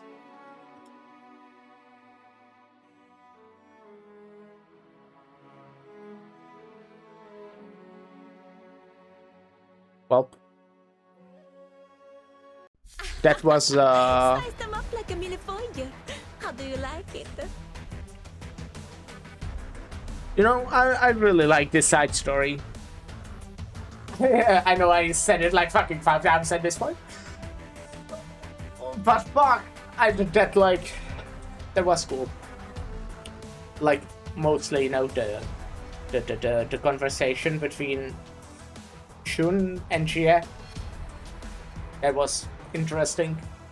Like, how... Like, she was kinda basically manipulated to react that, like, to lie. Kinda. But she did it still, even if in the same... Like, she very obviously lied, but she recognized that, right? She said so much, pretty much. As much, whatever. But that means she realized that such a big impact he would leave on Shun as well, because Shun said that she... Well, she basically said that she was able to fill the hole that her mother dying left, even though that wasn't true. But that basically just means that Jia's dying will leave just as much of a hole, because she's... I guess they weren't together that long, right? But as they talked about, like, stuff that even in their long lives is not fleeting or something, Jie was dead. Because they were both... Well, I don't know about if elves are completely immortal, but very long-lived, I'm guessing. Like, very. While Sui, I'm pretty sure, like, Sui's siblings, not the proxies, are completely immortal, I'm thinking. Okay, I mean, this is nice. I need to farm this gel, so maybe I will farm this stage. I feel like, okay, maybe I have enough right now. Well, I have some, but I feel like I'm always running out of this one.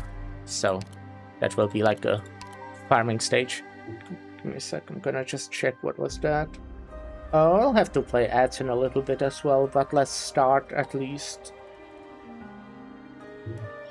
Yeah, I mean, there's still time. But yeah, might be the last stage. I might do one more. It kind of depends. Golden Erasing Blade. Their words can be erased by a writing knife. Their pages burned by candle flame. Historical manuscripts are fragile, as is the history they contain. That rhymes. But yeah, I'm definitely guessing this is not a boss fight. Yeah. It definitely has more than 8 stages. I guessed as much.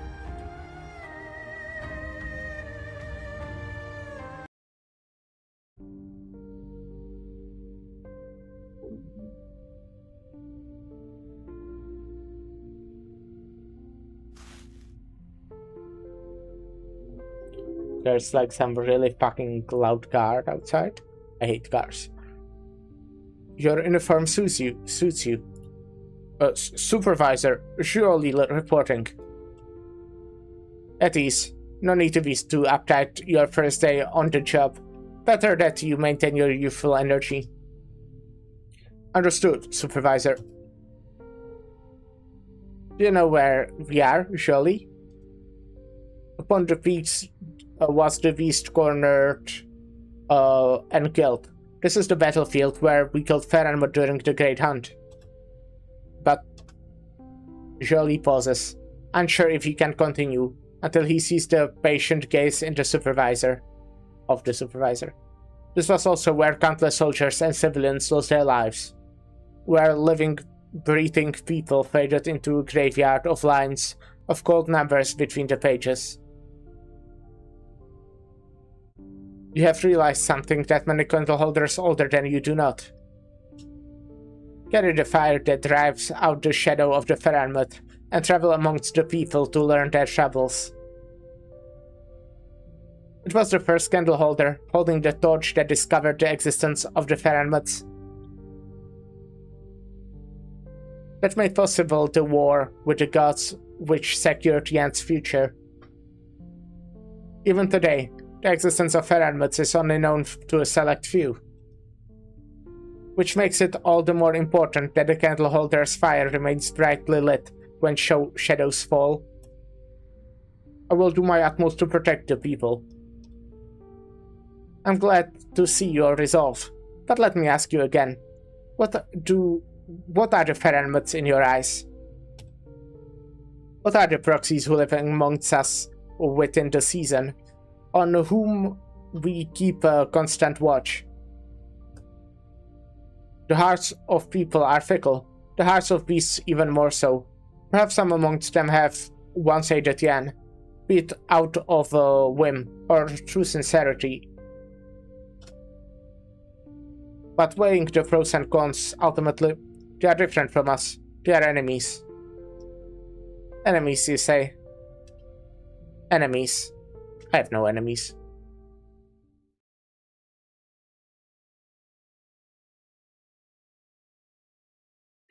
One day before the day of the full moon, out of you. Supervisor, what are you doing here? Hyun is the supervisor. Okay. That question should be mine to ask. Where have you taken the token from the Garden of Grotesqueries after the placation was completed? Something was not right at the sewer regulator, and script ghasts were running amok in the Sky Mirror Pavilion. I wanted to wait for the situation to settle down before seeking your counsel. Then you can give it to me here. Do I trust her? Kinda want to, but, you know, we can end it there. I have heard that it was not the usual Jade rule that was retrieved from the Garden of Grotesqueries this year. I will bring it back to the sewer regulator for further investigation.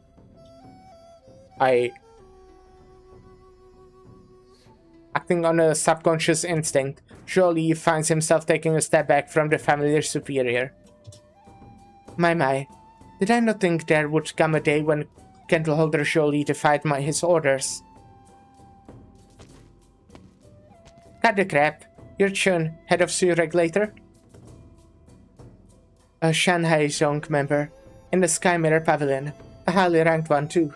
Judging from your attire, under normal circumstances, the patrol battalion would have faced several penalties. Right, we'll take a short little break here, again. But I'll be right back.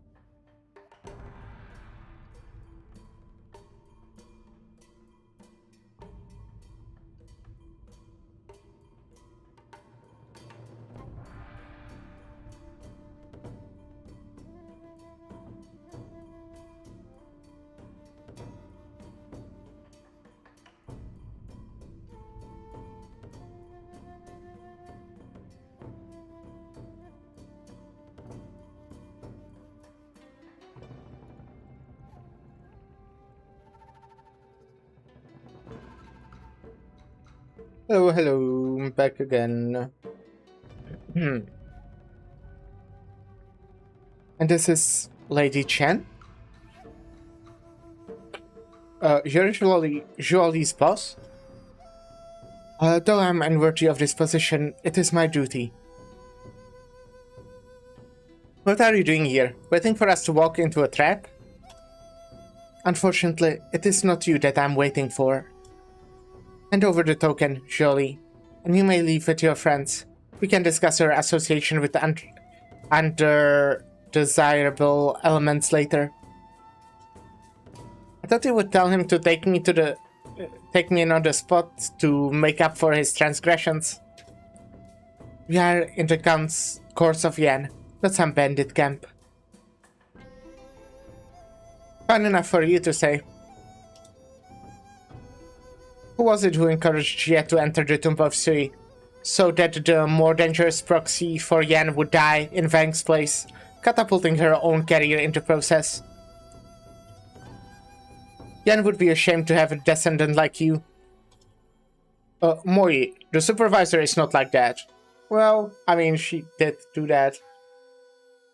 I mean, her intention was not, I guess, catapulting her career, but that is what she did. Really? Then why did she become the supervisor so soon after Chia's death? Only thieves see thieves everywhere. Keep your mouth shut, for you are not worthy to speak her name. The Imperial Court of Yan does not pause or waver for any person or thing. All that it does is measured against the interests of Great Yan. The interest of Great Yan? It seems Lady Chen has something to say. Very well, I give you 3 minutes. In consideration of the risks that Jolie ran to retrieve the object from the Garden of Grotesqueries. There's someone I'm waiting for anyway. Ask your questions, then leave the token and leave this place. Waiting for someone? Yes, waiting for someone. Is it the proxy who holds the key? Why do you say that? Guests run rampant through Bajau, but Jolie is the only one who is trying to tackle the scapegoats at its source, and on no orders at that, and on no orders. The LGD was never so negligent, even when Wei Yanwu oversight was at its laxest. The first thing you asked about when you saw Jolie was not the scapegoats, but the token from the Garden of Grotesqueries. You seem to care nothing for your responsibilities. The Su Regulator is not the police. Who in Bajau is more qualified than Su Regulator to deal with the scapegoats? Your goals are aligned with the Grand Commandant's. You want the writing knife.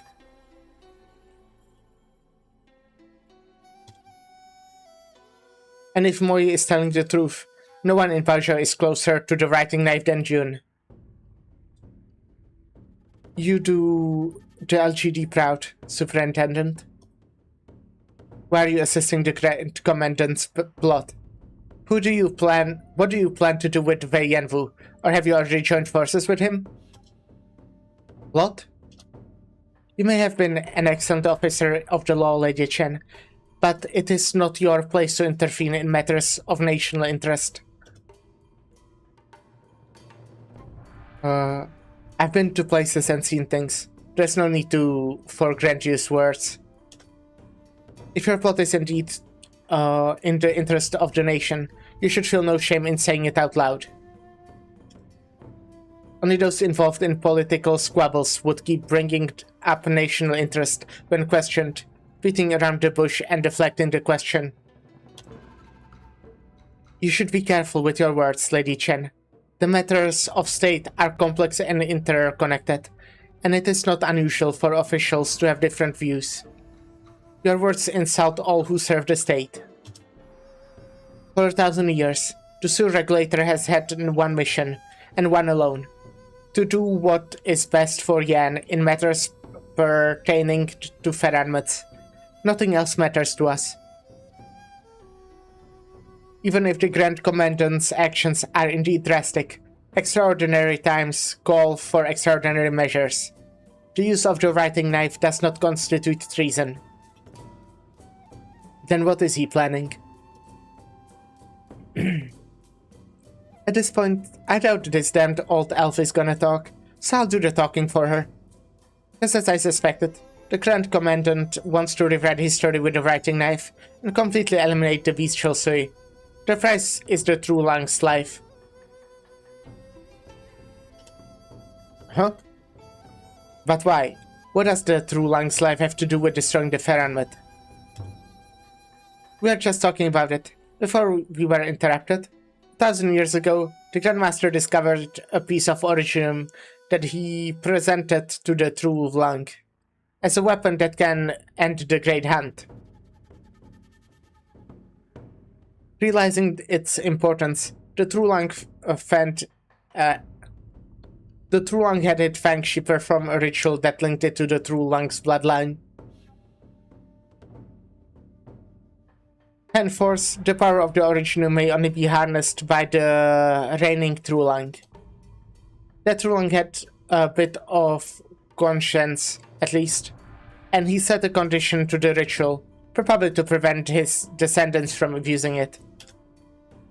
The full power of the Originium can only be unleashed by sacrificing the life of the true Lang.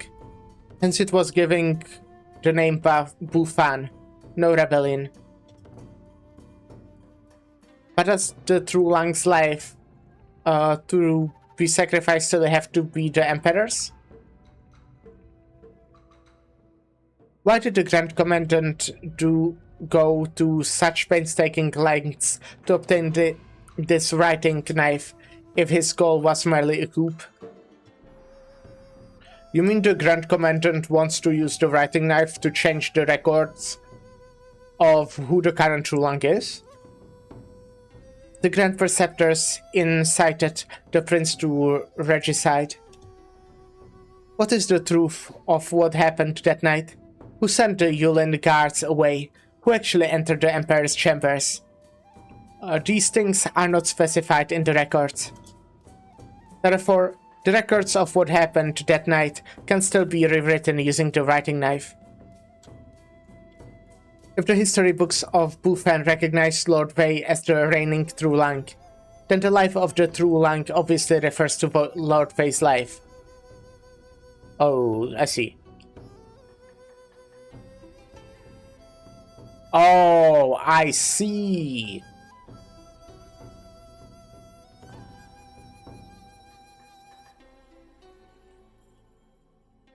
I thought that you were young, and that though you may have strayed from the righteous path, you should be given the chance to right your wrongs. Regrettably, it seems I cannot allow you to live. Not putting on a show on honesty and uprightness anymore, are we? Supervisor, hand over the token, Jolie. Whatever happens after that is none of your concern. If what Mori says is true, then I voice my dissent to your methods, Supervisor. I cannot comply. I don't want to damage the Skymirror Pavilion. Don't make me do this.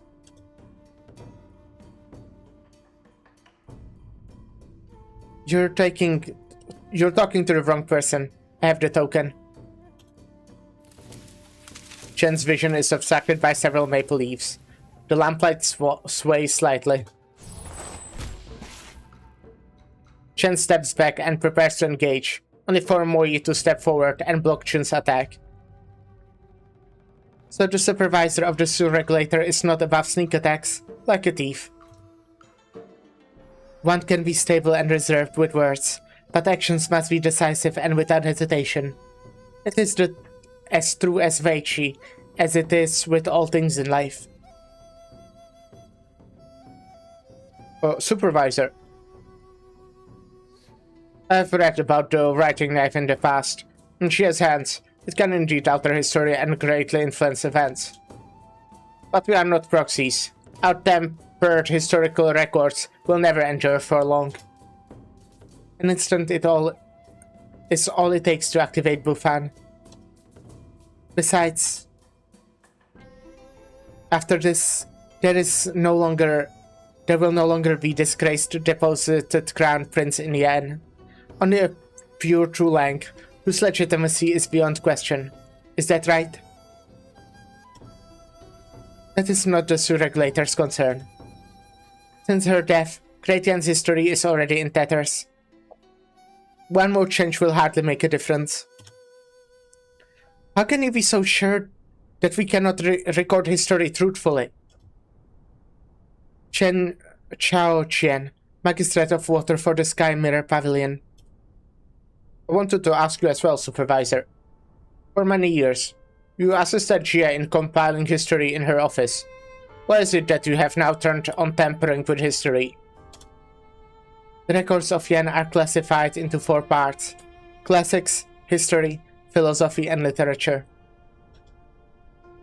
The division of history and philosophy may seem distinct, but even the masterwork of the one venerated as the saint of history was merely the personal treatise within philosophy. Those who follow modeling their brushes after his style produce what is ultimately but a statement of a single house, and the House of Yen. Those writings are no more than comments after the fact. The truth has long faded into the cracks of time. How could you say that? You must have read the Saint of History's notes. Despite imprisonment and torture, he always wrote the facts as they were and exposed injustice. I kinda just like what I said before. Chun is like kinda mean right now, right? Chun's kinda mean.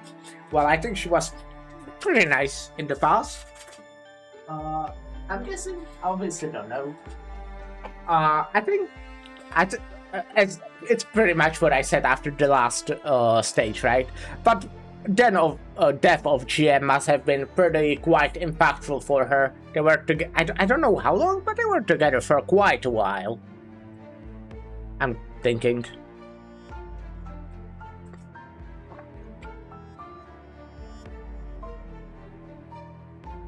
You must have read the history tome of the Sky Mirror Pavilion, written by thousands of sages who poured their hearts and souls into them, striving to set the record straight, to weigh every word in judgment of right and wrong.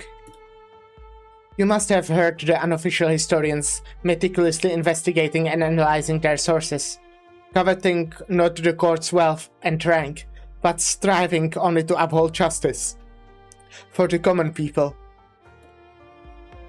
I saw with my own eyes the elders of my family dying on white fields of snow, because they wanted to write down the truth. Nay, because they were honest to themselves. These people who wrote history with their own flesh and blood, who willingly became the flames to illuminate the truth, even for a moment. Who are they to you, Supervisor? They are the writers. True and false, right and wrong, these things always depend on the stance of the writer, rather than the one and of what is actually right. You ought to know, even with the revisions of countless esteemed scholars, the histories we read are still rife with embellishment, omission and lies. The ironic thing is, we could not even call such things evil. The curved leaves make a sharp sound against each other, questioningly, lamentingly. Stand back, Chen Chao Qian. We are neither a candleholder, nor Shanghai Zhong, nor the niece of the deposited Crown Prince. This is not your fight. Opposed. Did the Imperial Historical Cabinet truly take up responsibility for writing history after her passing? Did the Sky Mirror Pavilion truly fulfill its duty of righting the wrongs? You are the descendant of the historians. If you take up their mantle, can you truly guarantee that every word will be true for all eternity? No, you dare not shoulder this responsibility. I know about you. You wanted to change the Skymare Pavilion's culture of obsession with the analysis of analytical history while neglecting recent history. Of ancient history while neglecting recent history. That's why you took up the minor position at the Skymare Pavilion, hoping to lead by example by studying your family's history. Decades, centuries, millennia. How could you claim to speak for history when you have not borne witness to time on a scale that she knew? Stand back. The maple leaves sharpen. This time, no one saw what Chun did. All she did was wave her sleeve. The next instant, Chen Xiaoqian was lying unconscious on the floor. Well, I'm glad it's only unconscious. Xiaoqian? Supervisor. He's just unconscious. He'll wake up in a couple of hours. There's no need for her to sink any deeper into this mire. She's but an unfortunate ordinary woman. She shouldn't have to be like you, or like me. I hear elves live a long time. We do. You don't believe in history or in lasting justice in people's heart. Because the one who had walked side by side with you on the long road of time died because of you? Yeah. This question is not yours to ask, Shen Huichie.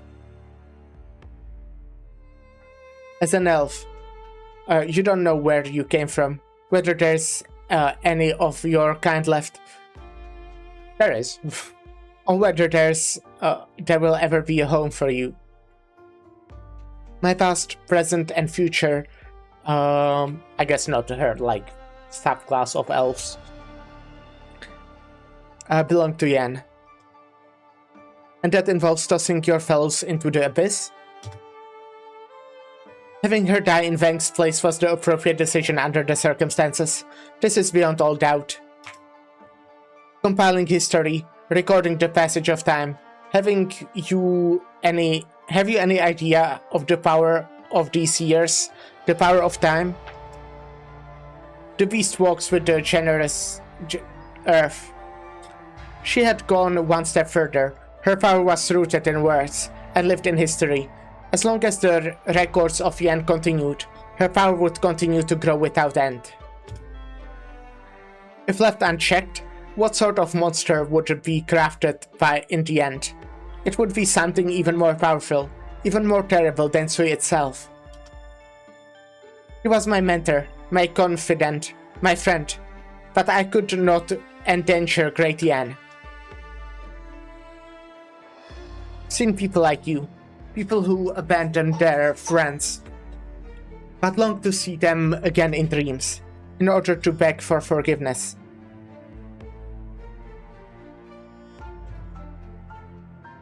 Head of the Sui Regulator, what would you do if there was no way to see her? If there was a way to see her again? Hello, Mr. Bunu. Ties? Yeah, ties. Hope you're having a good day.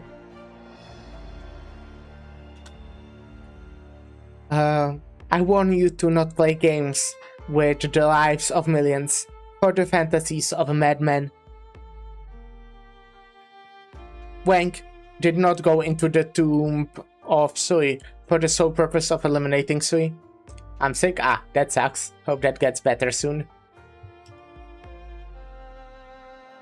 If you mean sick as in like you have an illness. If you mean just that you are sick, then yes, you are very sick. Like, you know, as in neat. Was sleep can't anymore? Palward now, I guess. Alright, well, enjoy that. I think I've seen a lot of people playing Palward recently. Did it have like a big update or something? Because yeah, I've seen a lot of, well, as I said, people play it recently. Like streamers and friends and stuff. You have checked that he had you retrieve from the Garden of Grotesqueries. Really has something to do with his deranged plans to bring the dead back to life. It's not... Oh, it had 1.0 release. Okay, that's pretty neat. Okay, makes sense. Yeah, I'm also guessing that the little evil baby, that the evil baby is a plan to somehow get the share back. Been played for ages and shit's so fun. I'm glad. I'm surprised. I thought you got along well with her when you were her candle holder. Isn't there a part of you somewhere that wants his plan to succeed?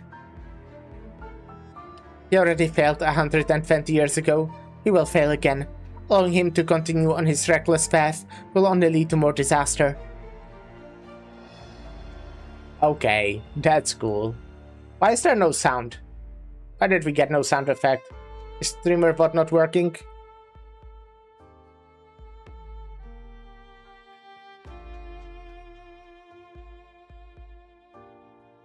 Oh shit. Oh shit, it isn't.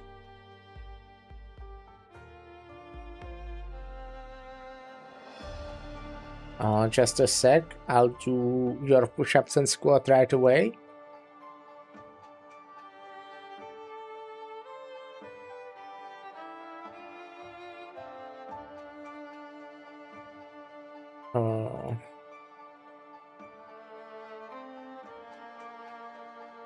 Let me, like, reconnect.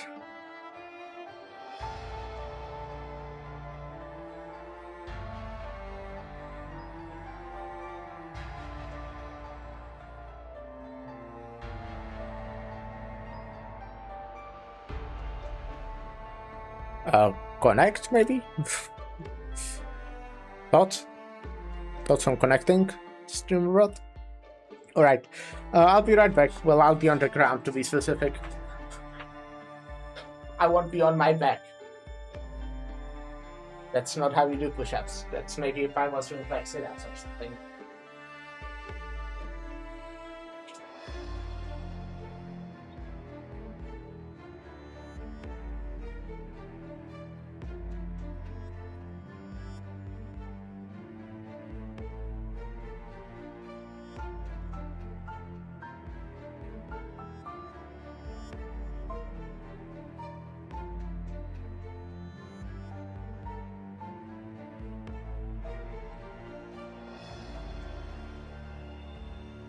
Six.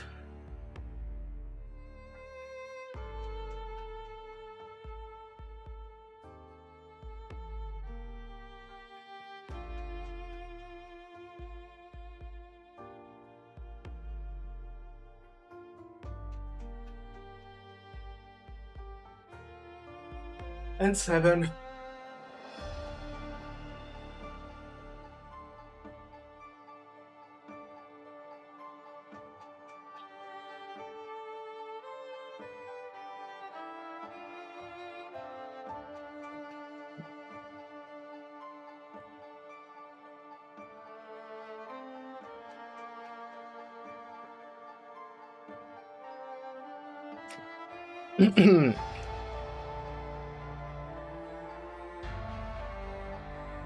Need a moment, you know, to catch my breath as always.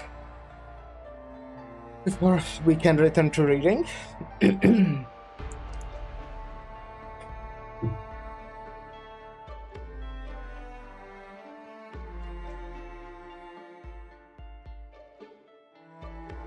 Okay, so far we have only 4 people for our raid. But it's possible that there are people who like plan to join, but just aren't reacting, you know?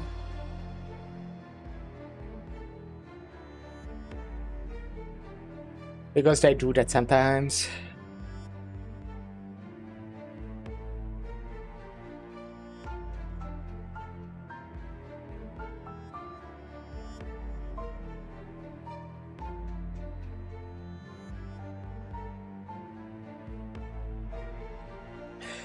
How can I trust a madman who treats heaven and earth as his Veggie board? No lives as souls, and souls as his feces. How can I trust a sinner who caused the death of his sister? I mean, so did you. How can I trust the obsession of the Ferranmet? I mean, I don't, obviously, I have no idea what would be a better option. They did kind of stall the Faramut for over 100 more years, right? So that's like pretty huge. Not the Faramut, the bestial suit to be specific. Because like you, he walked this land, lived in the seasons, and vowed to become human.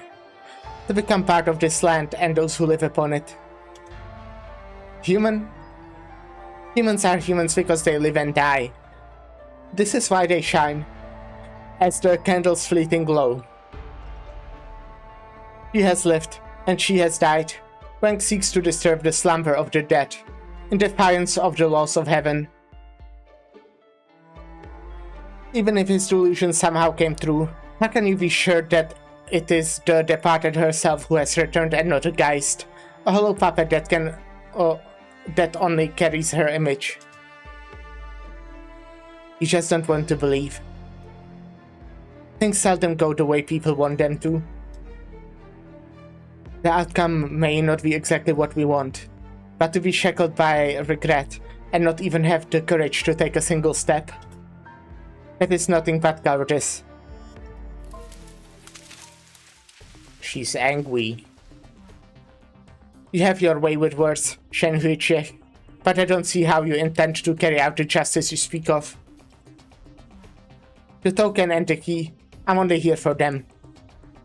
Continue to play games with words, and I will crush you before dealing with them. Let's see who's crushing who. What about you, Rioli? I apologize, but I must cause offense. Huh, so be it. I'm guessing she's pretty strong. But, like, her opponents are also pretty strong. So, especially Chen. And it's like 3v1.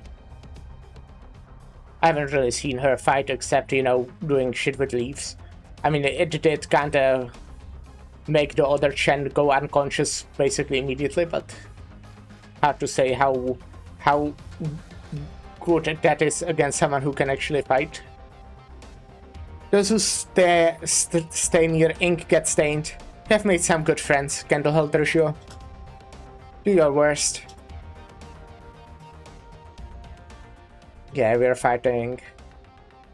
Will we be fighting actually her? I mean, it's not the boss stage yet. But, you know, she might just be like an elite or something.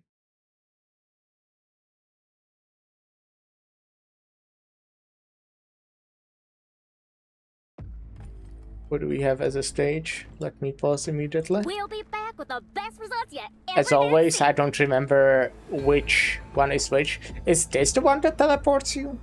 Get in, get out.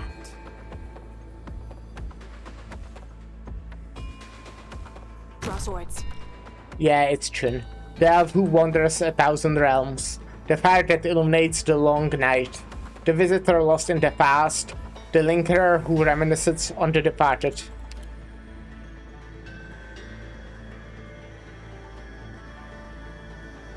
I don't have the knife in this stage.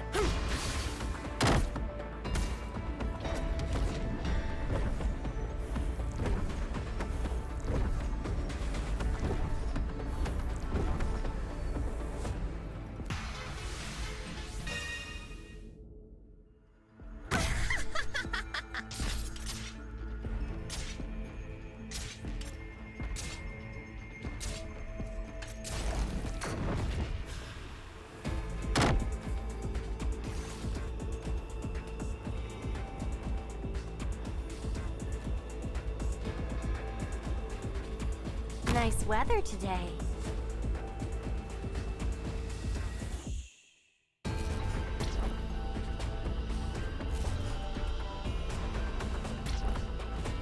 Let me double their trouble. Got it. Shut up.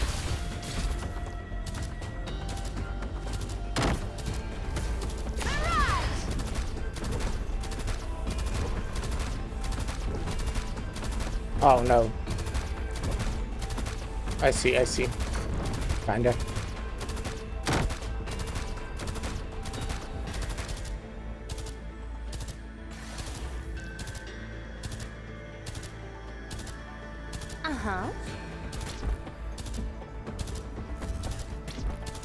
Okay, let me get you here.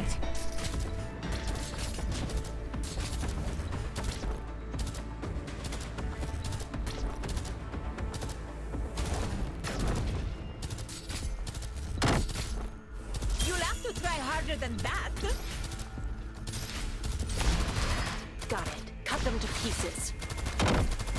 Okay, now do I want to get the tank down there, or I think it's What? Fia. You've got time to take in the sights?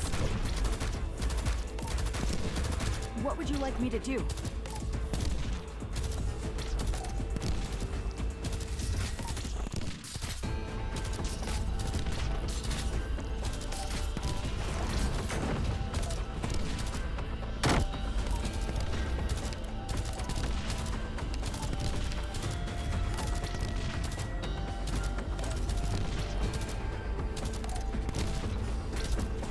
I have nothing against you guys. Maybe It's didn't need just to the do that story of yet. our lives. Maybe could have waited for that.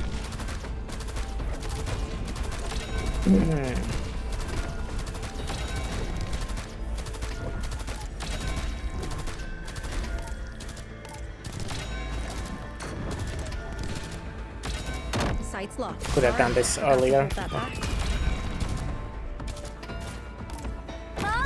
Wait, that's bad. I don't want Dexter to die. That's pretty rough.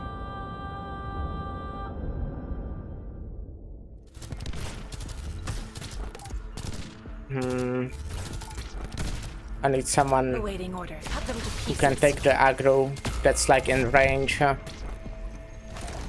I don't want Dexter to die. Boring. There's no fluking between success and failure.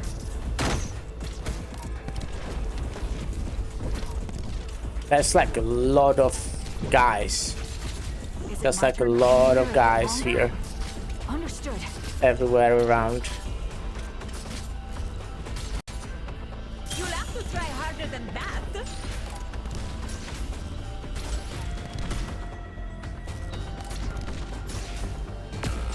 No, that's bad.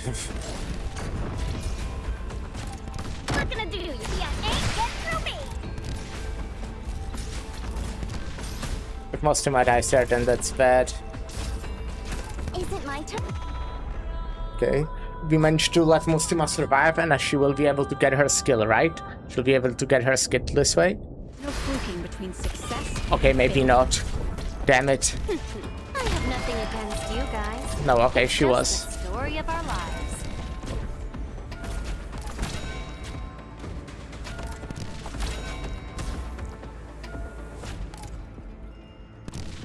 Follow me.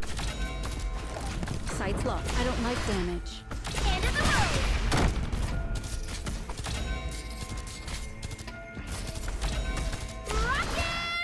I shouldn't have done that. We lose, like, this way she survives, but this way we lose so much DPS. Okay, maybe it's good enough though. What can I do you for?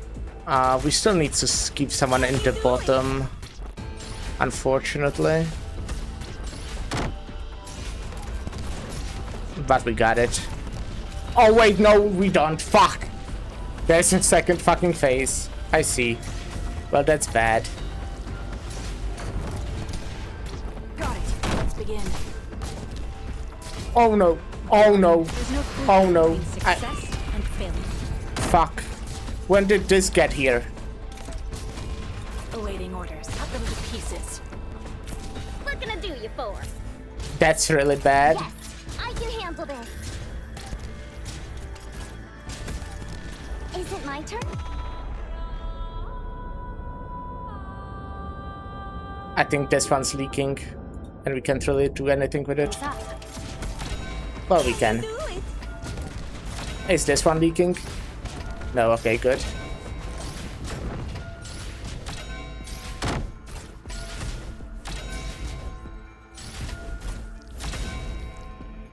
Okay, close one. Okay, it was probably like the phase transition that spawned those two symbols on the bottom left there that moved the, melee guys. You almost hit the bookshelf. I'm no swordswoman, and I have no interest in admiring Chishao, but it would be a shame if your sword ruins the collection of the Sky Mirror Pavilion. But you're not confident about taking the token from me. Is that so? The elf now truly waves her shield scarper and twig for the first time. Withered vines rush out from the ground, forming massive hands. Damn it, she's a nightmare to deal with. Is this a regulator supervisor decided through combat? How does the book go anyway? Ah, I remember. This autumn, this is perfect. Metal's nature is change. Take this. For a thief, you're pretty well learned. I wouldn't be surprised if I knew Yin Yang and the 5 elements better than someone who's forgotten her roots. Jolie, can we check? Your turn. Jolie charges towards Chun, intent on disturbing her ability to respond. Meanwhile, Shen Huichek pulls back, waiting for an opportunity to strike. In between them, Moi unleashes razor-sharp autumn winds, tangling with divine hands. The supervisor of the sewer regulator continues to stand where she is, utterly impassive, as though she's watching a farce that she is becoming increasingly bored with. Ken Huichek continues to back off, until her back is almost touching the closed door. Damn, can't hold on much longer. Chun. She shall split the clouds. Riding on the autumn wind, the sword aura sweeps away all the vines. The elf looks surprised for a brief moment. Then dried leaves sharp as lasers fly out from the vines towards the trio. Moi urgently casts a defensive spell, but the leaves cut their clothes and bags open. The token that has slumbered since it was retrieved from the Garden of Grotesqueries falls on the ground. This is the token from the Garden of Grotesqueries? It's a Geist. It is, indeed, a Geist. The Veichi player had taken Sui's widest imagination from the Garden of Grotesqueries and hollowed out the interior, leaving only the gleaming exterior. The memories of his siblings were then injected to create this object. Made of a glass-like substance, the tiny Geist lies immobile on the ground. For a while, then it seems to grow ethereal. It awakens. It does not seem to feel pain, or perhaps the pain was overcome by the urge to return to this familiar place. She begins to stumble towards the door. That is impossible. All it takes is a single thought from the elf, and the churning vines could shatter the object to smithereens. But Chun cannot bring herself to do it, because she truly does see a familiar figure in it. The object touches the door, and it is as though a dream that has slumbered for 100 years is suddenly awakened by an intruder. The falling dust forms thousands of golden threads, drifting in the air in the setting sun. The silver of life force ripples. All breaths are held, as they see the ethereal figure that drifts between light and shadow in the falling dust.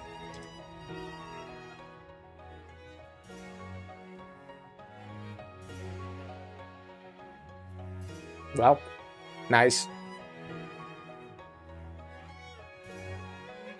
It is blurry, indistinct. The only clear feature is its grey robe, like paper that has grown yellow from the passage of time, but still smelling faintly of old books and writing.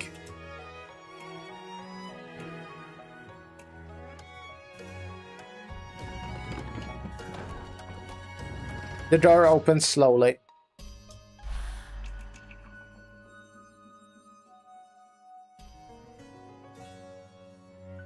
How do you get in, if you give me the key? Why should the master of the house need a key? The shadows bend slightly, as though trying to pick up the correct scroll on the desk. Or perhaps it is walking towards the window to open the sash closed for so long, to see if the osmanthus that was young back then has bloomed this year. But her movements ultimately freeze between the done and the undone, a faint wisp of melancholy suspended by the sunset. In the sunset. Put the scroll in the shelf by the wall. Leave the document on the desk. It's not yet finished. A painting from dusk? I should find a good place to hang it. Why do I have to do these chores for you? Oh, but Nyan said her candle holder even helps her put together Machon games. Desk, chair and scrolls. Every object in the room breathes with the shadow.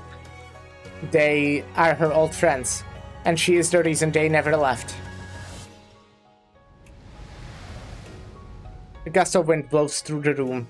The Geist falls asleep, and the shadow dissipates like a drop of ink that falls into water, leaving behind only that which is real, the shadow of dust.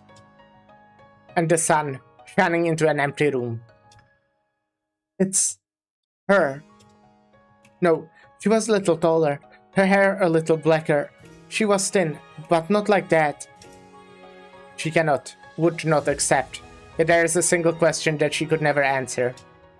Who else could it be?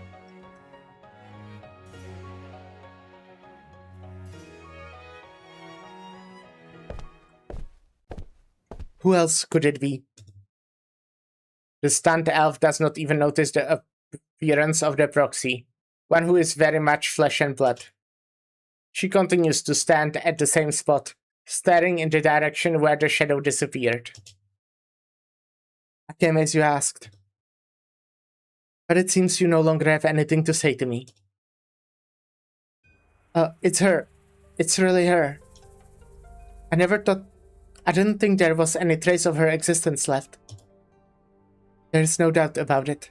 It's a sliver of her life force, which those young people retrieved from the Sui's remnant consciousness.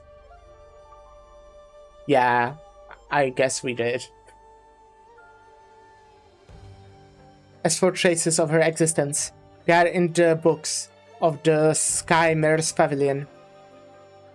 In countless scholars across the land of Yan.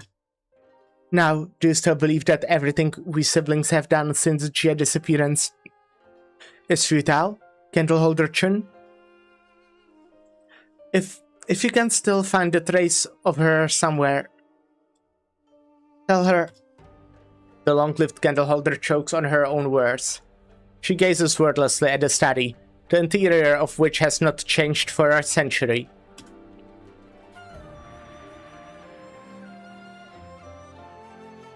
Bye! Having taken it all in, she turns around and slowly walks towards the exit, fighting the urge to look back at every step. Leaving this place she knows best, yet brings her the most despair.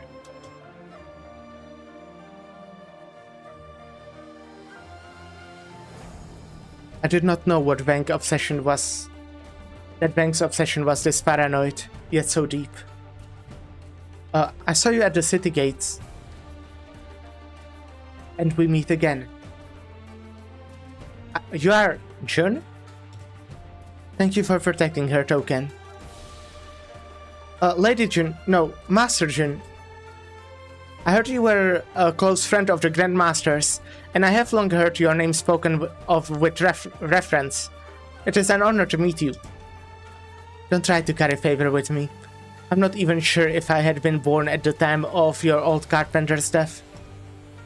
I'm glad to see that someone still remembers his views about 1,000 years, after 1,000 years have passed. But did you do what you did at Mang Shen Town out of desire for peace, or out of your own bitter cynicism? Do you really need me to tell you? The old Tianchi gave you an opportunity to make up for your transgressions. Have you done so? The proxy does not raise her voice, and there is no anger in it, but her voice naturally begets respect. I've long heard of the second Sui sister's unapproachable nature. Today I got to witness it. There's always hope for those who learn from their mistakes. Jolie.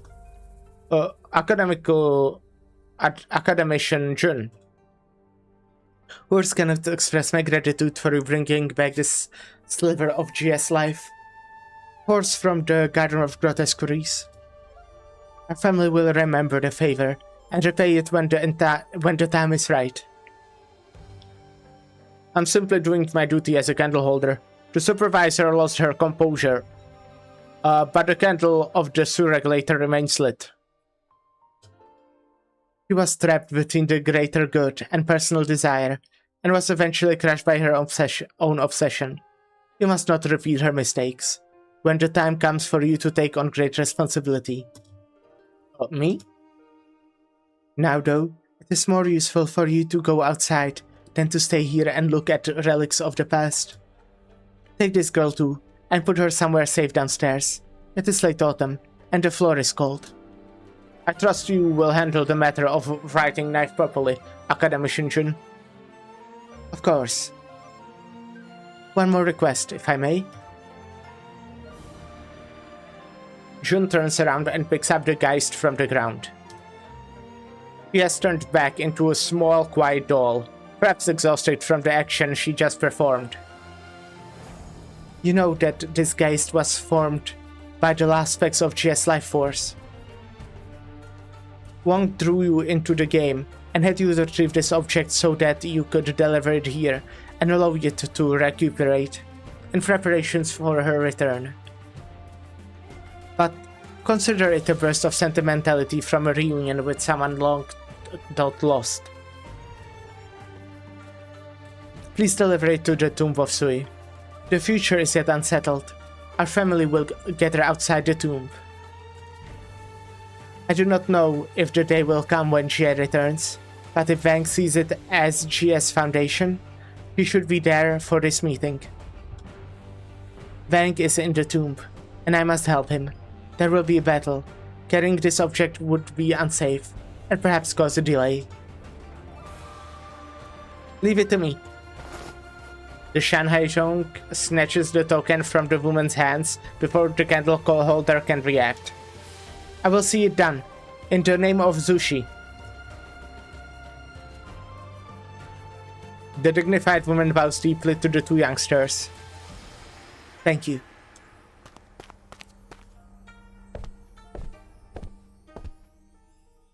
Lady Jin, you blocked the attack against me at the gate and protected Jia's legacy. Has chivalry become a habit of yours? I do what I do for the sake of justice. What is justice? Justice is making sure that Wei Yanwu does not die an unjust death, and giving the old case a proper trial. Justice is bringing closure to all that has happened between mother and father, between the imperial family and the House of Chen. Justice is making sure that the proxy who did so much for Great Yan did not die in vain, and giving Great Yan a chance at peace. What about justice for you as an infected? I have seen so much suffering in my journeys. This land has been too kind to me. I wield my justice for the sake of others. Very well. I can help you with the justice you seek, but perhaps a relic can. Her relic can. Do you mean the writing knife? Take it. The justice you seek is closely linked to the incident 40 years ago. You are the only one to whom I can entrust this knife, who can right the wrongs, for your family, for your country. There should be closure to the matters of the Chen family, Lord Wei's decision, and the 1,000 years of records for the land of which she once lived and breathed. These were the hopes that she placed upon the writing knife. The history of Great Yan should be written by the Yanese people. Come with me.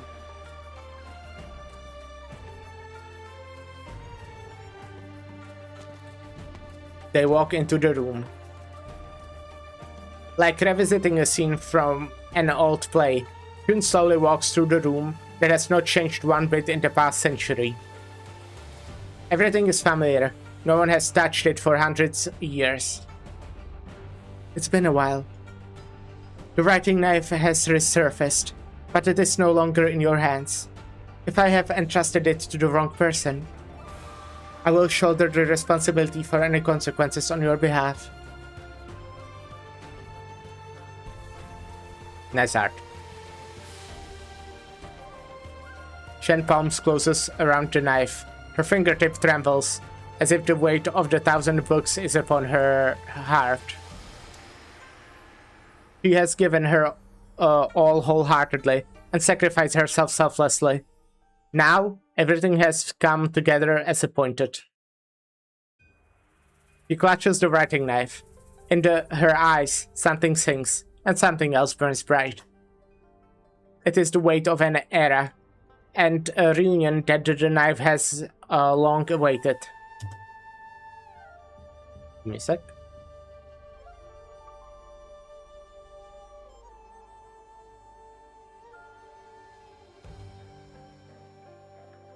I hope you will not disappoint. I will not disappoint.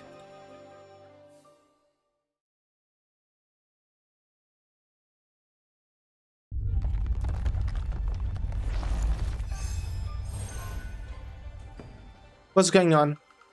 Haven't seen Lazy in a while. These guys just appeared out of nowhere.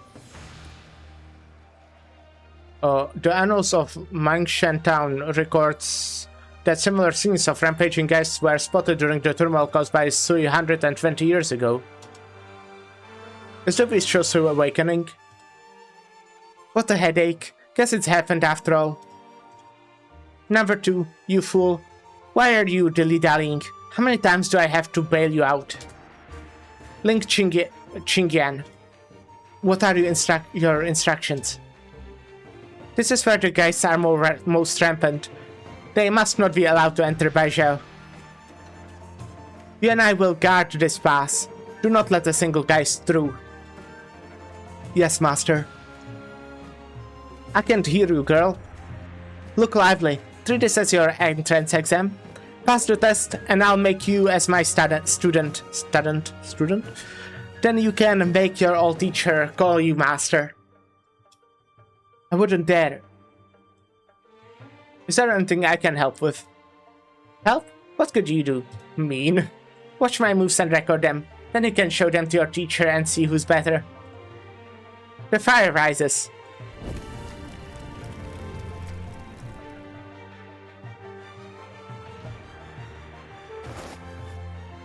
That's a new background art, I believe. Wait. Wait for me. You ran too fast. What's the matter? You were the one who was in a hurry. If you're out of breath, give it to me and I'll deliver it. In your dreams. You blockhead, did you think about how we're supposed to enter the Tomb of Sui when we arrive? We'll explain it to the soldiers guarding the tomb and ask them to let us through. That will work. Right. And how do you plan to explain where you got the thing you're holding? Or maybe find a way to sneak in. Your brain really is made entirely of wood, isn't it? Do you have an idea then? We can't go inside the Tomb of Sui. We'll find someone who can. Do you mean... Who's there? Show yourself. Jolie senses a hostile presence and instinctively draws his sword. The thing you promised me. Hand it over.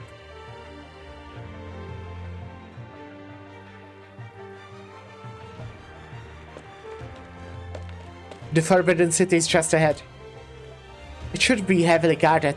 If the Grand Commandant really intends to sacrifice Wei Yanwu's life, there are guards stationed at all the important intersections in the city. It should not be hard to detect unusual movements by the large force. Wait, is that... Shen stops in her tracks. She sees a figure. A very familiar one. Wojciech. You should not have come. Well, okay. Awesome! A smashing victory! Well, we literally just hit 6 hours like 40 seconds ago. What a place to end, right? But yeah, I probably won't be starting another one. Yeah, I will be ending it here for today. Is this a boss stage? I'm guessing not. Yeah. Not yet. But yeah, we'll be doing this tomorrow. So that's cool.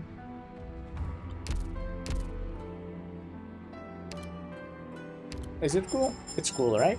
It's pretty cool to do this tomorrow. Howdy, boss. Howdy.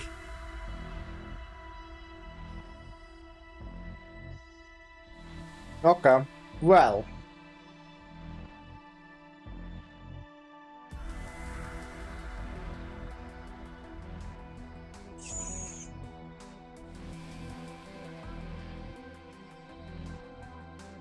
Let's end it here then, for today.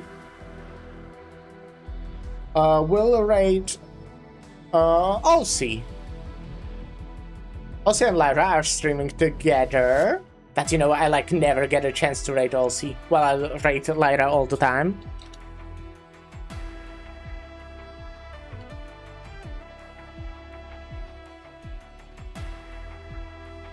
And yeah, I mean, kind of a big side story, as I already mentioned. Like, it's really good. I do think it... okay, there might be like recency bias right now, and all. I like it a lot.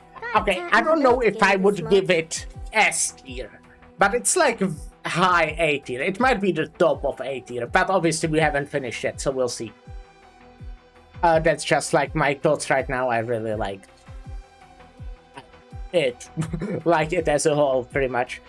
But yeah, tomorrow we'll continue. Tomorrow we'll finish, but also tomorrow I might be late, as I mentioned earlier.